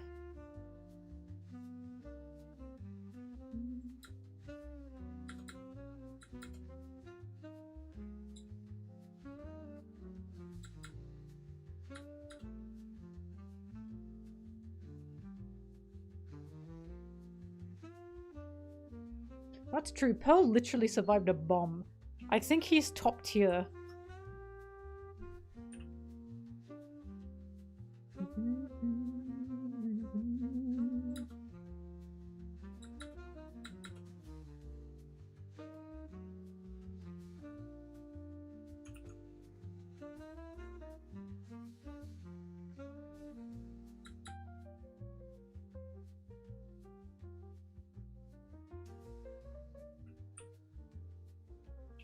I haven't seen Goofy's video about Pearl. Don't tell him. Don't tell him. Don't tell him. I do have a collab with Goofy coming up, but I have to get everything in order first before I can work on new videos. So I got to do this one, and then I got to do the chapter review catch up, and then I have to do my sponsor, not my sponsor, my Patreon commission video. Then I'm free to do as I please. But I'm very excited to get back into the groove of as in weekly manga chapter release videos.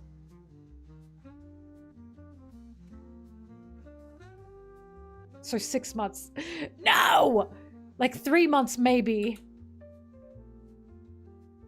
The chapter review video is obviously going to be a lot quicker because I cannot go in depth on every chapter, and I'll apologize for that now. But can you guys blame me? I've moved and I've had to look for a place to buy, and it's been a hell of a time.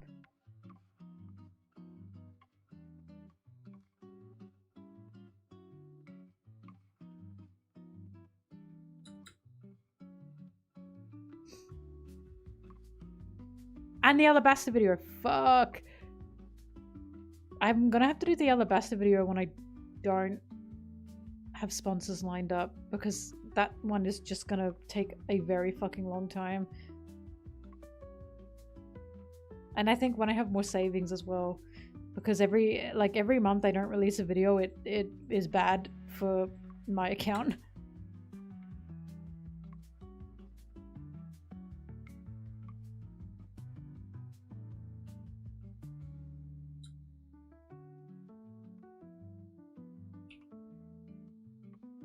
Pearl's very hot. More Bartolomeo.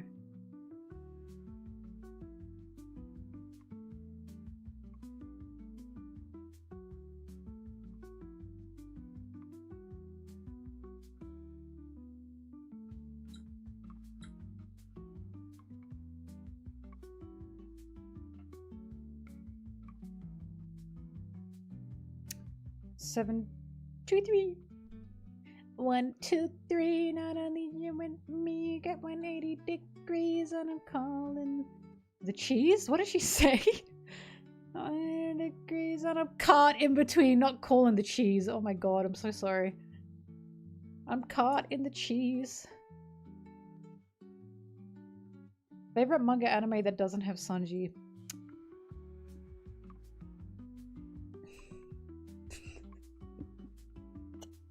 Fuck, you got me. I gotta say Witch Hat Atelier probably. Truly such a beautiful manga. Devilman manga as well, even though it's very dated.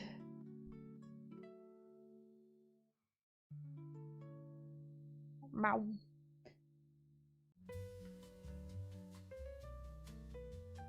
Majority of Junji Ito mangas.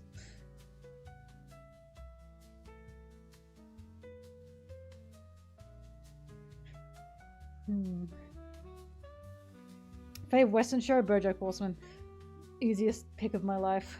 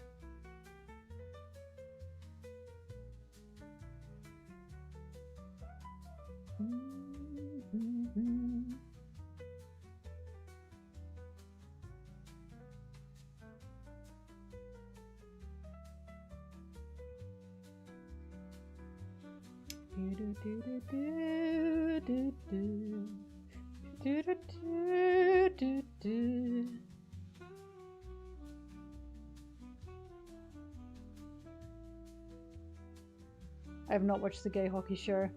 I'm scared to watch it because I'm scared I won't like it. Because I'm scared it's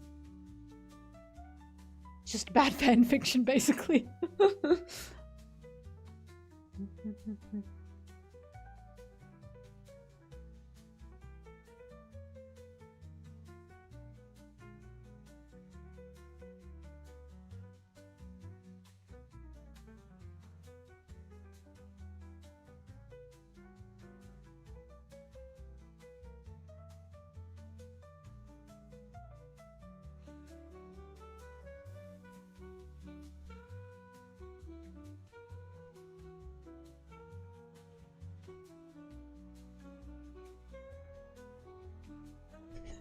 Sorry, I'm looking at Bartholomew. And he's crying like he's... Hang on, let me get the chapter. Oh fuck, he's funny. I love One Piece, wow.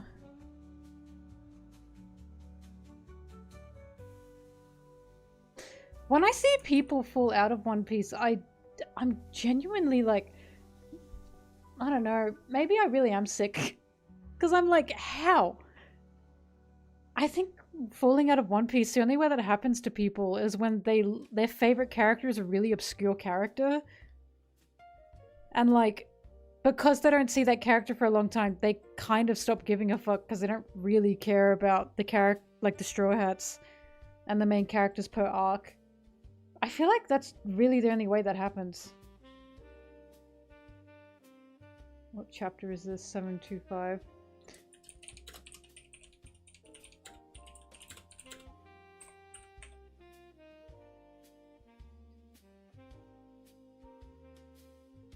Saved.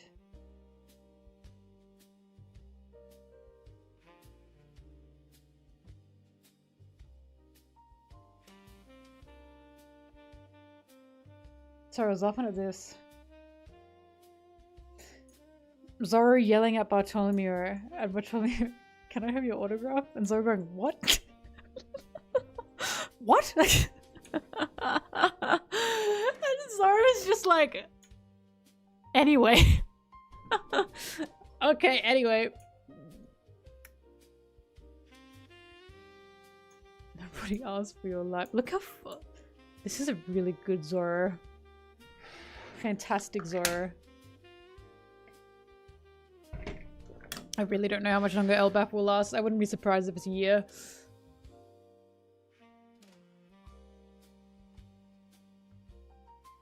Petite. Cunty stick. Oh my god, I thought you said cunt sticking man. And I was like, what the fuck are you saying?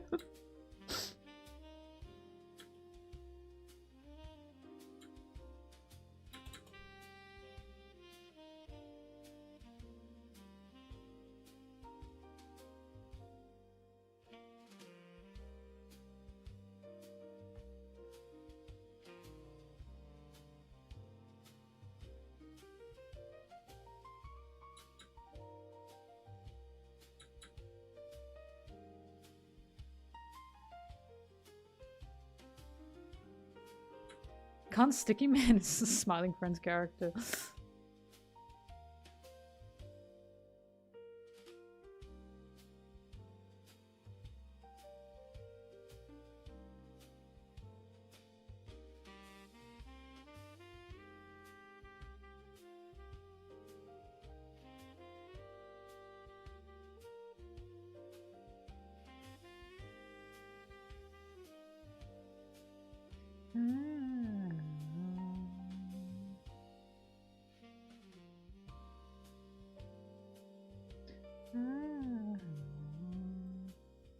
This is a wonderfully ugly Bartolomeo.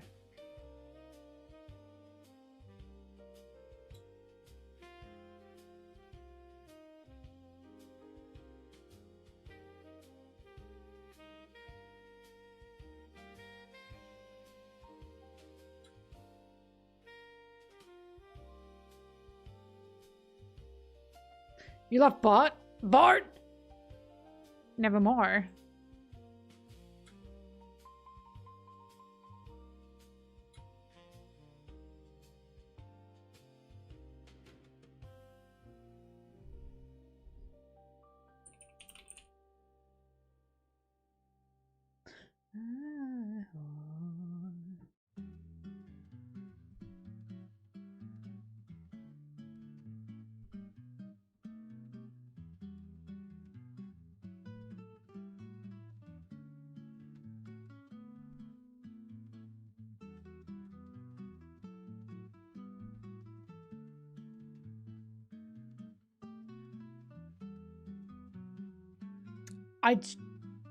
I just remembered cutting this fucking dragon out.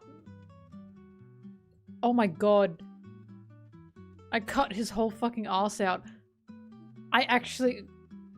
Why am I reminding myself of such horrible memories? Oh, bleh. Yuck.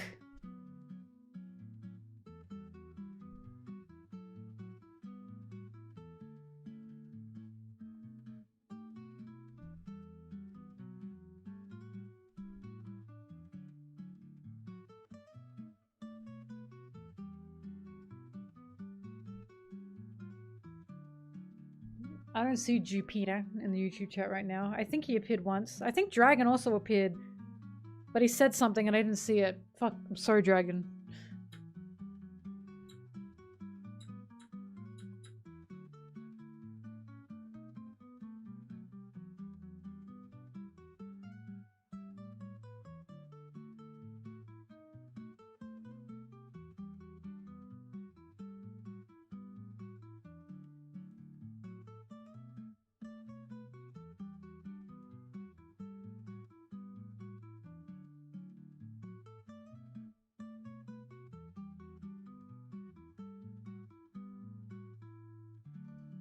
Dick so small I piss on my balls is no longer dick so small I piss on my balls because YouTube hates fun.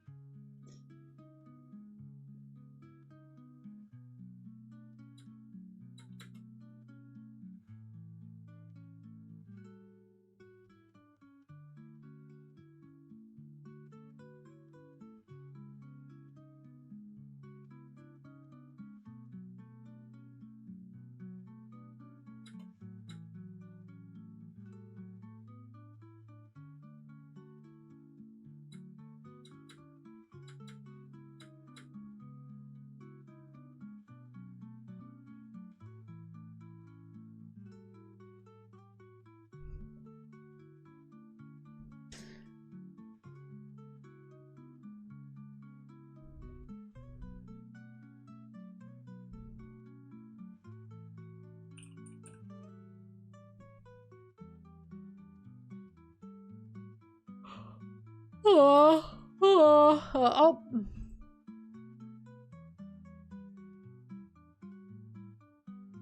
Do you want to upside down?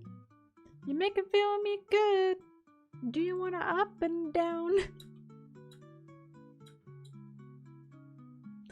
Dick's so big I can't fit it in. It should be... Ball's so big, I piss on him.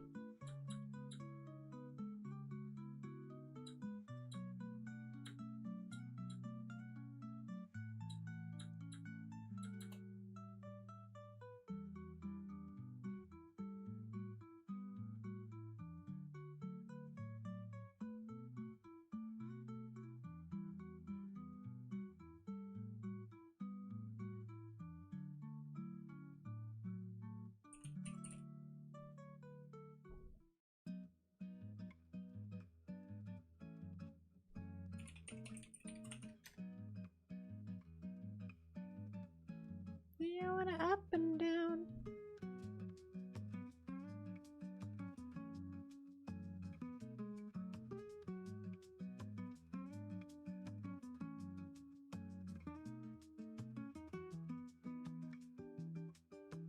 It's a web bee. Just fucking save me from this stupid life, please.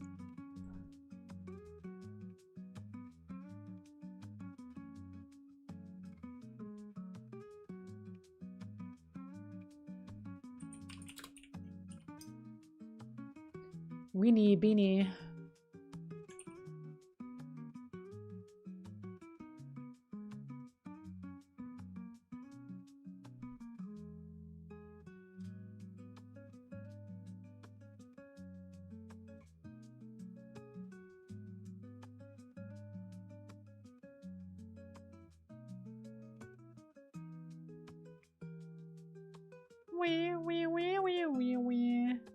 Who's winning the fight? One Piece scaling, Bluno or Bartolomeo? I don't know. Bartolomeo because it's funnier.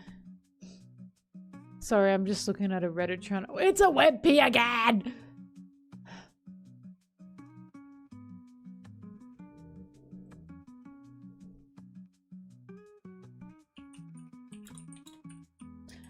One day... I wish if I had a genie, that would be the first thing I wished for. Remove all web Ps or turn all current web Ps into PNGs on the internet. Watch as nothing will fucking happen.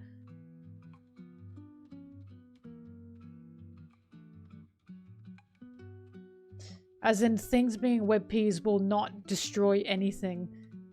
Sorry, things being PNGs will not destroy anything.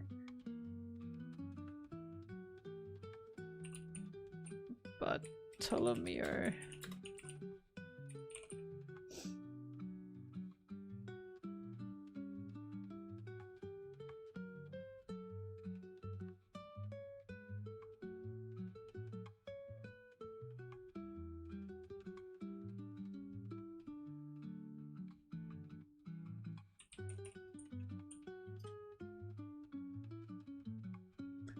I'm gonna be honest with you, there is no Hannibal joke. I just like... I I just like using his as a reaction image. But I appreciate the fact that you were thinking about it.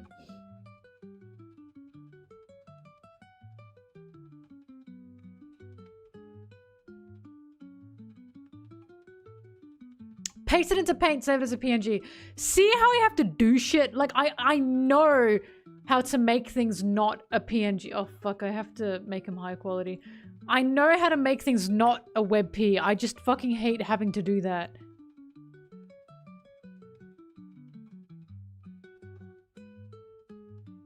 Like, why? Why do I have to do that? It's just evil, don't you think?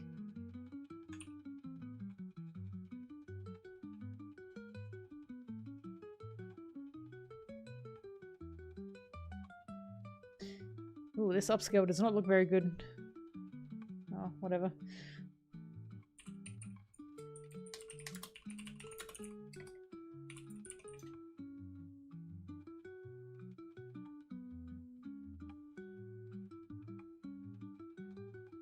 I looked up why WebPs were a thing. It has something to do with like internet space or like image space, but it actually is not that effective. There's no point. There's no point.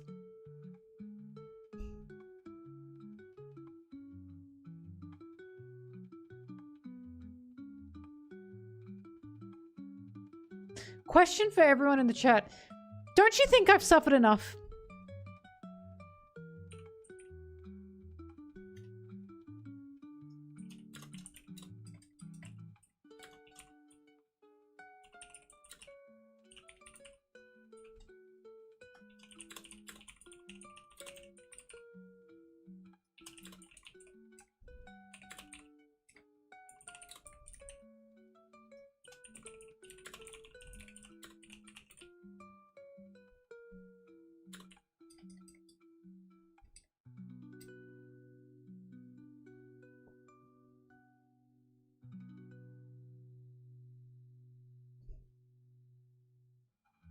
There you go.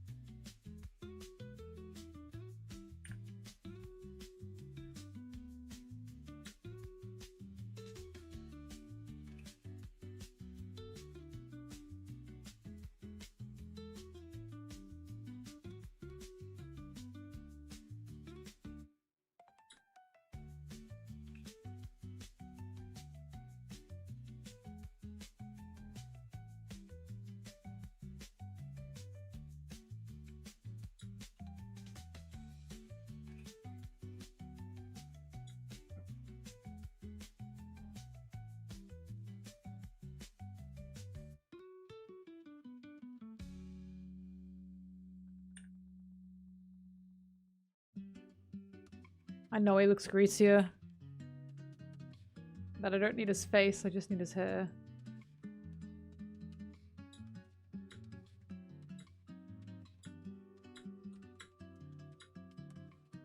Oh no, really?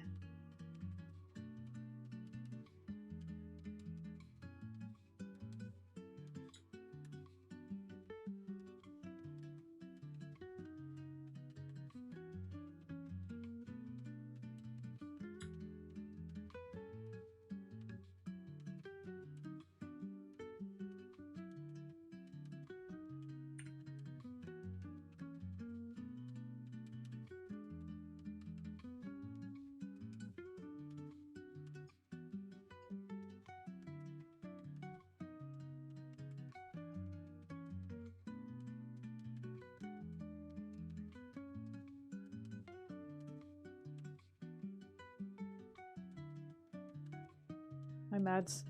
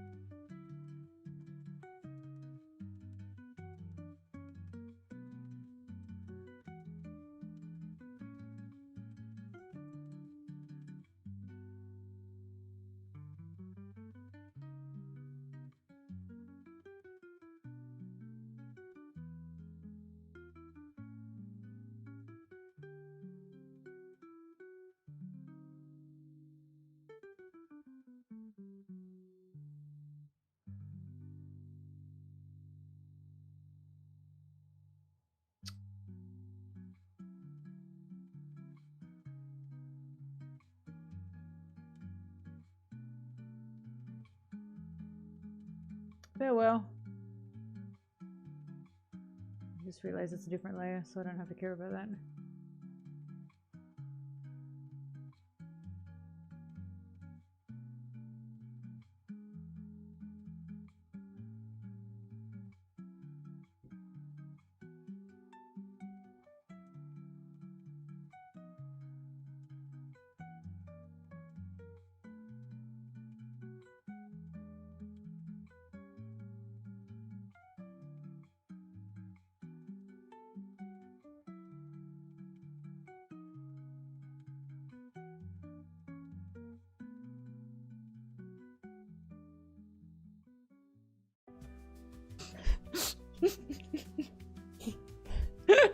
What the fuck do you guys want the Bato edit?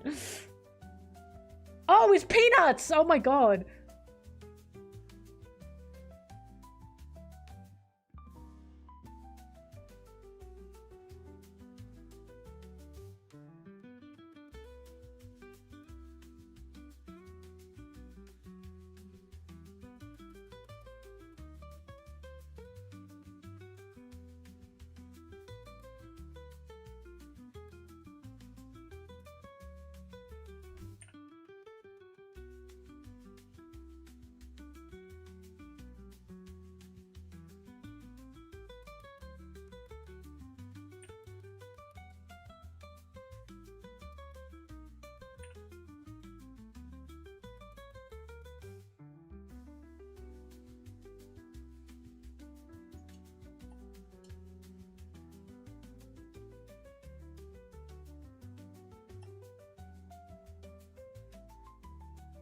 I should have known. I always forget about that.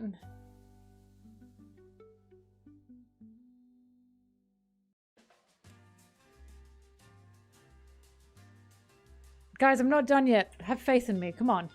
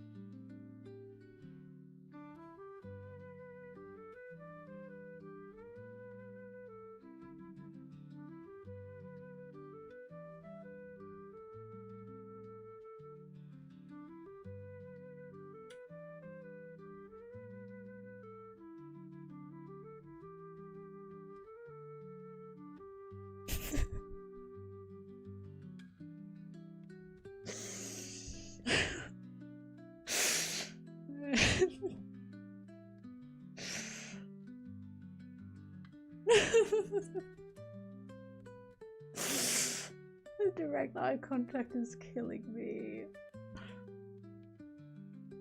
It's not done yet! It's not done yet, guys!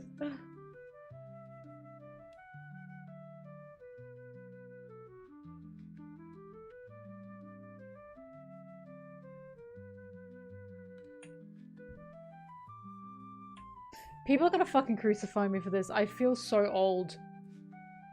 I didn't realize Panic at the Disco and Fall Out Boy were different genres because they sound the same to me. I know, blasphemous, but they have that exact same whiny white man singing style. So I was like, what do you mean they're different genres? Because my friend got like, she was like, Anna, it was Anna, she was like, it pains me that you said they're like the same. And I was like, girl, I don't know how to break this to you. They are. They are the same. They sing in the exact same tone. I signed in with the haven't you people ever heard of? Thanks for the memories, even though they weren't so great. She tastes like you, and he's sweeter. Like, it's the exact same fucking tone.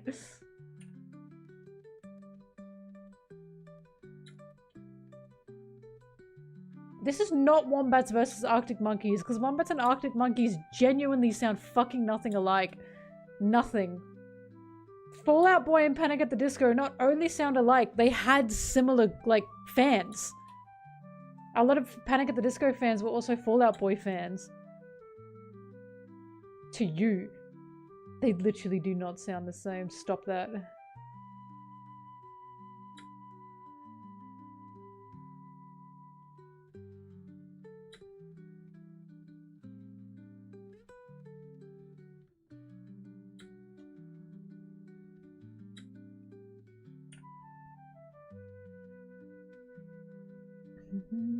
See, even other people are saying they thought they were from the same band.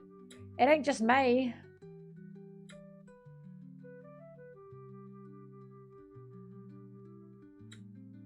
How am I gonna do this?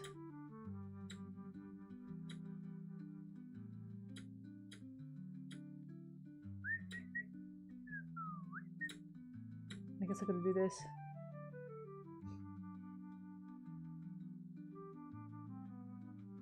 Actually, it works better like this.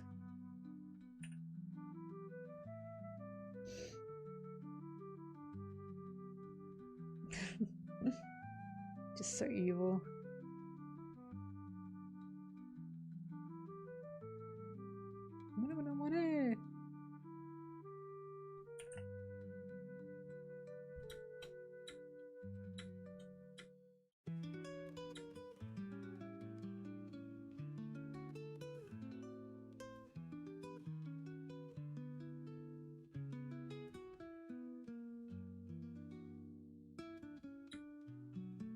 You're my little soda pop. You're the I can think of every drop I drink of. You're my soda pop. Ah! You're my soda pop, my little soda pop.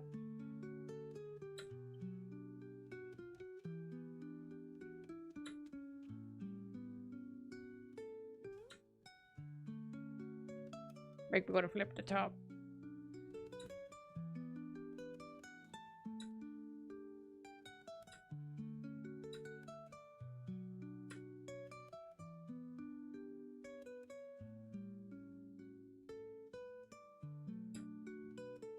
I stand by the best part of the Demon Slayer movie is when the girl asks the guy, why does the bird wear a hat? And the guy was like, I made it for the cat, but the bird keeps stealing it. It made me chuckle.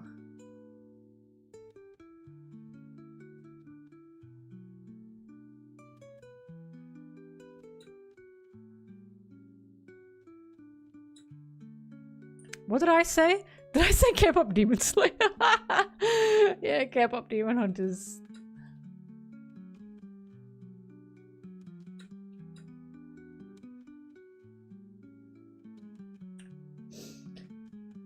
Let's see if we can get this to work.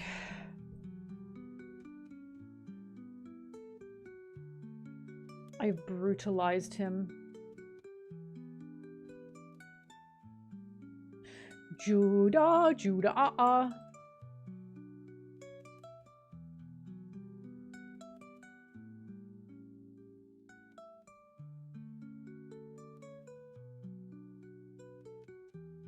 Oops.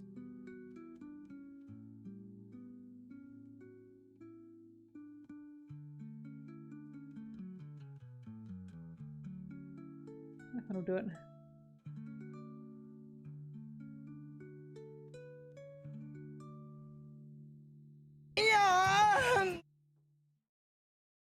Nice, thank you.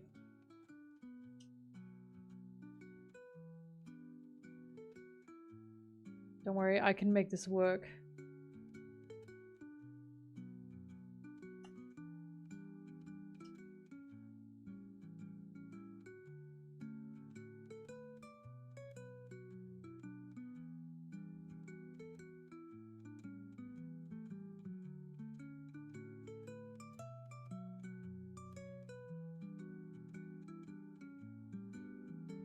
God, don't micromanage me. I know what I'm doing. I see it, okay? I seize it. I seize it! I seize it!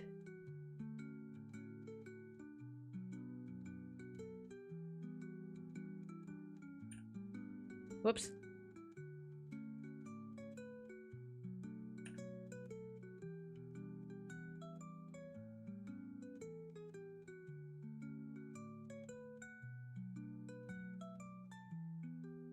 I was about to say.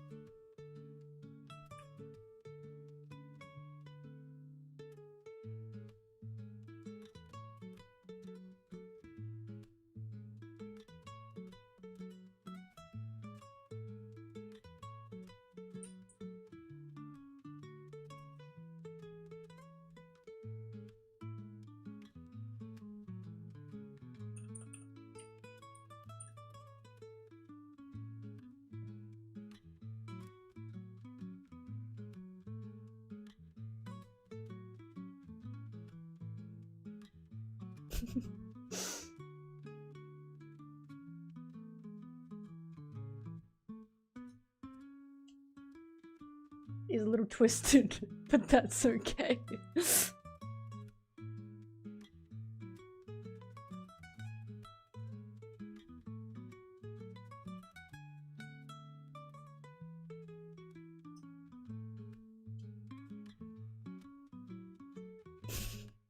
Because he's got suck it.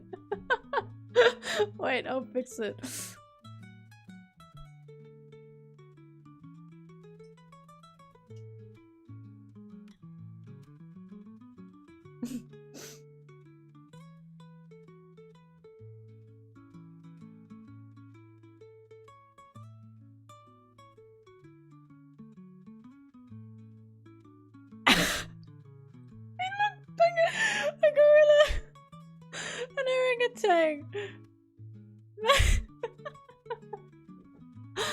I think no notes. No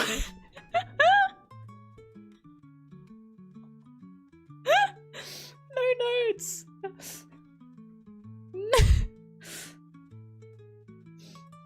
little gay.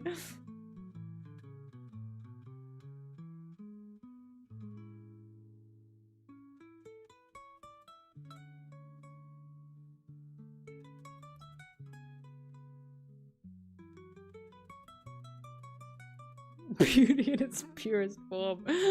Shut up.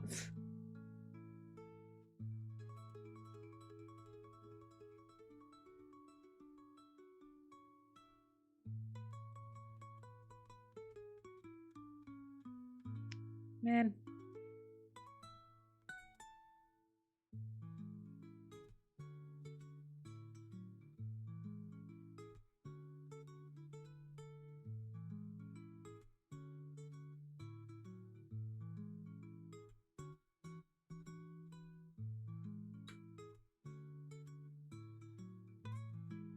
Do this.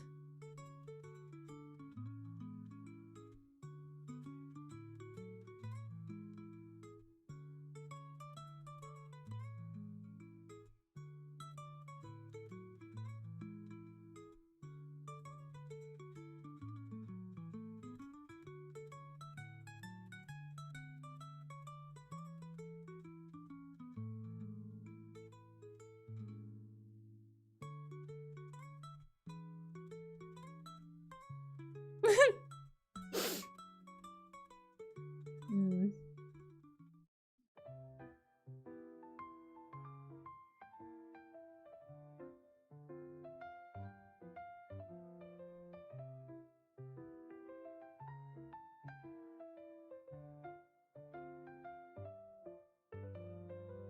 This feels a bit personal.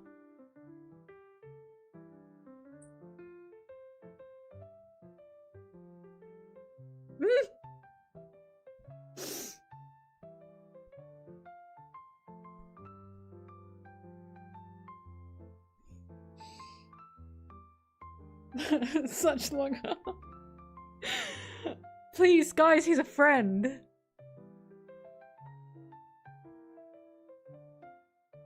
Does he have the nose ring? Who do you think I am? It's the staring, it's killing me. Should I fix the arms, or is this funny? Like... Okay, I'm leaving it like that.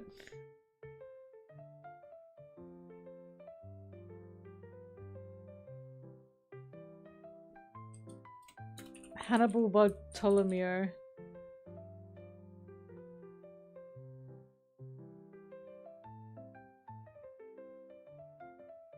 Leave it. Alright, nice to know.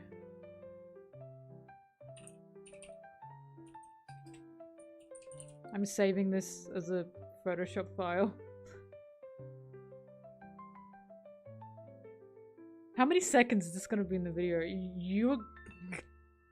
I'm so glad you asked. I'm so glad you asked because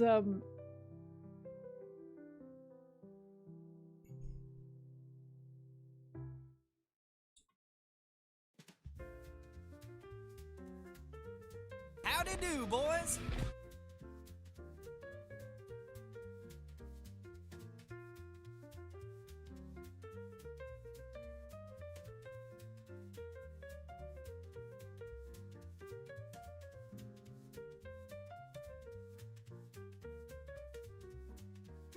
she is on Twitch.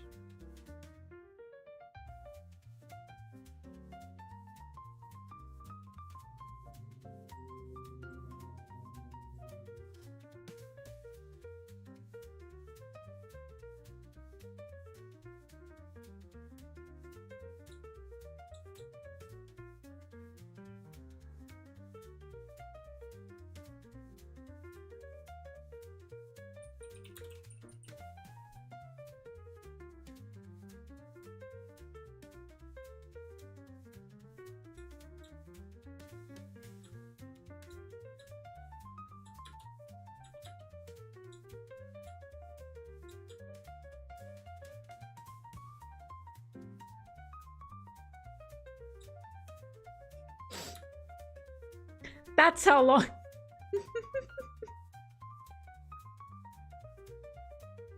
All this work and for what?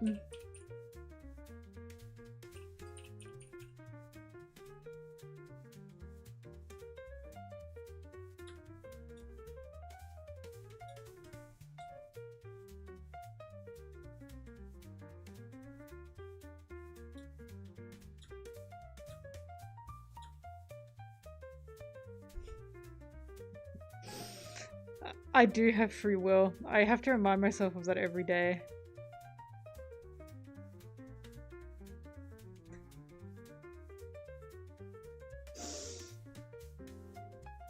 A fucking nanosecond.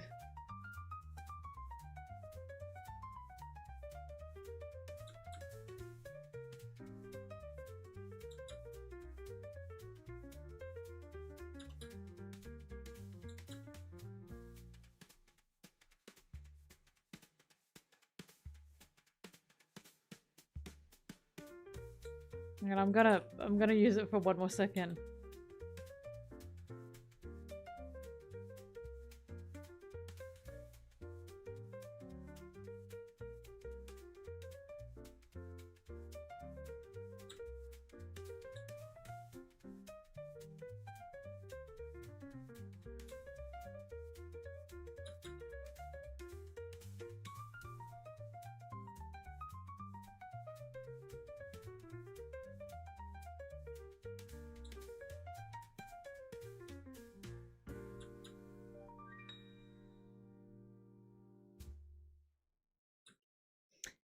Yeah, that's the extent that he's gonna be in that.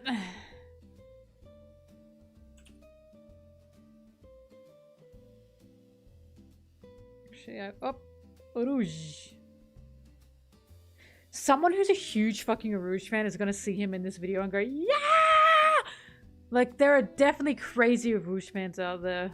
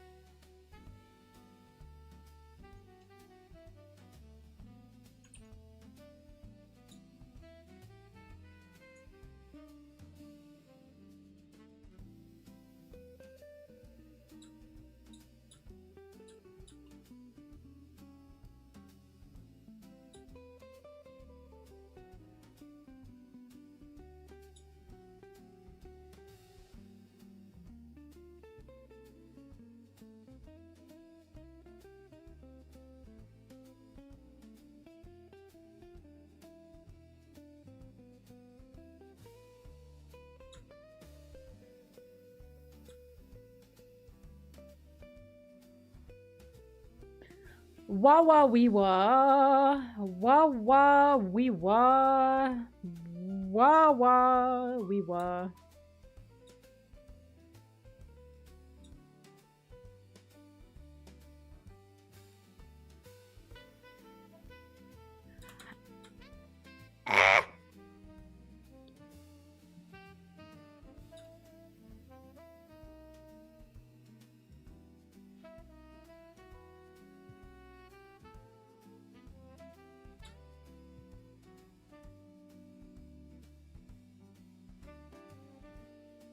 Where's my little guy? There he is.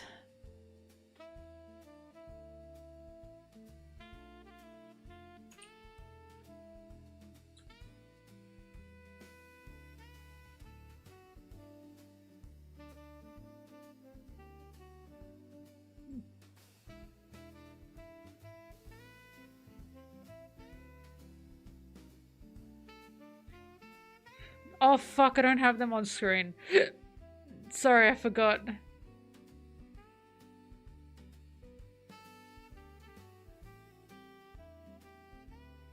Honestly, it's a little bit possible they slow down my PC. So I'll keep them off for now.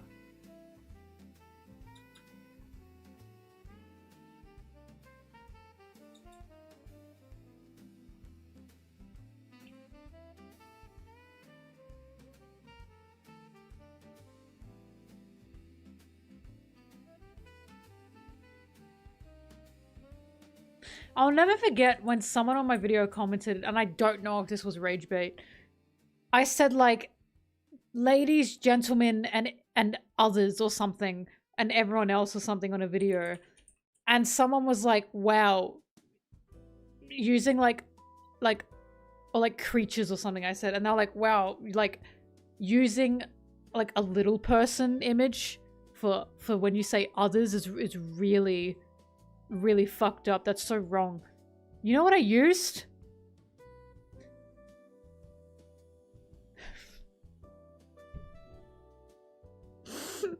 I think about that every day.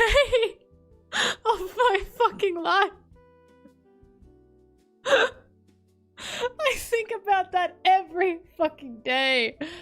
And the funniest part is the very image I used before was this. And it's clearly him. And they were like, wow, using a little person is so fucked up. And I was like, that's not a little person. I believe that's Mads Mikkelsen distorted. But okay.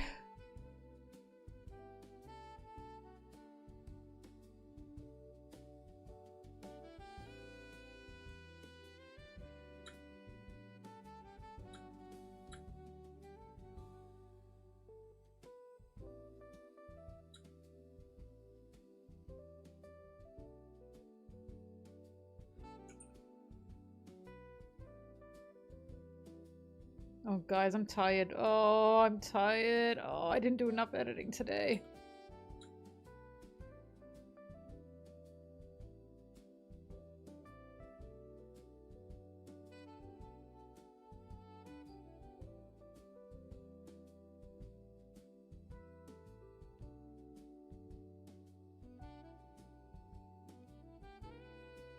We'd spent so much time playing a watermelon game. I was not expecting it to be that long. I guess I'm just that good. Fuck.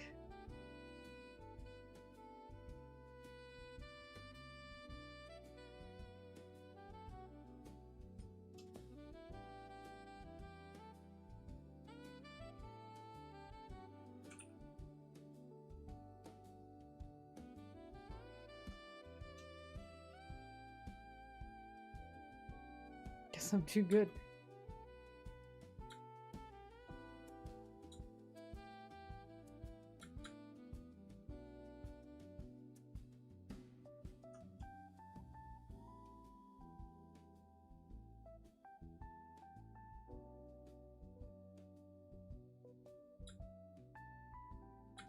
Whoa, that's a big shake.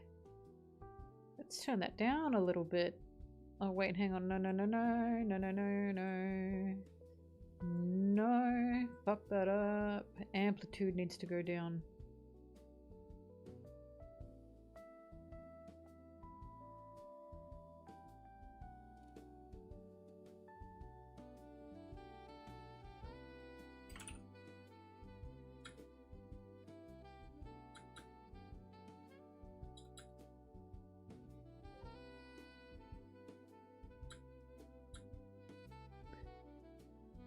Sunday morning. Pew, pew, pew, pew, pew, pew. Bye-bye.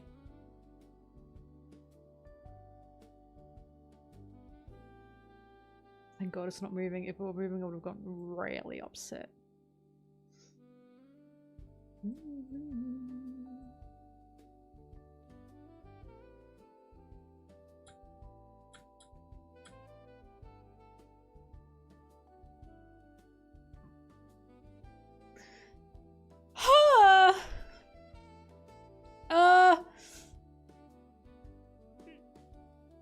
Oh my God. I want to sleep. But I gotta keep working. Oh. Oh shit, what the hell? Oh my God. To shreds, you say?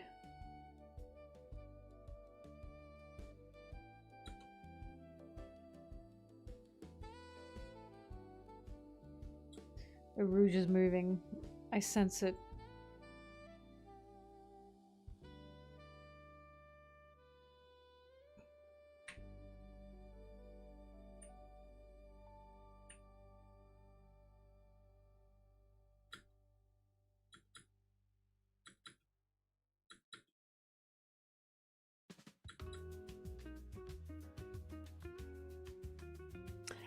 Ba ba ba ba ba ba ba ba ba.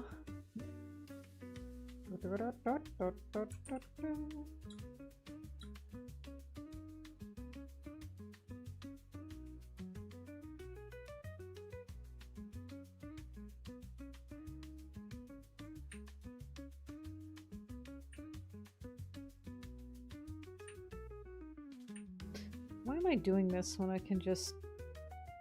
Oh, it went the wrong way, you scummy bitch. Okay, that'll do.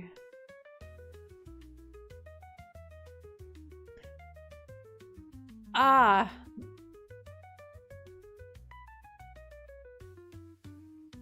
Wait, is the mask copied? I can fix this.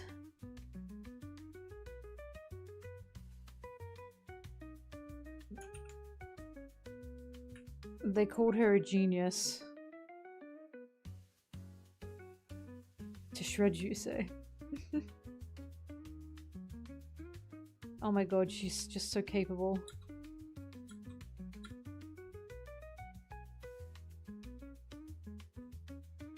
Watch as people are gonna be like, don't discredit Bartolomeo!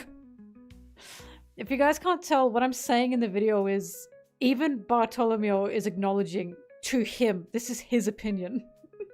This is not an official role that Zorro has. He's just saying to me. And I'm saying it's kind of insane to base a role in the crew off of one guy saying, this is my opinion. Who's not even in the crew. And I can already see the comments now. Don't discredit Bartolomeo.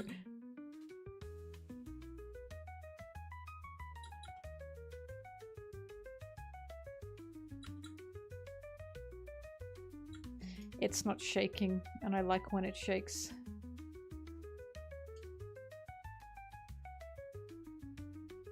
Yay.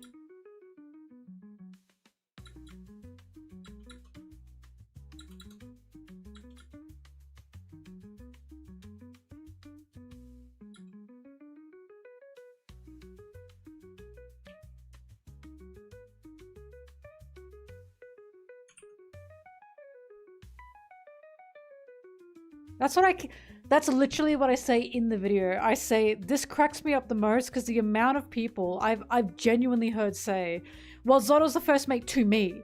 And I'm like, great, what does that have to do with anything? Like, okay, to you, your opinion is not part of the story.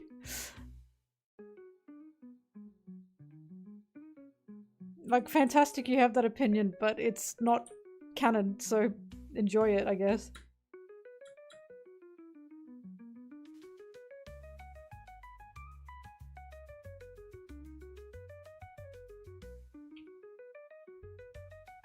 Usopp legit has more evidence of being the vice captain. Because he asked Luffy, or he told Luffy and Luffy said sure. It's not even a fucking joke. Luffy said sure, whatever.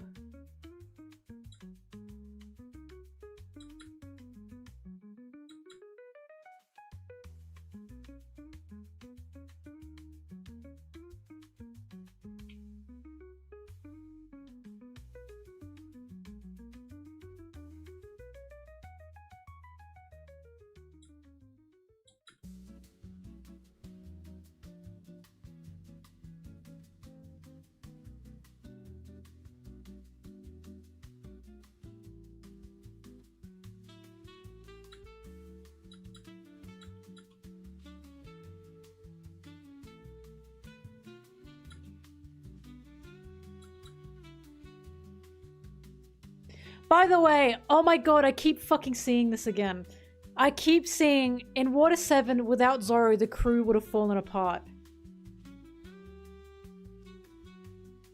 And it's making me crazy. Because it's like, why is Zorro the only person that gets credit for that? It was a fucking crew effort, it wasn't just Zorro. It just peeves me because I literally like, I watched, like you watched that arc, right, in Water 7.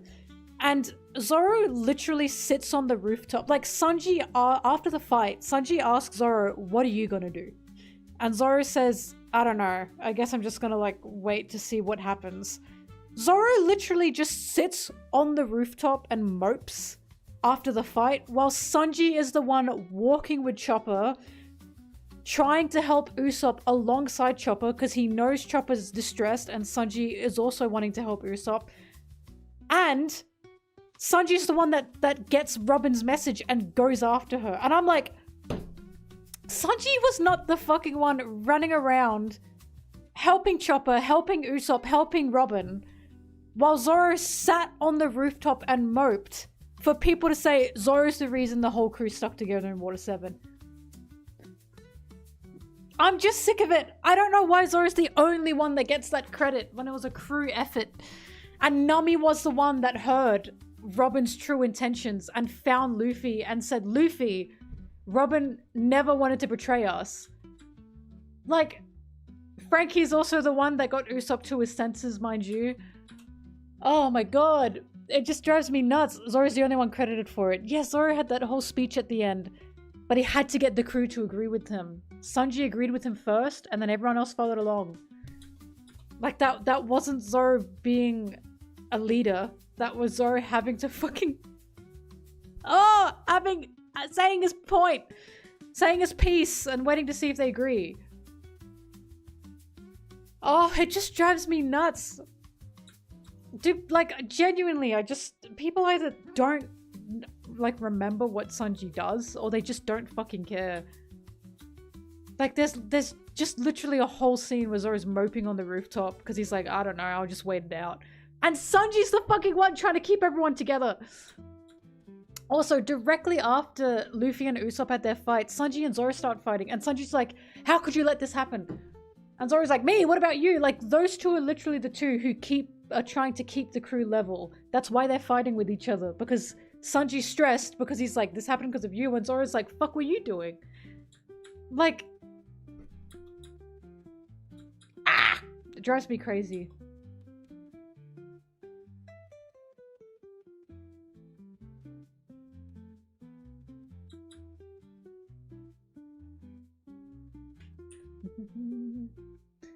I'm going to go crazy. Look, I hate the way people discredit Sanji kicking Luffy. And I know it's something that a lot of them can't understand because they're still confused why Zoro didn't do anything about that. How could he let that happen? Because Sanji was right. And Sanji actually had a point.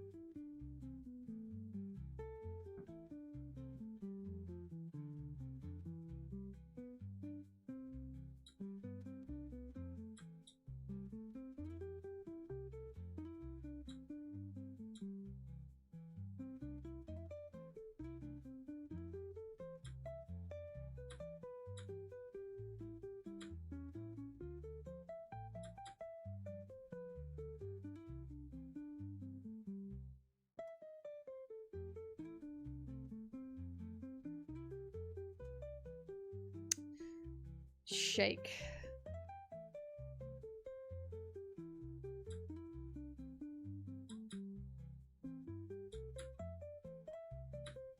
I need a rumble.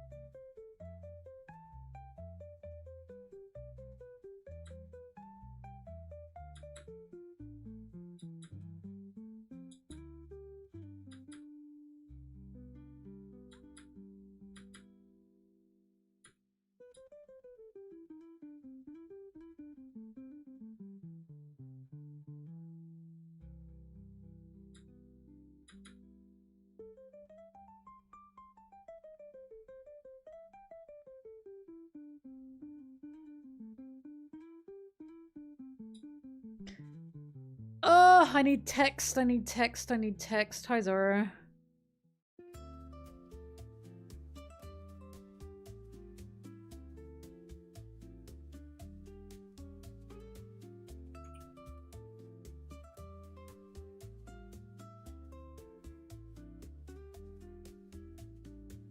Nando demo.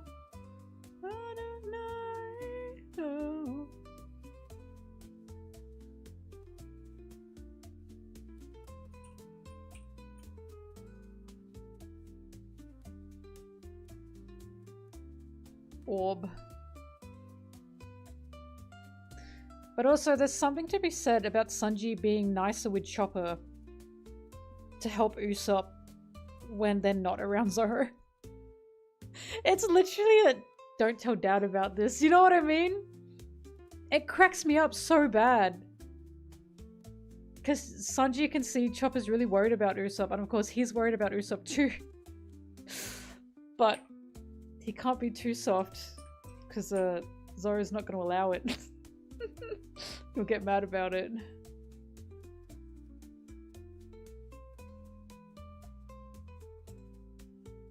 Why does that not look centered to me?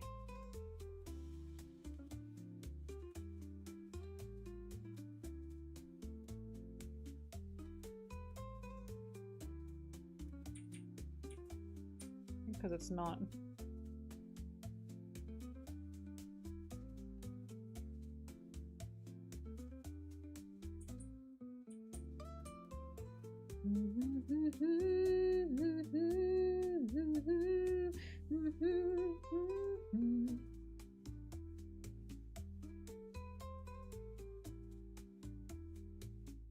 Okay.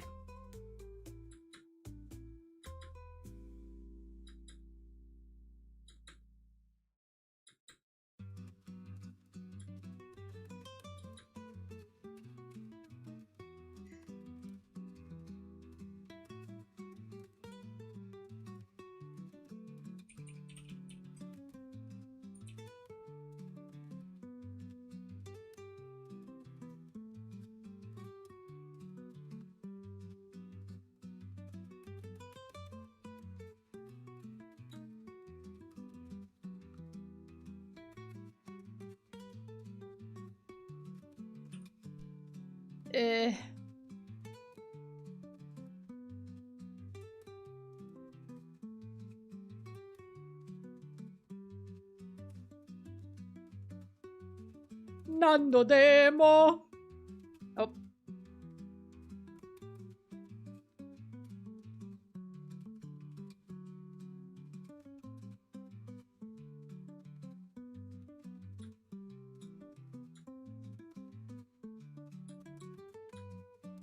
Nando demo.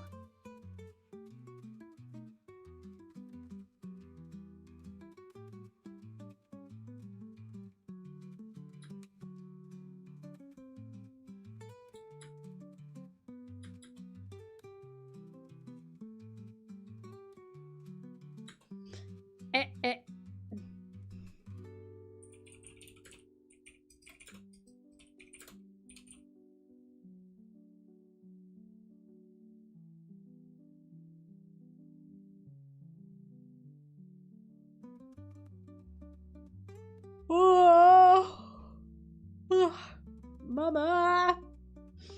Ooh.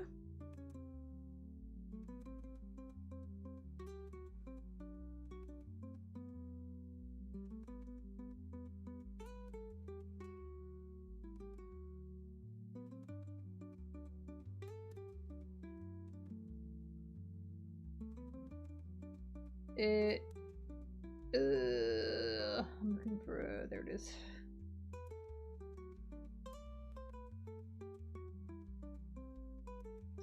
La la la la.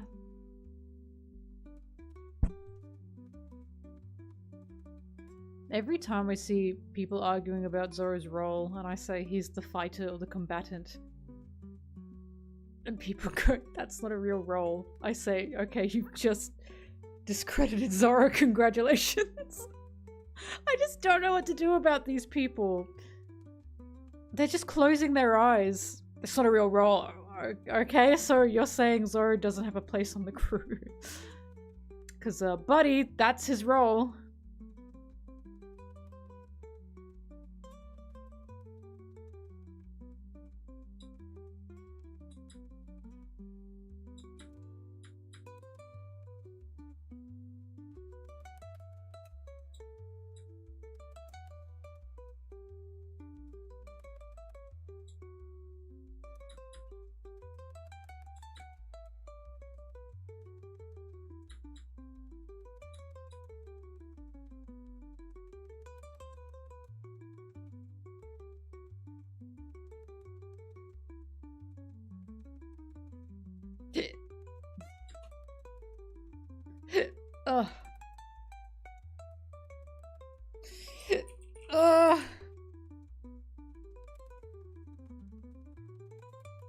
such a good Luffy, by the way.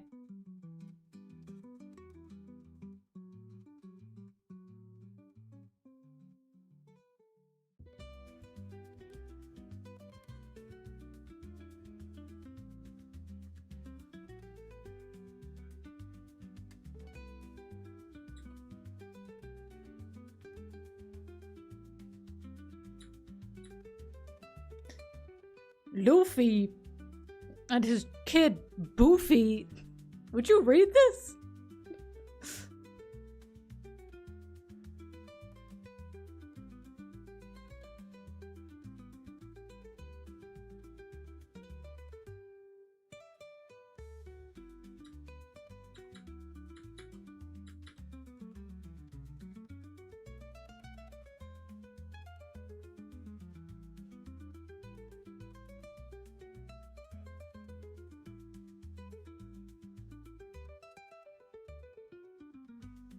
Oh, that works.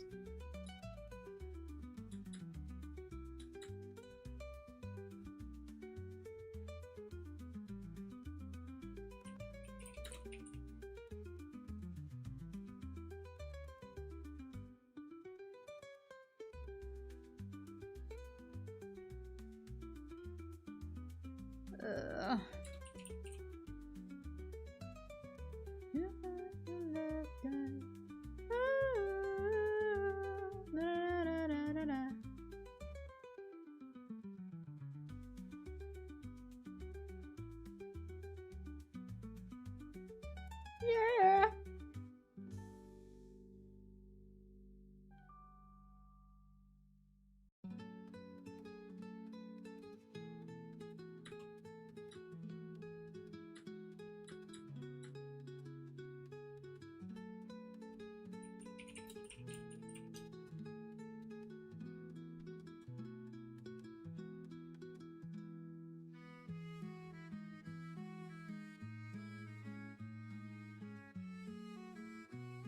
I always was somewhat confused by people going, oh, Zoro called himself the King of Hell.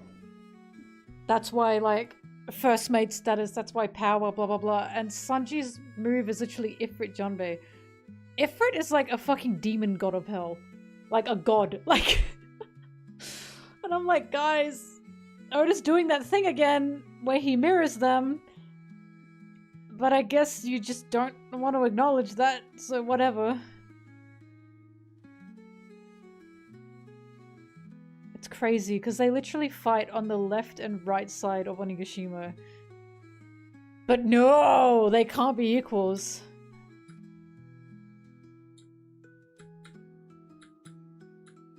There you go, demon royalty.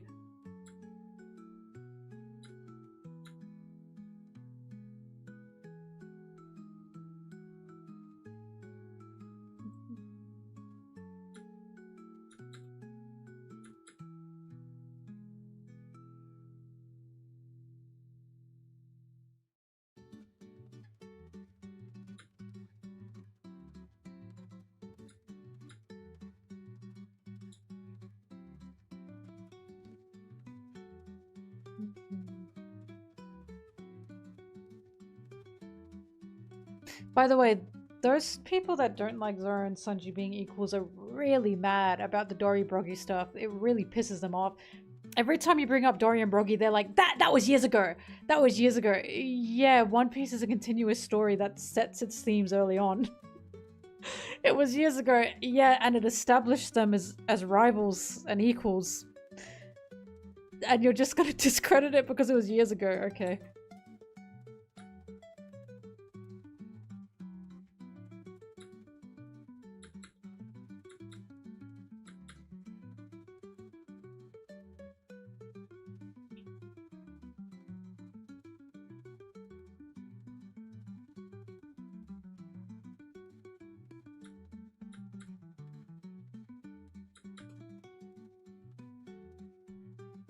They feel like feet.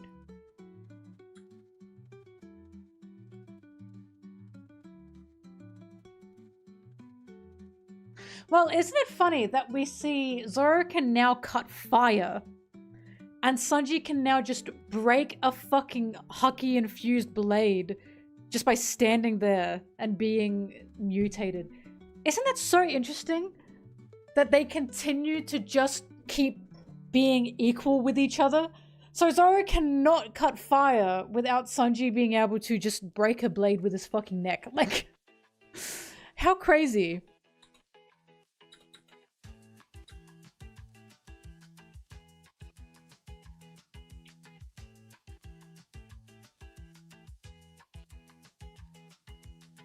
It also is crazy. Look, this is why I don't fucking understand power scaling shit. This is why I don't get it. The Seraphim are literally introduced to us as one of the strongest life forms to exist. Like, they are bred to be the strongest super soldiers fucking ever. And Sanji just tanks one to the face like it's nothing. And it's still like, no, no, no. And it's like, I don't get it, guys. I just don't get it. How is that not something that people, like, ride home about? I would finish every fucking point with Sanji took a Seraphim punch like it was nothing. He just took a Seraphim punch. Nothing happened. I'd finish every fucking point with that. But Esha, he took a Seraphim punch. How could you not fit? Like, do you understand what I mean? How is that not the ultimate argument win? I don't understand. This is why I don't get it. I don't get made up numbers.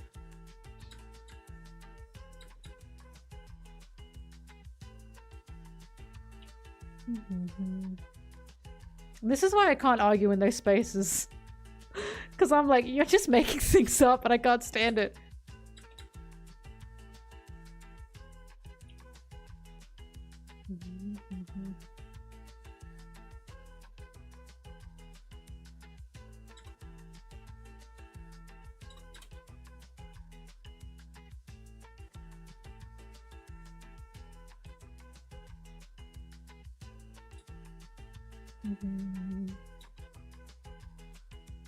I need Zoro Sanji.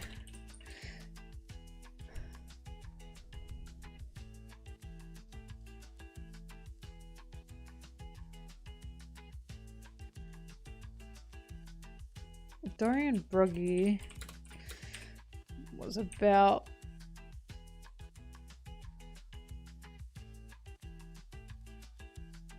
oh.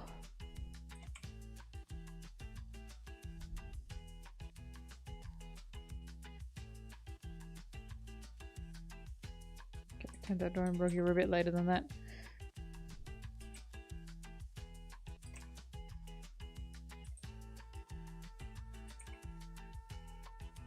Seriously? Do I not have this page?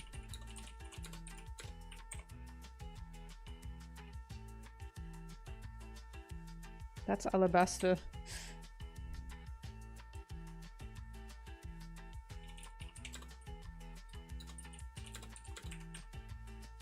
That's Drum Island. It's still Drum Island. Found it.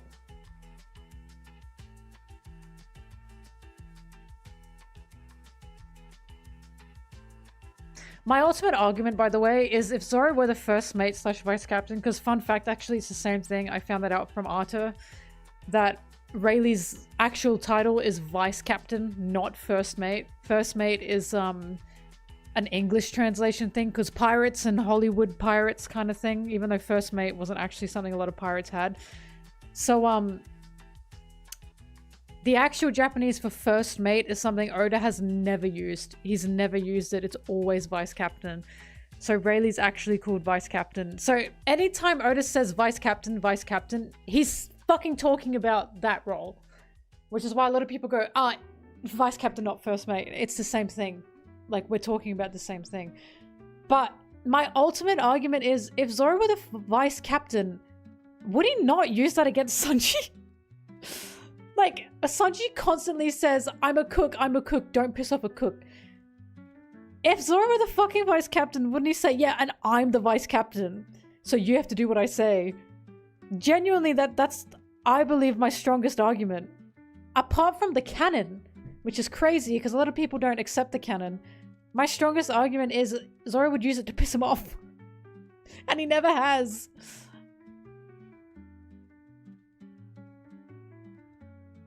Just realized I didn't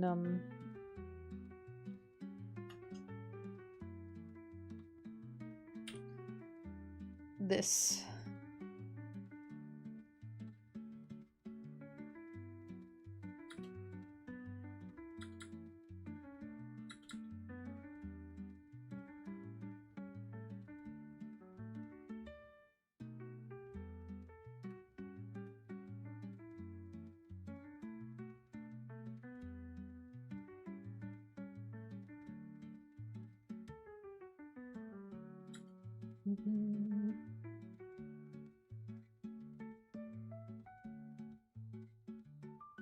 Oh, I'm so tired.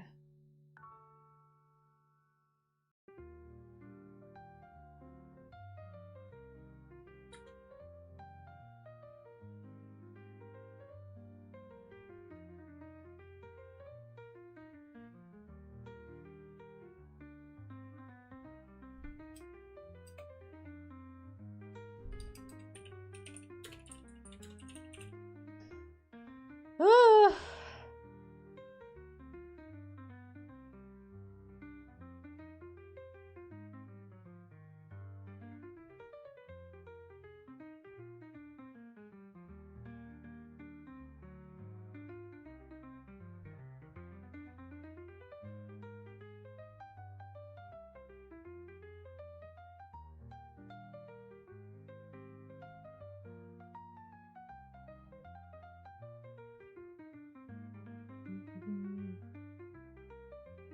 God, I love this panel. I'm using this one. Oh wait, they're a bit too small, but I do really like it.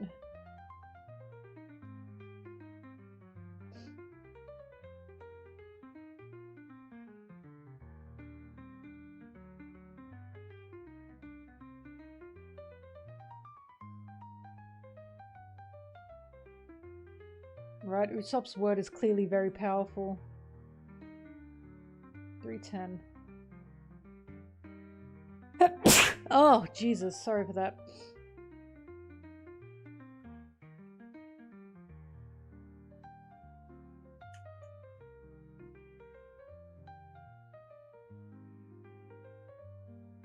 Thank you.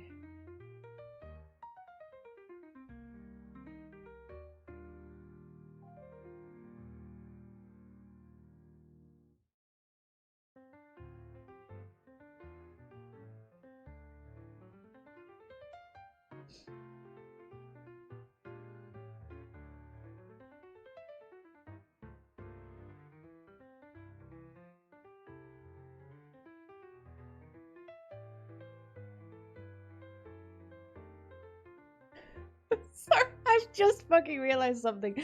I'm saving both of these pages, they're fantastic.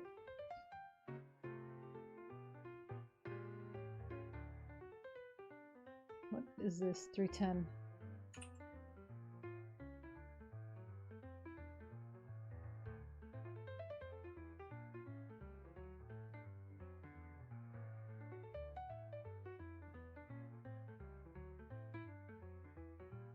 Copy image.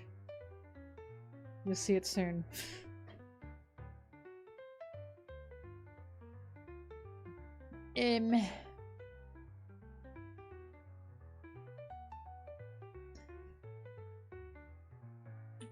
So Sanji manga page 310 2 editing.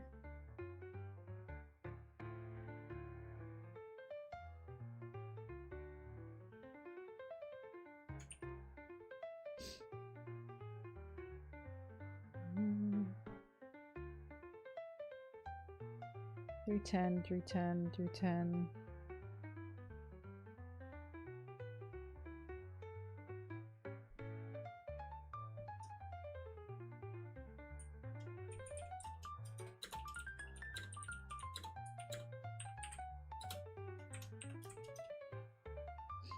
Alright, here's what I realized.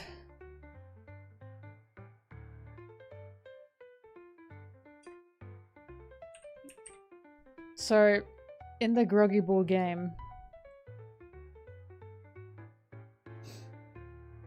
Zoro and Sanji stop fighting, right?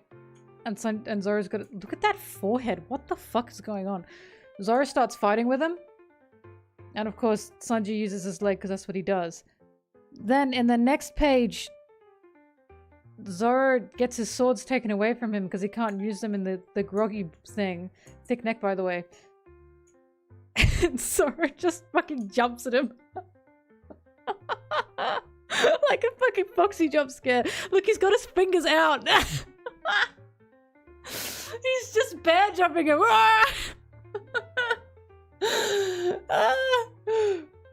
He said, fuck it! Fuck it! Yeah, that's literally what he's doing. Fuck it, I'll kill you! So when he doesn't have his swords, he just goes straight for the fucking neck.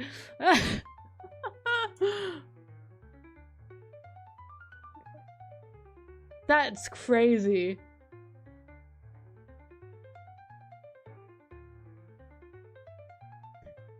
He's on the defense with his swords and he's fucking going for it. Going for it all. An white animal. That is so funny. Ah! Oh god. Bye-bye.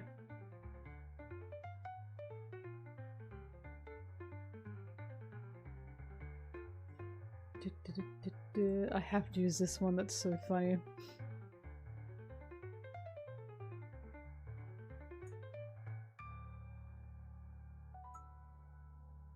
God, One Piece's little details are just mwah. It's one of the best, one of the reasons for why I just can't stop reading it and rereading it and rereading it.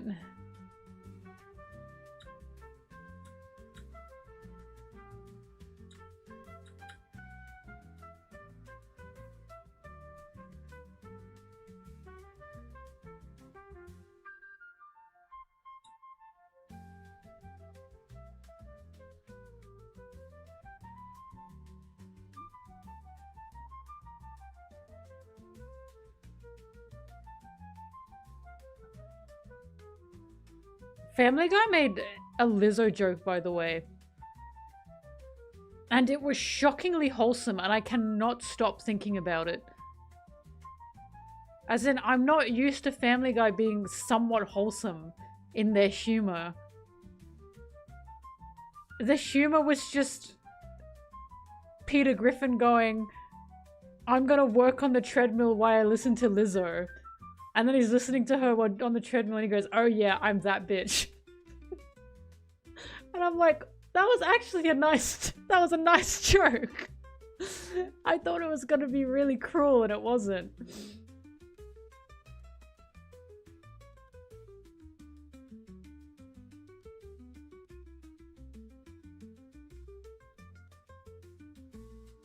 Peter Griffin empowered by Lizzo. It was not on my bingo card for Family Guy jokes.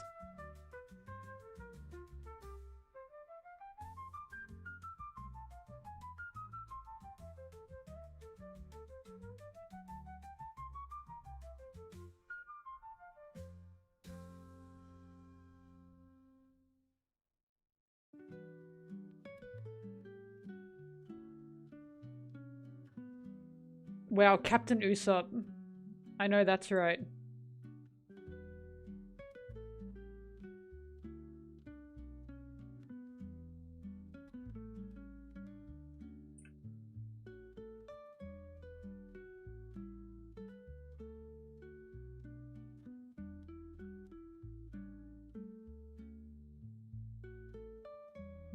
Grah!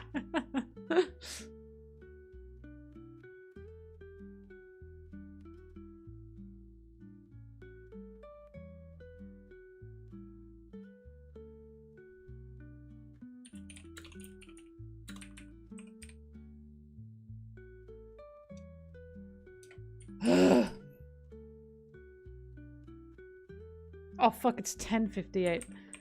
Not 11:58. Why do I keep doing that?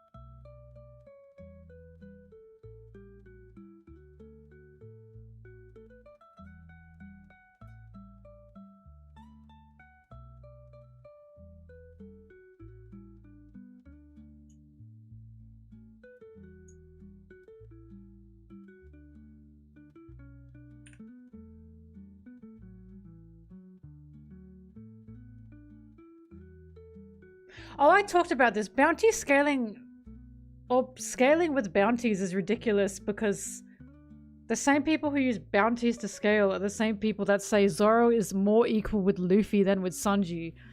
But the bounties go against that. Luffy's at 3 billion, while Zoro's at 1 billion. And Sanji is just shy of 1.1 billion, similar to Zoro.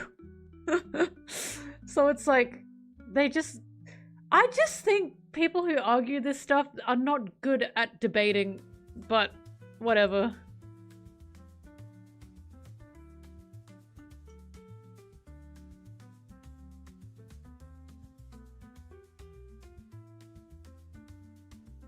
Also Buggy's bounty. Look, the thing that made me, and I surely made a lot of people realize just kind of how stupid power scaling is. Again, fine if you do it, but come on. It's like shipping. It's just silly. Was when someone compared Reiju as a child to Zoro in the Fishman Island cage. And Reiju could bend the bars. And they were like, child Reiju was stronger than Zoro. And I was like, yeah, this is just nonsense.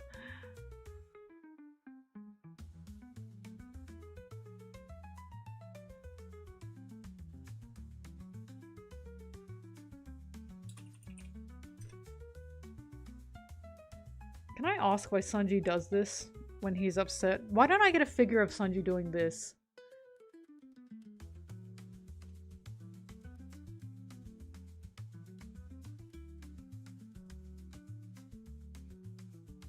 But of course, here's the thing, because Sanji's genetically engineered. So people were saying, Reiju as a child could bend bars, Zoro as an adult couldn't do it, and Sanji has the same genetic mutation as Reiju, and he's arguably stronger because he has Haki. So that's what people are saying, like, so Sanji can easily fucking diff Zoro. And it's like, it's stupid! It's all stupid!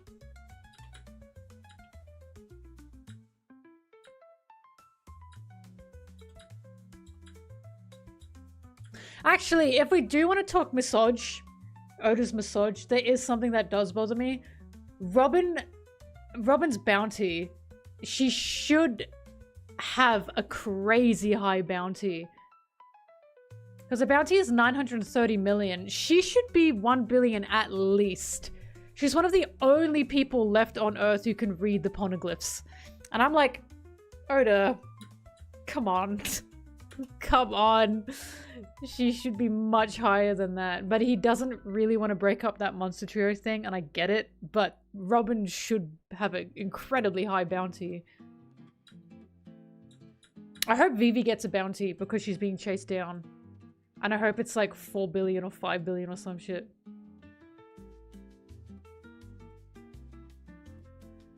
I was talking about Power Scale.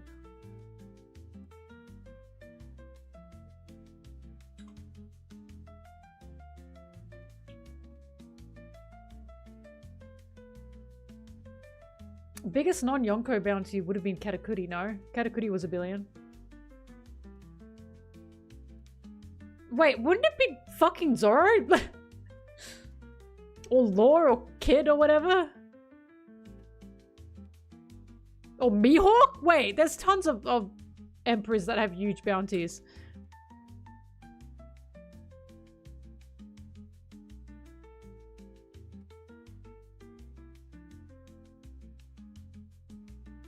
Dragon!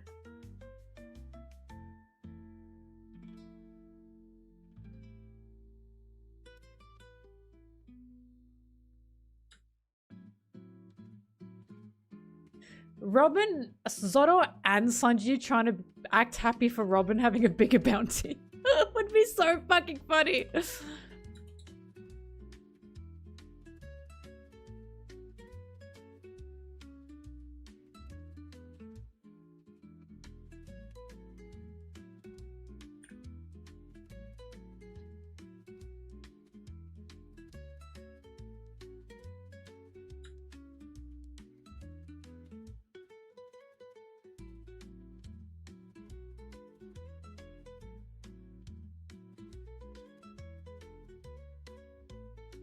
Dragons are pretty cool. Imagine them. Many such cases.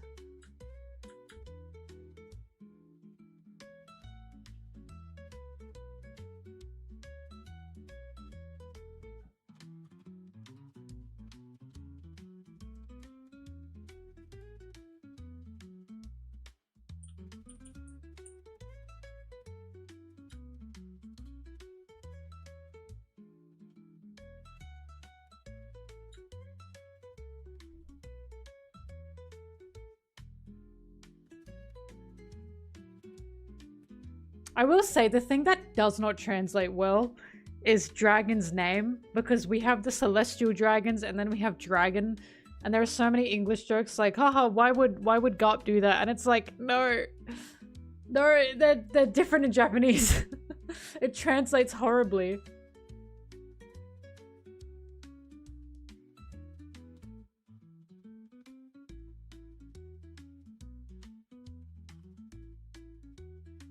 I can't keep editing. Oh god, I can't keep editing. I'm so tired. Oh, I wanted to do more today. Shit. We'll see what happens. Who knows, maybe I'll go crazy tomorrow. Okay, it's Tuesday. God, this video has ended up being a menace to me. A menace. Oh, God. Alright. It's bedtime for me. It's also bedtime for my Australian folks. I'll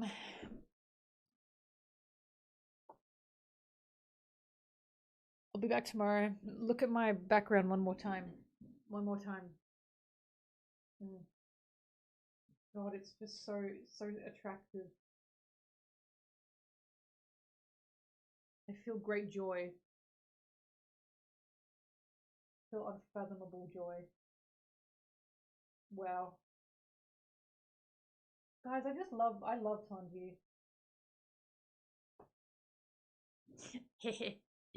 And Zeph, who is behind the light of Sanji summoning. It's the only way to work. The background of all time. Oh god, I just can't stop looking at it because I'm like, oh. And the pink bookshelves, guys. Guys, wow, just wow. All right, I'm going to my box. Bye.